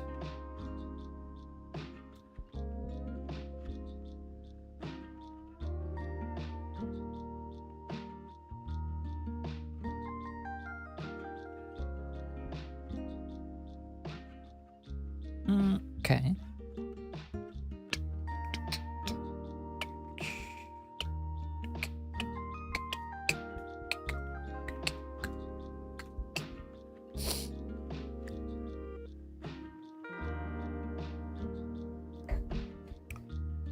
Yeah, the number of times I've seen a notification, but I was too busy to respond right at that second and then completely forgot about it. I am ashamed.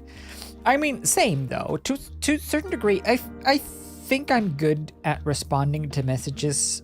But, you know, again, that obviously that's from my point of view. Maybe I'm not. I think everyone does that. Like, you see a notification, you're in the middle of something, or you're like, oh, I'll get it in a minute. Speaking of notifications, I'll get it in a minute. I did not take my meds because I forgot. I'll put it on my phone so I know. I think everyone does that at some point in life, or often, depending on what your situation is. Maybe you have kids. Maybe you have, you know, an actual job, and you have to actually do stuff on certain times.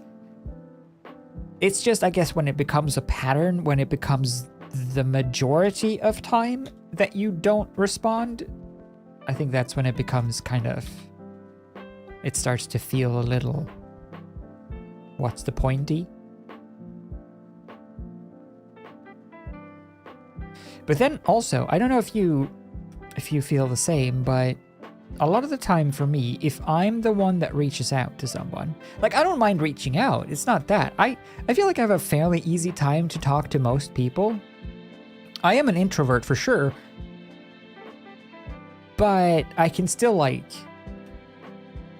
I think that I know how to socialize and how to hold conversations and, you know, get to know people. But when you're the only one that reaches out every time, then it starts to feel like you must be annoying at this point, because otherwise they would have made an effort to get back to you, or to reach out to you, or to respond to you. It just comes a time where it's like, oh, okay. It's not worth it.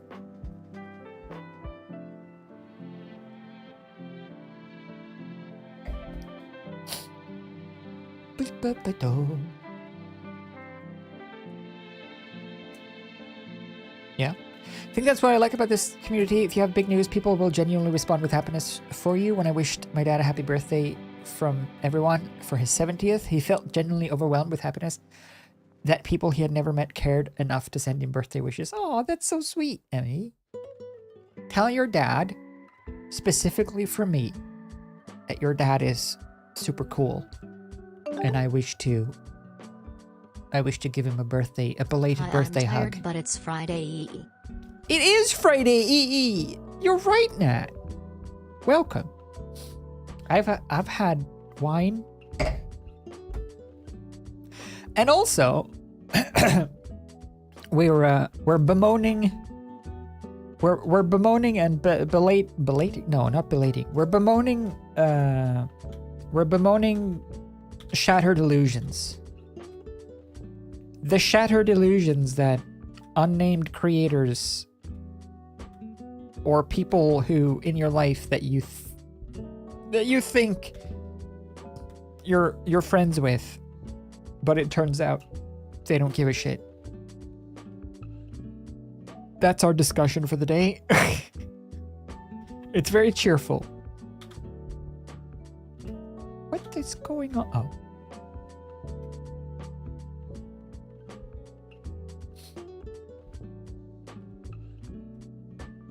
I mean, it started out with content creators in my...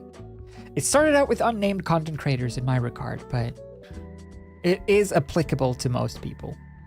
Unfortunately. And also, we're drawing a dapper dog. Look. Yeah. No, not parasocial stuff. Just like generally people not responding or replying to you, or like seemingly not caring about you when you've outlived your usefulness. making you kind of feel like you were never worth much past some sort of monetary gain, or some sort of perceived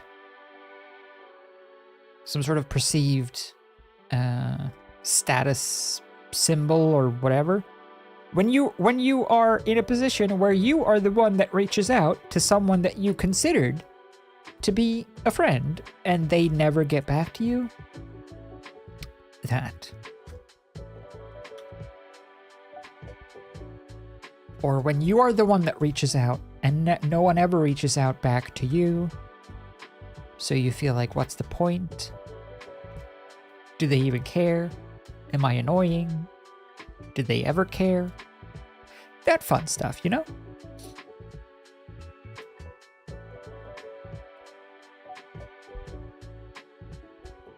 Okay. I think it feels a little bland. Hopefully the highlights will tie things... Well, the highlights and the gradients will tie things together. We should also do the eyes properly so that we get some life in this bad boy. Yeah, the shiny beans are desperately needed for sure. Let's just do a little bit of shine here though. I want to go blue-ish.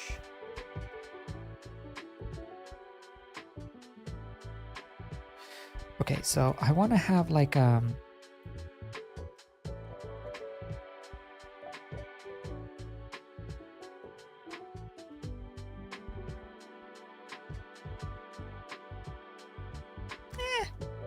maybe just here. Like where the shine catches the weave, the fibers of the hat. Kind of.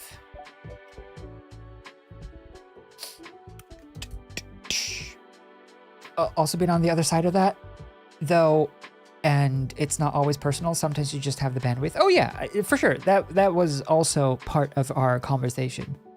That, to be fair, most of the time, it's probably just people being busy or being caught up in other things, or their lives just running away with them, and focusing on other things. But everyone has like a breaking point, I suppose, where it just starts to feel more personal and more like, you know, oh, it never mattered.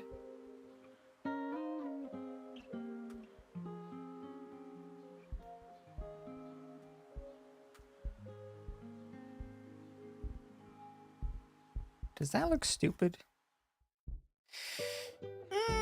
A little. Not excessively, but kind of. I think because the lighting is so sharp, we have to go double on the shadows.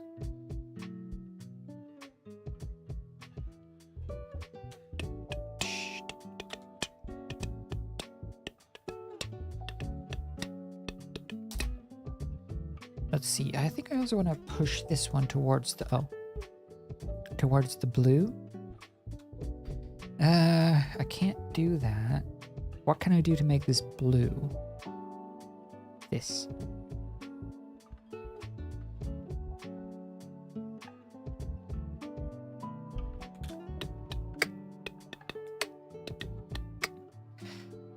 Top tip: if you're doing blue, if you're doing black or white stuff, use blue-ish colors for shadows and highlights rather than plain gray. Tends to look nicer.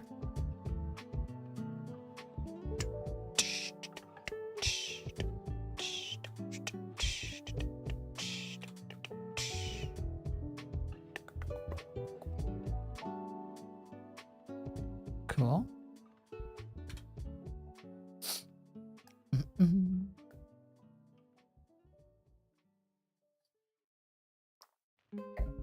Yeah, sometimes it's just people ghosting you because they don't want to outright say they don't like you. I mean, I guess so. Doesn't really make it better though, does it? To be fair though, certain times it is definitely more of a, like you say, not bandwidth kind of thing, where you certain people sometimes require more mental effort to talk to, and it might not be a case of like disliking the person or anything bad. It might just literally be, it's just there's a certain type of conversation that you have to have with certain people sometimes, and sometimes it's just too much.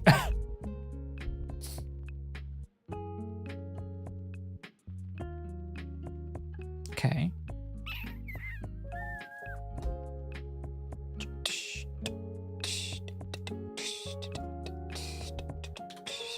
I think one of the things that I'm definitely guilty of as well is, oh crap, is assuming that people think similarly to myself. As in, if I think this, then surely they must also. Therefore, if they don't respond how I would respond, then it must be a personal affront. Which is rarely the case, obviously. And intellectually, I know that, but emotionally, it doesn't always work. I really wish that you could just like convince your body, your brain, to feel the things that you know. Wouldn't that be nice? Imagine when you knew something, you also just felt that way. Could you imagine? You'd be unstoppable.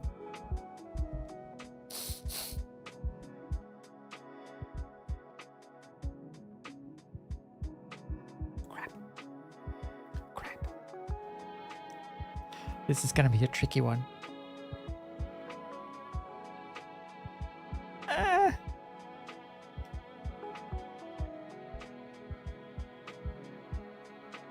Okay, good. Yeah, imagine if your emotions had brains. I think I'll do this just to highlight that fluff. There, what else? In terms of shadows, I want to do this.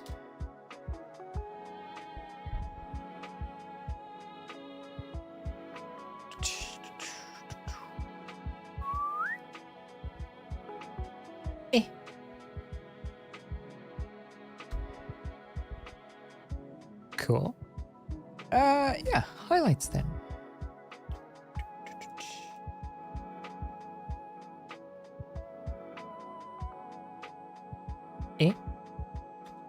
Oh. It's beans time. The beans! The beans are coming! Actually, let's go intermediate first and do highlights, and then we'll do the beans.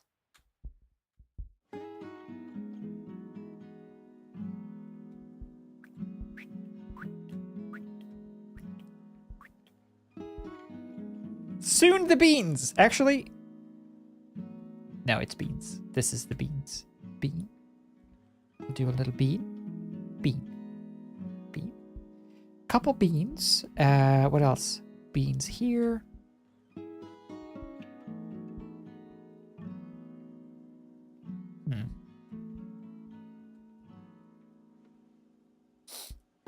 Yeah, no.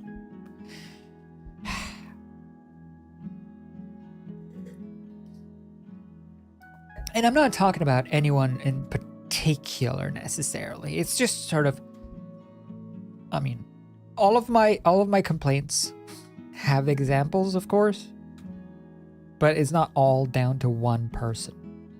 Let's just say. It's just a general thing that I've noticed that suddenly it just, I don't know. I guess I just feel left out when it all comes down to it. I was just hoping to be part of something that I'm clearly not a part of. Alas, we'll have to make our own part.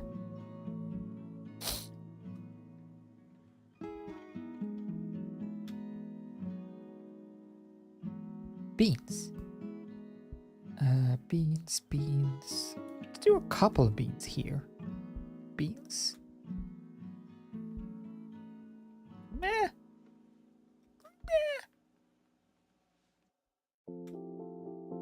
Now those are some beans. Beans, beans. Oh yeah. Already with the beans, it's looking better.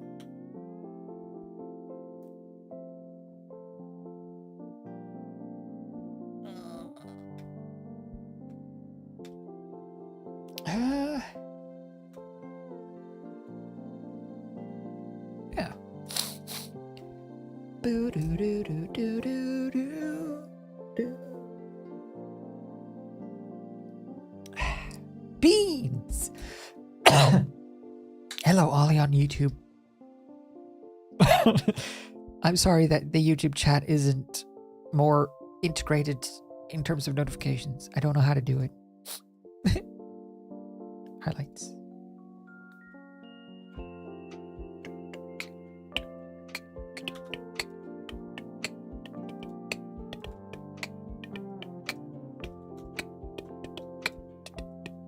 It's like seeing everyone you know at a party, but you just have to press your face against the window from the outside, hoping that someone notices you and brings you some cake.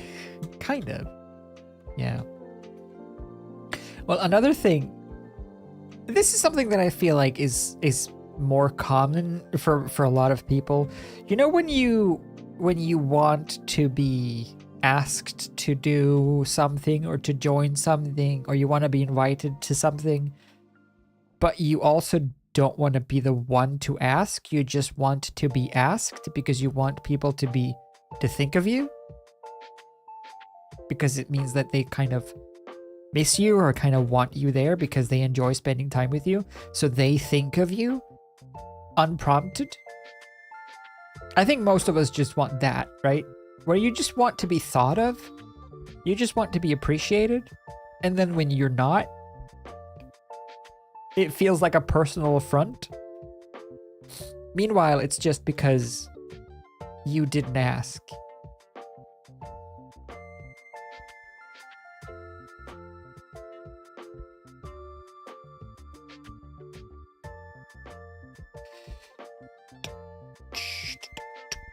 Yeah? Yeah, you want to be asked. Even if everyone knows that you're gonna say no, you still want to be asked. Because you want people to, you want to think that people care about you and that people would want you there.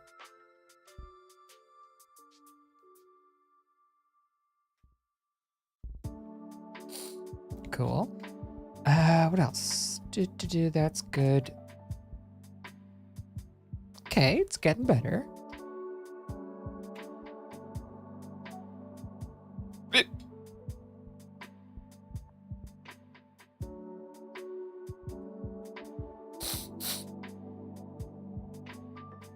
Okay. I still feel like we have to, like, I mean, whoops.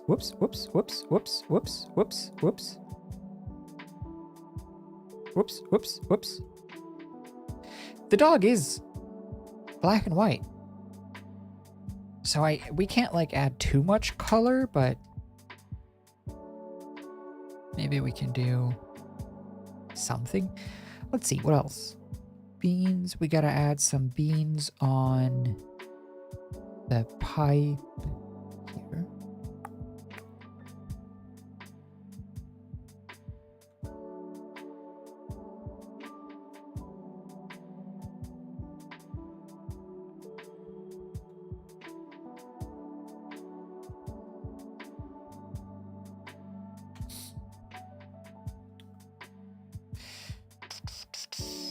The beans add a lot, for sure. The beans always add that sweet, sweet final touch.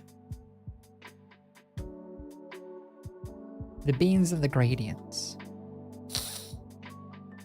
My ex-best friend once straight up told me that she was gonna throw a Halloween party for friends and purposefully didn't invite me because she assumed that I wouldn't be interested. Yeah, see, that's also a shame. And it also makes you feel like you brought it on yourself. because it's like, oh, see, this is I shouldn't have said no those other times. This is my fault. And then you end up feeling like shit for it. You end up feeling bad that you weren't invited, even though you didn't want to go.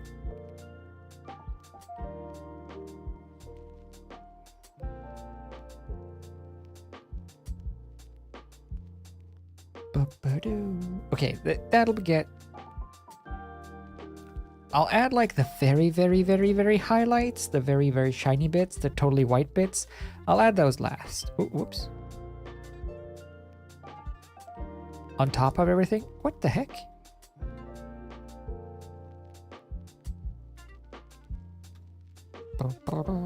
Wait, so the light is coming from sort of there.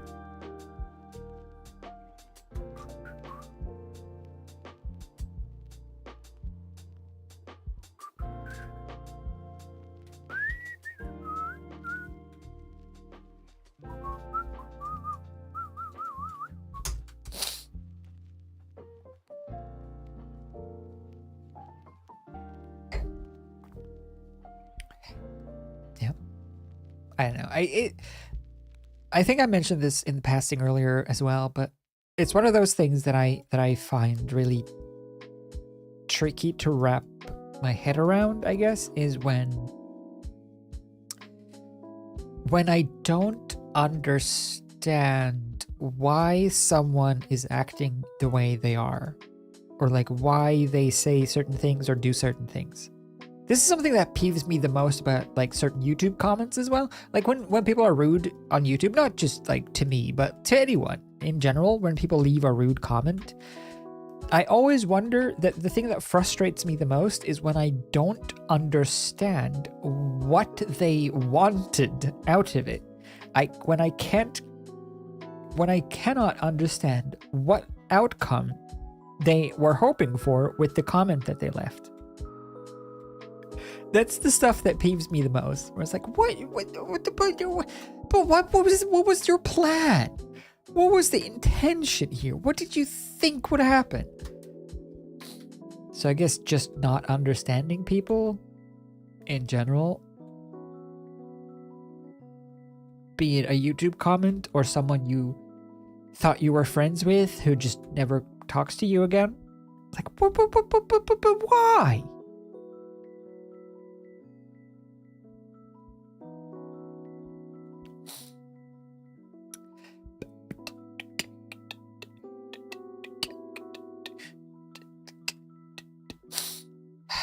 Yeah.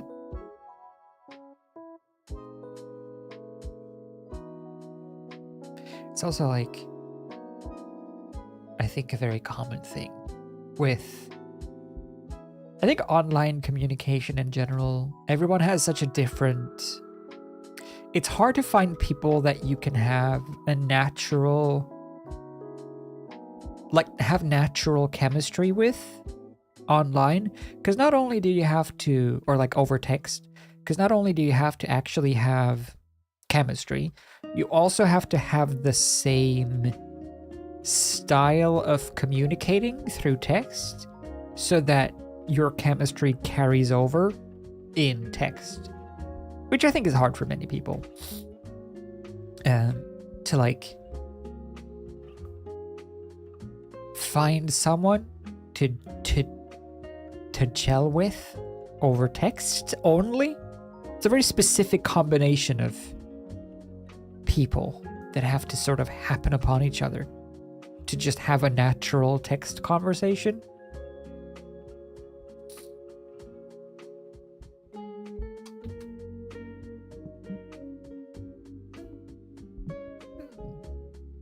Yeah. I think I'm better at texting than I am at live, because I can think about things and rephrase them and go back and delete and you know, format my thoughts a bit better before I put them out. When I speak, I have to just say them straight away. I can't review them first. It's harder. Where is this? I don't like that. It should be here, yes? Okay.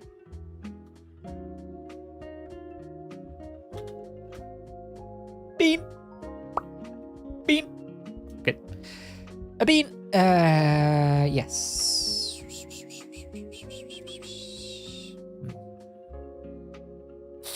I guess this is okay. It still feels a little bland. I don't know. I don't feel like this one is like a smash hit, but hopefully Trash Pandas won't be too upset.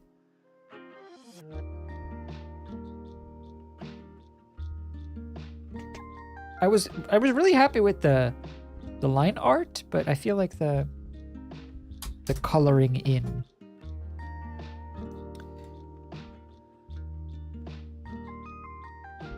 Okay, let's do gradients. See where we end up.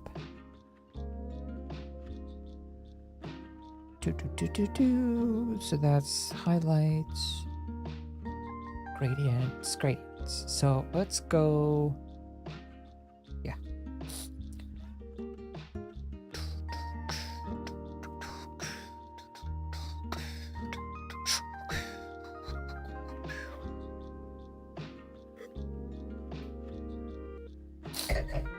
Yeah, it is a black and white. It is a black and white puppy. That's true.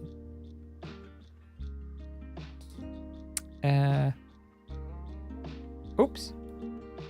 Hard light works. Whoa. Yeah, I like that.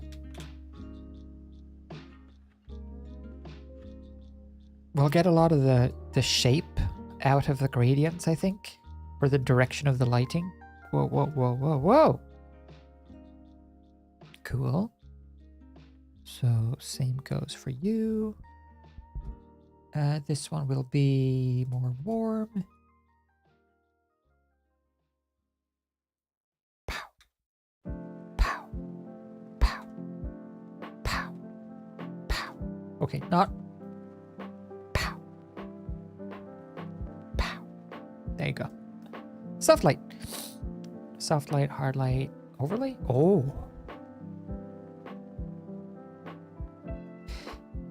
Yes, but.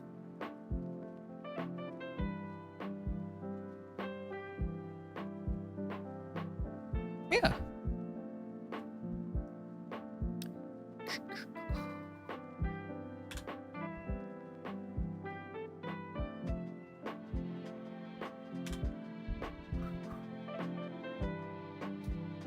Good, interesting conversational topics, though, this stream.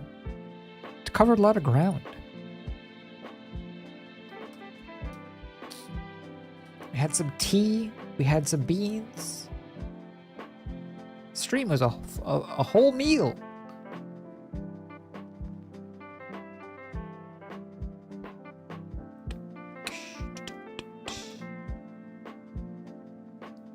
Cool.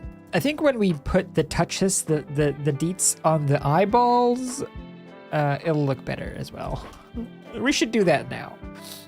Just get those going. Whoops. Let's see. Eyes. Eyeballs are up here. Okay, so first of all,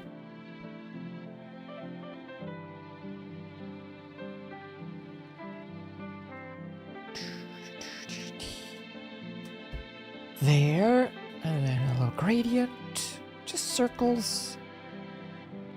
Ay!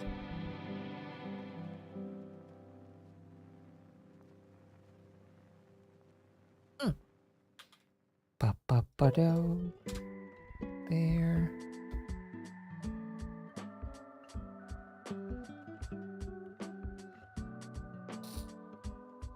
Here.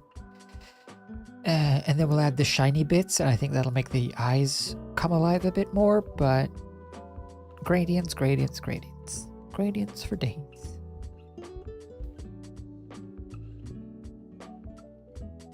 Gradient.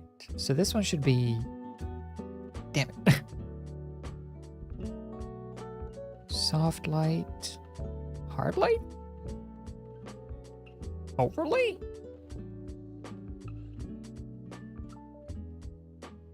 Overlay. Oh, that's looking a little bit better. The gradients are helping a lot. I feel like the outline, the white outline around everything is gonna do some wonders as well. Hopefully. Let's see. This is the necklace. Necklace?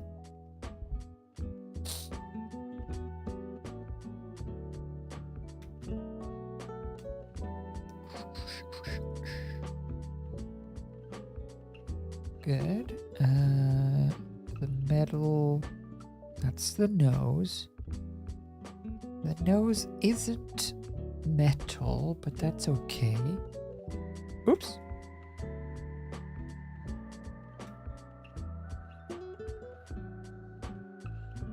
Collars are dog necklaces. This is true. If people can wear dog necklaces and call them chokers, then dogs can wear chokers and call them necklaces. It's only right. Yeah. Good. Where is the... See, that's the eyes. Where's the pipe? Oh. Pipe. Pipe gets, meh.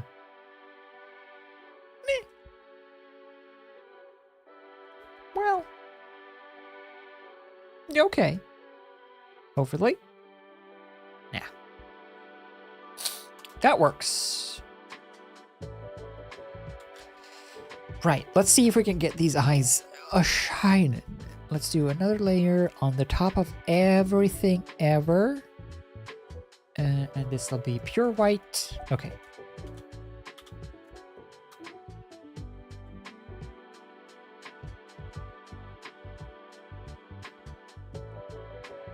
Oh yeah! Hey, Dragon's Dogma came out today. Do you want to play that tomorrow for stream? Check it out. It's gotten good. It's got 8s, I think, as reviews go. Where it's like a little janky, but good. Which sounds pretty sweet. A little jank is always fun.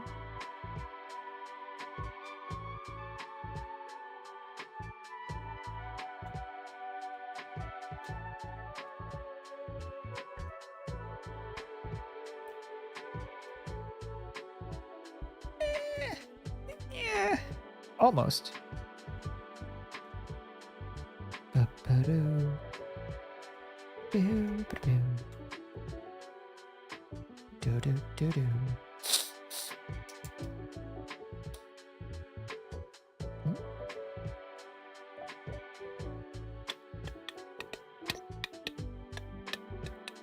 What do you do? Like if you have someone in your life that doesn't reach out or that seemingly is not reciprocating, what do you do? Like, do you ignore them, or do you stick with it, or how? What do you do?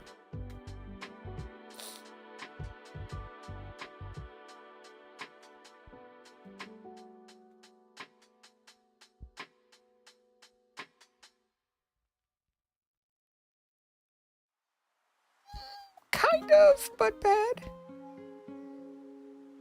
I do like that.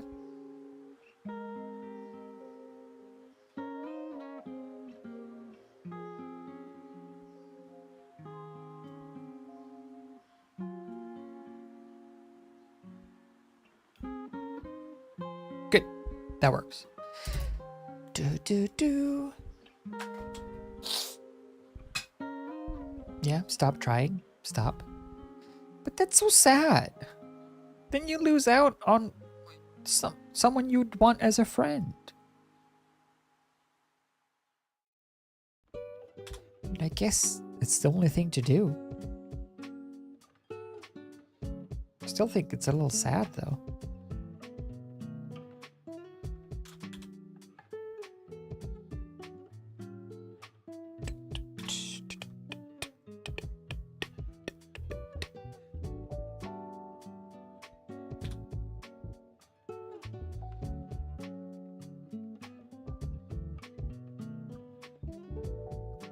Okay, I do think we need to match the eyebrows outlines, so this one and this one will become this. Yes.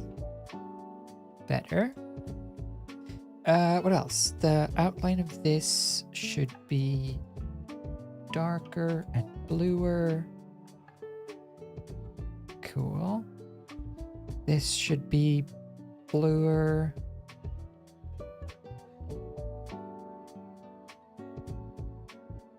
Good. I think these could be blue-ish. Separate them a bit from the eyeballs.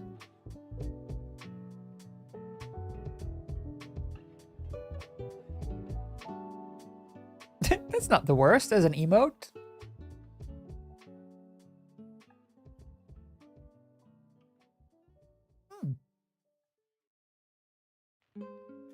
I know. I feel like I've let you down, Trash Pandas. I don't feel like this is my best work, but hopefully it's okay. Let's see, what else do I want to do? Oh yeah, more shines.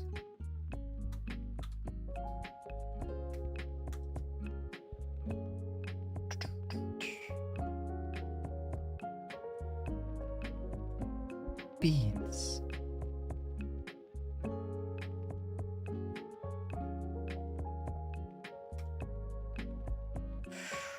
Big bean, oh, big bean, oh, big bean, small, small, other.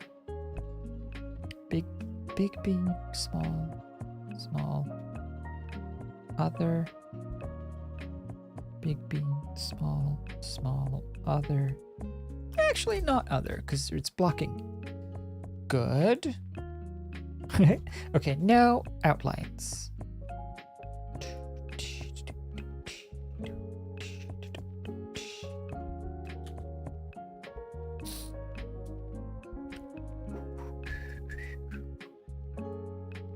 A friend that only reaches out for a favor is not the same as a friend that has low social energy.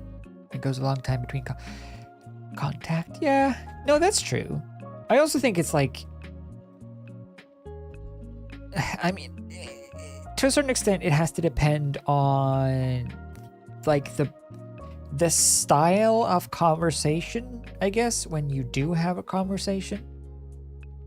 So that like if when you do get in touch, if you're having a good and fun conversation, then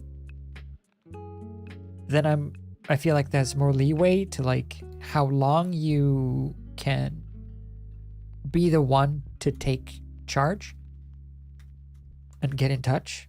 If it's a good conversation, if you're having fun and you're talking about things that, you know, you're both enjoying it, you're having a good conversation when you're having a conversation. It's hard to let that go because obviously you do get along. It's just that you don't seem to be any sort of priority to them.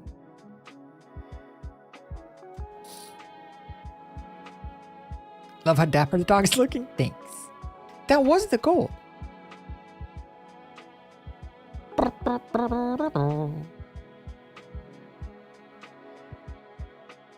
It's interesting though. It's very interesting to have had the backstage look of YouTuber life and how certain people are taken care of and pandered to, and how certain people act when they are themselves versus when they are on camera.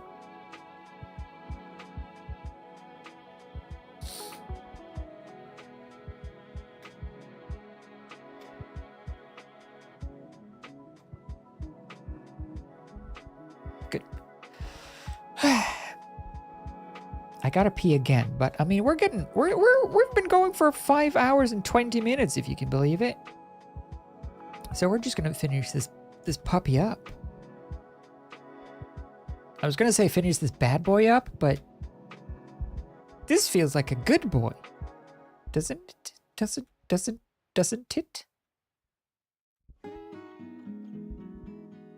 Do.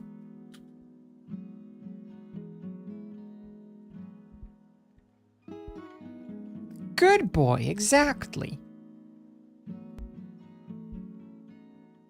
Hence the bubble pipe.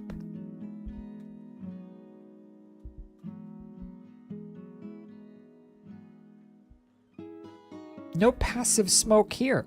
Good boy.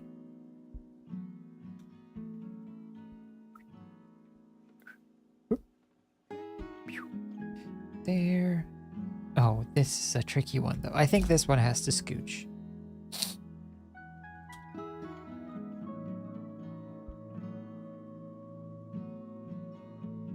Just a bit. Oi!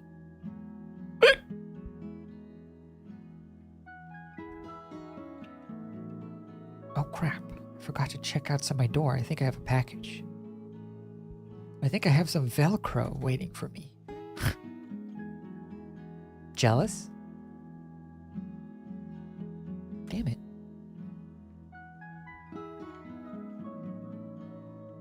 Damn it. Damn it! No! No! Yes! I accept that. So jealous? Yeah, don't you want some Velcro? I'll hook you up.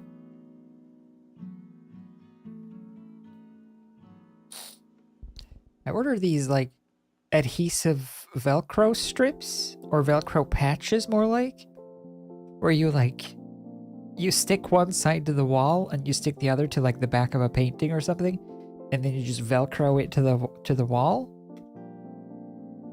That seems pretty good.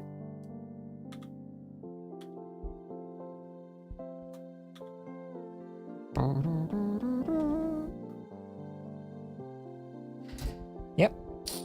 So close to done, I have to go now? Well, yeah, it's close. I hope you're happy with it. I'll put it in the Discord in a few minutes. Thanks for hanging out though, Trash Pandas. See you around.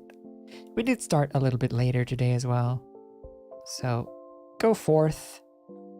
Enjoy your Friday.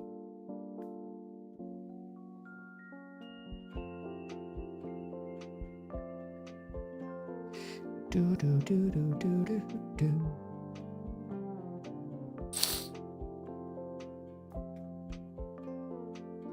I think the worst part is when people clearly are in active communication with other people, just not you. That I think hurts the most. Because then clearly they have time for others.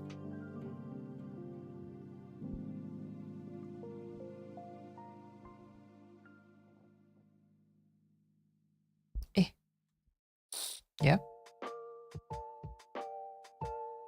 It's pretty relatable, sadly. Cool. So there, and there.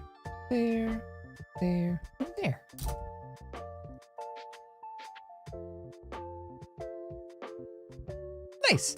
Yeah, I think a monocle, as maybe cute as it would have been, I think it'll just be messy. Like if we were to try to add another thing on top of this. Whoa. Why are we upside down?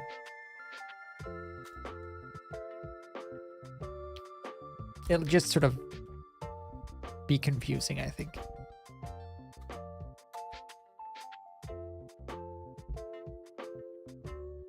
Yeah, probably too busy. This is good enough for for an emote. I still feel like the eyes are a little too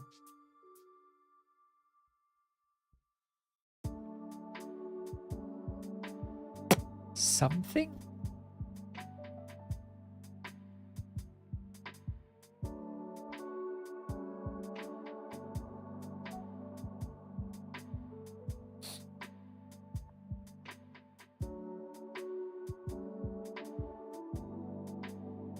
Looks awesome.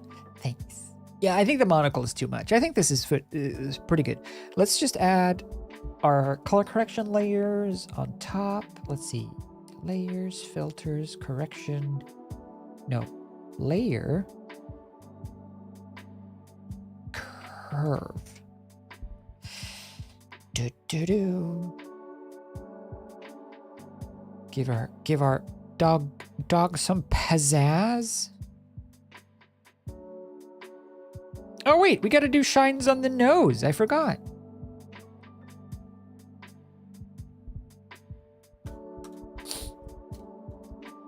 Ah! Bean. Bean. Bean. Bean. Bean. Bean. Bean. Bean. Shine, shine, shine. I think there should be like shines here as well. Just on the rim of the hat, just touching the edge. Maybe a couple here as well. Swing, swing, swing, swing, swing. Yeah. This is too big. Swing. Oh, swing, swing.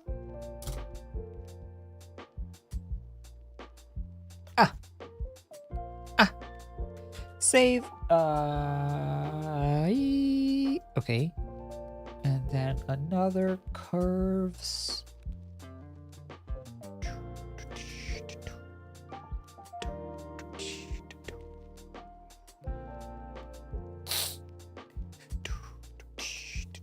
Flip it? No, I don't want to. If I flip it, then I'm gonna see all the bad things. That's for professionals. Professionals flip the canvas to see uneven things that stand out when you look at it from a different perspective. It's too advanced for me. There. I think it works. Let's compare it to our sketch. So there's the original, or there's their completed version, and here's the sketch. You know what? It's not far off.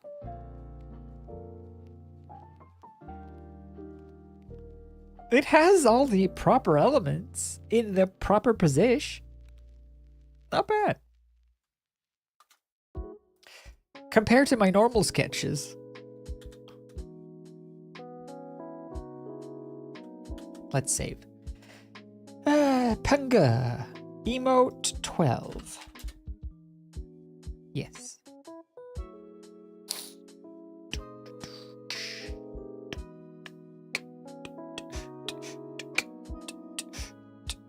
What?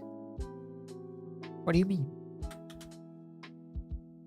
Don't say I didn't. Don't say that there's changes. Scaring me. What do you mean? Oh, wait. You're talking about this.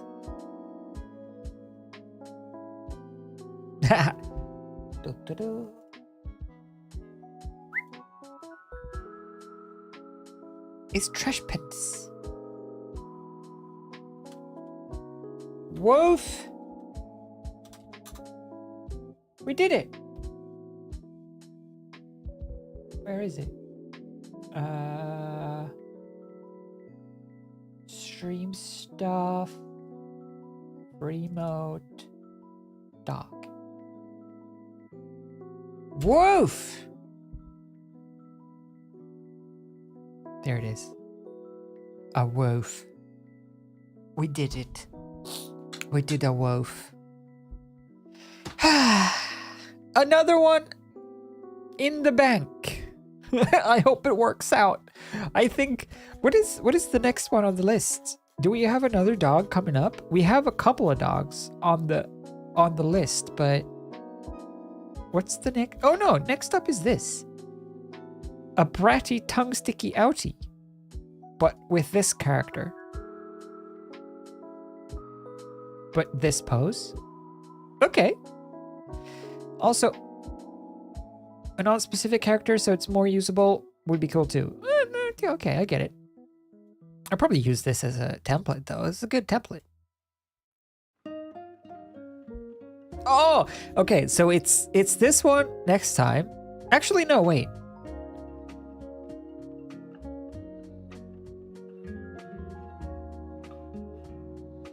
I don't know if this one is a request. White female dragon with blue eyes. Usually kinda sarcastic. I guess it is. That's true. We have a dragon. Ooh. A white female dragon with blue eyes. Sarcastic. Ooh. Oh, that'd be cool. I've not drawn a dragon at all. Okay. That'll be the next one. And then we have this one. But then there's this one. I still do not know how to draw this. Because I want this face. But I really like this old man butt.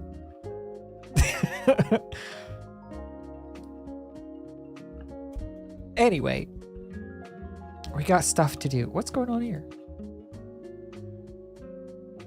Eh? Eh? Eh? Why was I pinged? Eh?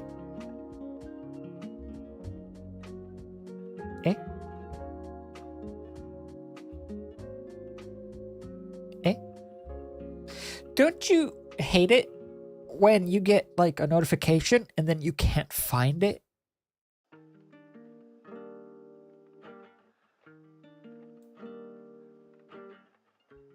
Oh well.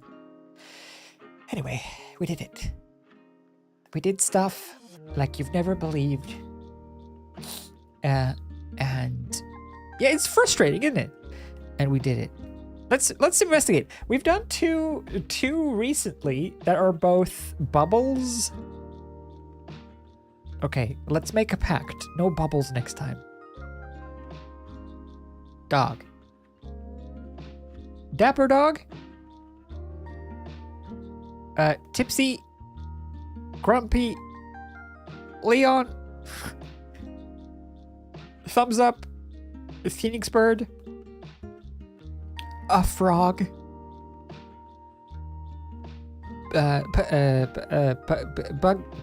Cat bug. Cat.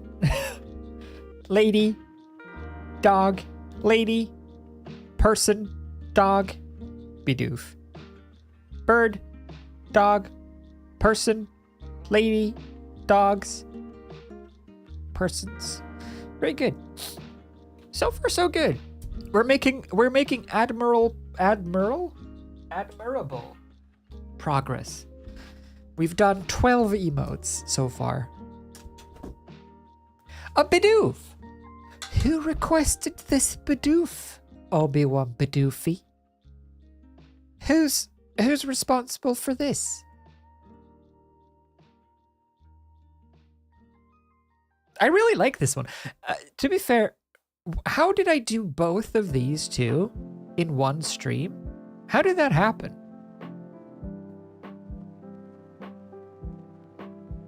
I think I'm doing them too detailed. Look at the amount of detail and the scale of the detail, how big the beans are compared to this one. We have to, yeah, look at all the small details. It has been one emote per stream, except for the very first stream, when I did both of these. Didn't I? We're getting too detailed, though. I think we have to start thinking bigger. This one is good as an emote. Where is it? This one is good as an emote. This has a good amount of detail.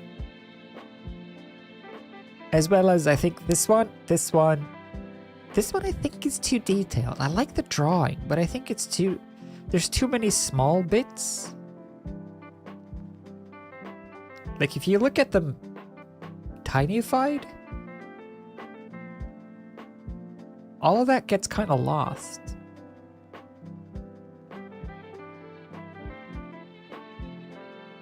Oh well.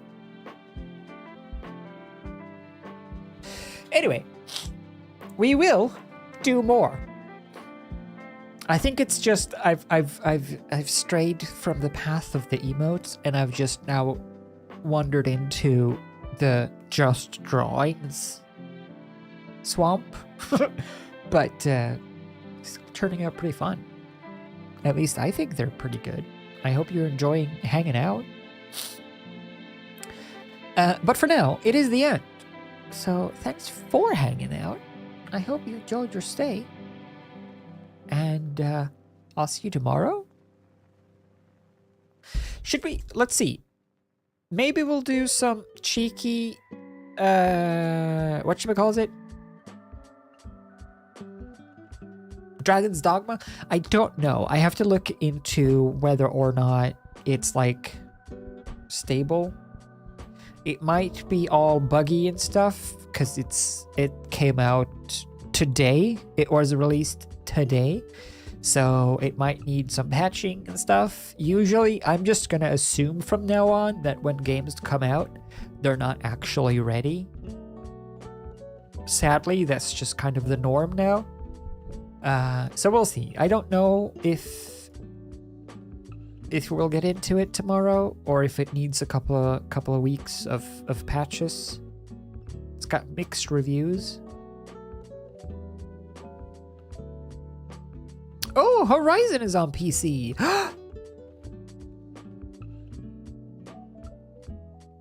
I want that at some point. Not for 60 euro. I own it already on PlayStation. Because bugs? Yeah. I mean, yeah. That's kind of what you need to just sort of expect, sadly, nowadays. I'll just sort of... What are people saying? Character stuck in the floor, can't reload because it auto-saved, can't delete character, make a new one. Was putting together a compatibility guide for some of the game's Linux Steam Deck. Who cares? Terrible microtransactions. Oh no. Stay clear until they adjust the save system and their scummy practices. De novo, bad optimizations, microtransactions, do not buy.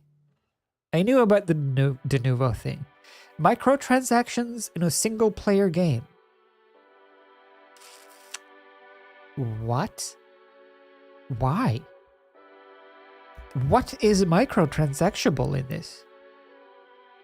What do they sell? Oh shit, look at all the DLC! Hold on!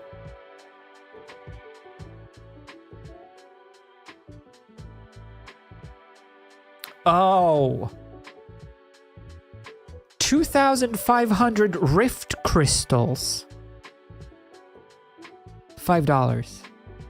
1,500 Rift Crystals. $3. Wakestone. $1. Restore the Dead. Portal Crystal, $3.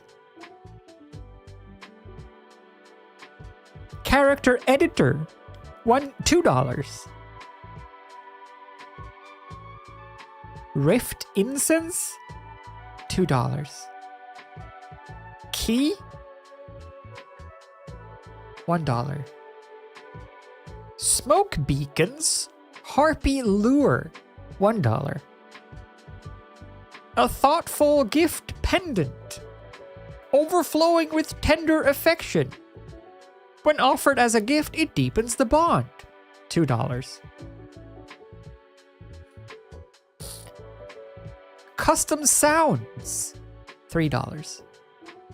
Camping kit, $3. What?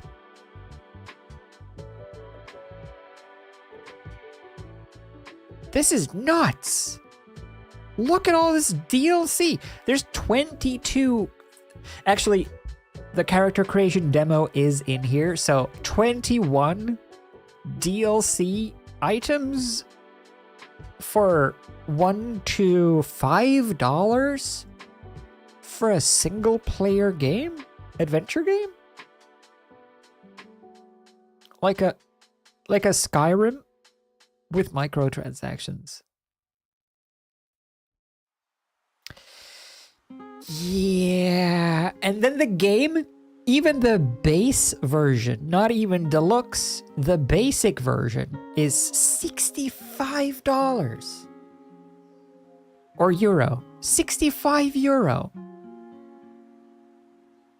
For the base game, the basic edition.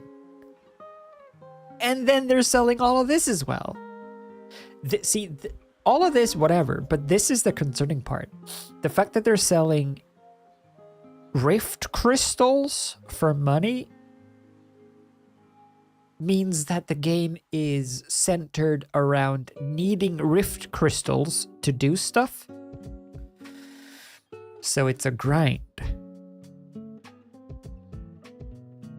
Gain rift crystals can be used to hire pawns or purchase items.